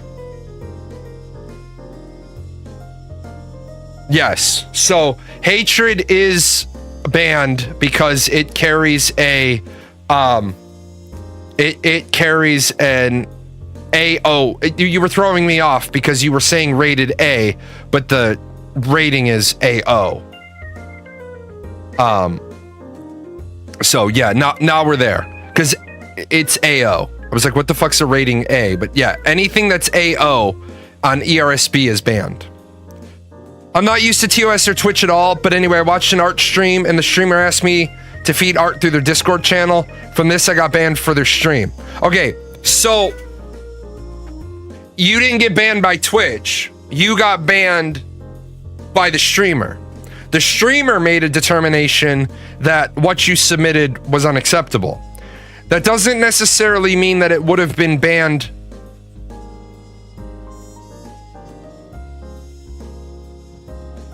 You may have gotten banned by Twitch,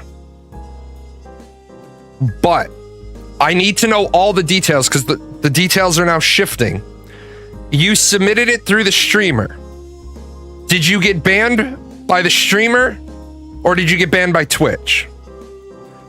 And the reason I ask is because it would be very odd for Twitch to ban a user that wasn't reported by the streamer.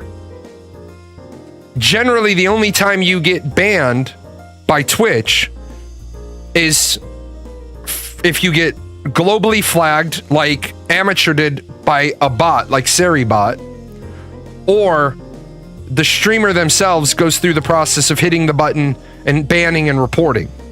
Now, sometimes what people have to understand is that in my contract, I have a 26-page contract with Twitch.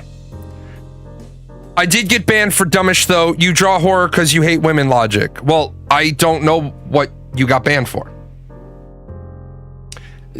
The problem is I have a 26-page contract with Twitch. In that 26-page contract with Twitch, it says, I am responsible for moderating my show. It literally has verbiage in it that the punchline of the verbiage is, if you break their terms of service and I don't police it, then I'm condoning it. You explain what you got banned for, but not how you got banned. I would find it odd that if you didn't, because you don't have the ability to show art on my show. So I don't know how the streamer was doing it, which is why I don't allow anybody to submit anything. I generally don't look at anything blind. But with that said, I don't believe you are correct that you would be banned if you were a streamer on Twitch, as long as you marked up your channel appropriately. The problem is lots of people that I know that are streamers that say Twitch banned me for this. No, Twitch didn't ban you for, like, Twitch didn't ban you for wearing bikini bottoms on your stream. Twitch banned you for wearing bikini bottoms on your stream and not being in a hot tub and not being in the hot tub in pools category. Because if you're in the hot tubs and pools category, you can damn near be naked. as long as they don't see crotch, they don't see boob or under boob or nipple.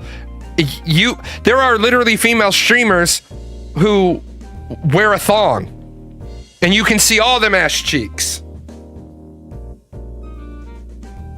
It's not tasteful, but, and I don't know, I don't track the pools and hot tub category, so I don't know if that's changed again. But for a while, you would see, it said you have to be in a pool. So people were in little kiddie pools. And guess what? By the letter of the law, they were golden. Now I'm interested. Now let's go see real quick. I wonder if the pool's hot tub category is past its prime. Is past. Let's find out. Pools and hot tubs.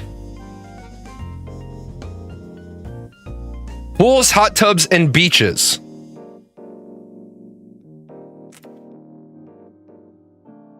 Wow, pools, hot tubs, and beaches is actually died out.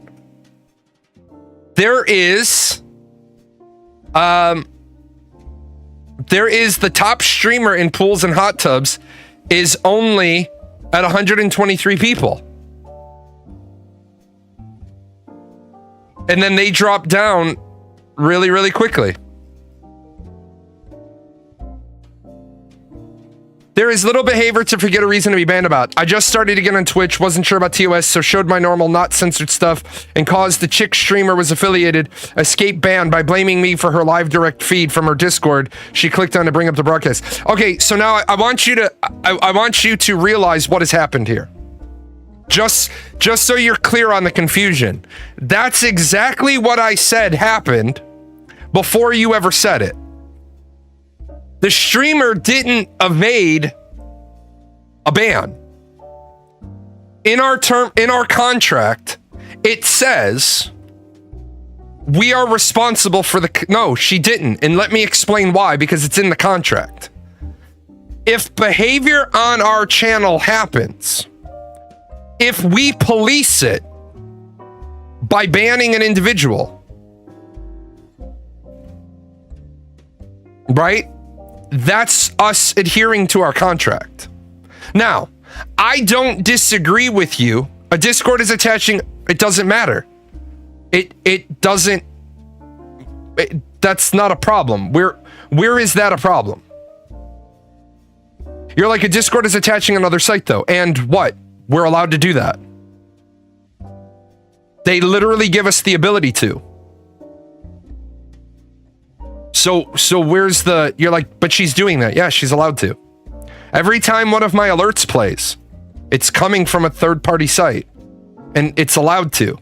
It's an authorized third-party program. There is literally a Discord embed feature in OBS. And OBS is an authorized, and not only an authorized, OBS is the recommended streaming application. Now, as I was saying, should that streamer have unfiltered access? So this thing I'm showing on Twitch isn't allowed on Twitch, and now it's your fault, is the logic. No. This thing I'm showing on Twitch isn't allowed by Twitch. It shouldn't have been showed.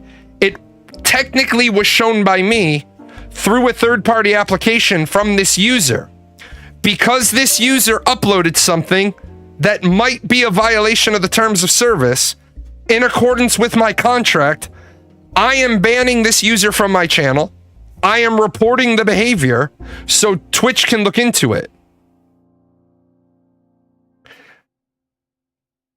Whether or not you think she should have been banned isn't your purview.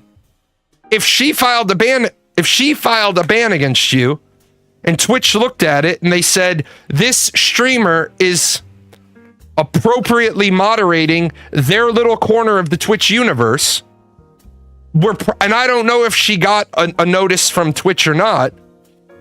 Maybe she got a message that says, hey, we read your ban report. Good stuff. By the way, don't allow unreviewed content live on your stream. There you go. Or Whatever Twitch's reason for banning you specifically. Yeah, and see, there's the problem. I don't know how many people. Fuck is mine? I don't know. I'm still in the process of putting everything in a place, but how many people click on terms of services and they never read them, right? And there's a problem. I actually have to find that book. Oh, they took it out. Oh, no, they didn't. They just made a terrible fucking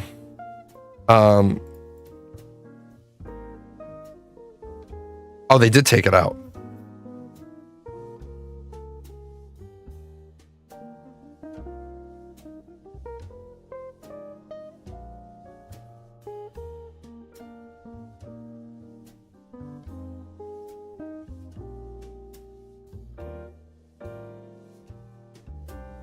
So,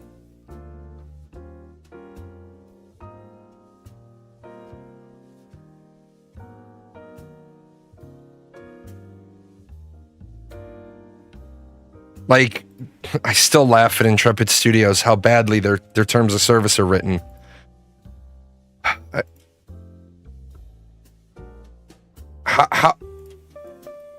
Who the fuck wrote this? Like, I was looking for the other thing that they used to have in their terms of service where they talked about a Borg invasion. Yeah, I know they're streaming on Twitch. I don't follow them anymore. I don't follow them because there's no point, because they're not honest about anything anyway. We want transparent development, but we knew about shit 4 years ago and we didn't tell anybody. To the maximum extent permitted by applicable law, we exclude all representations, warranties, and conditions relating to our website and the use of this website by law. Nothing in this disclaimer will limit or exclude our or your ability for death or personal injury resulting from negligence. Look, man, I'm just fucking saying. I'm just fucking saying. If your website has the potential to fucking cause death, you might want to look into your fucking website. That's it. Your limit or exclude our or your ability for fraud or fraudulent misrepresentation. Limit any of our or your liabilities in any way that is not permitted under applicable law. This is fucking written piss poorly. I don't know which lawyer wrote that, but that's piss poor writing. Oh, hold on a second. Oh, hey, Karthos. Are you here? Please tell me Karthos is still here.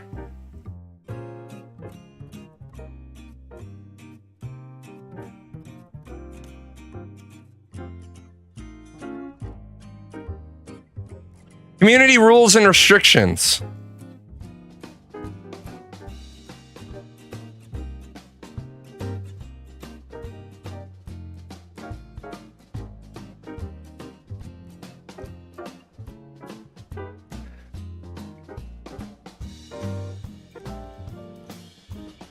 You will not harass other users. What? You will not harass other users is in their terms of service? Oh. Oh. Okay. Okay. Because that never happens. With that said, it's been a great show. Unfortunately, we got derailed. I got the two big pieces I want to talk about. I did go over some stuff. That's always good, though, when we get derailed. It means everything I had planned, all the other video clips I had planned for the day I didn't use, so I have them for later. I will see you guys tomorrow for some video games, and then back next week for politics. I wonder if the organic meat sack that runs this channel knows a lot of these sponsors don't sponsor us anymore. They were longtime sponsors. The credits are fine. Do we get paid? Is any of this sponsorship money for Gale, Daisy, the Chaos Fund? You are a figment of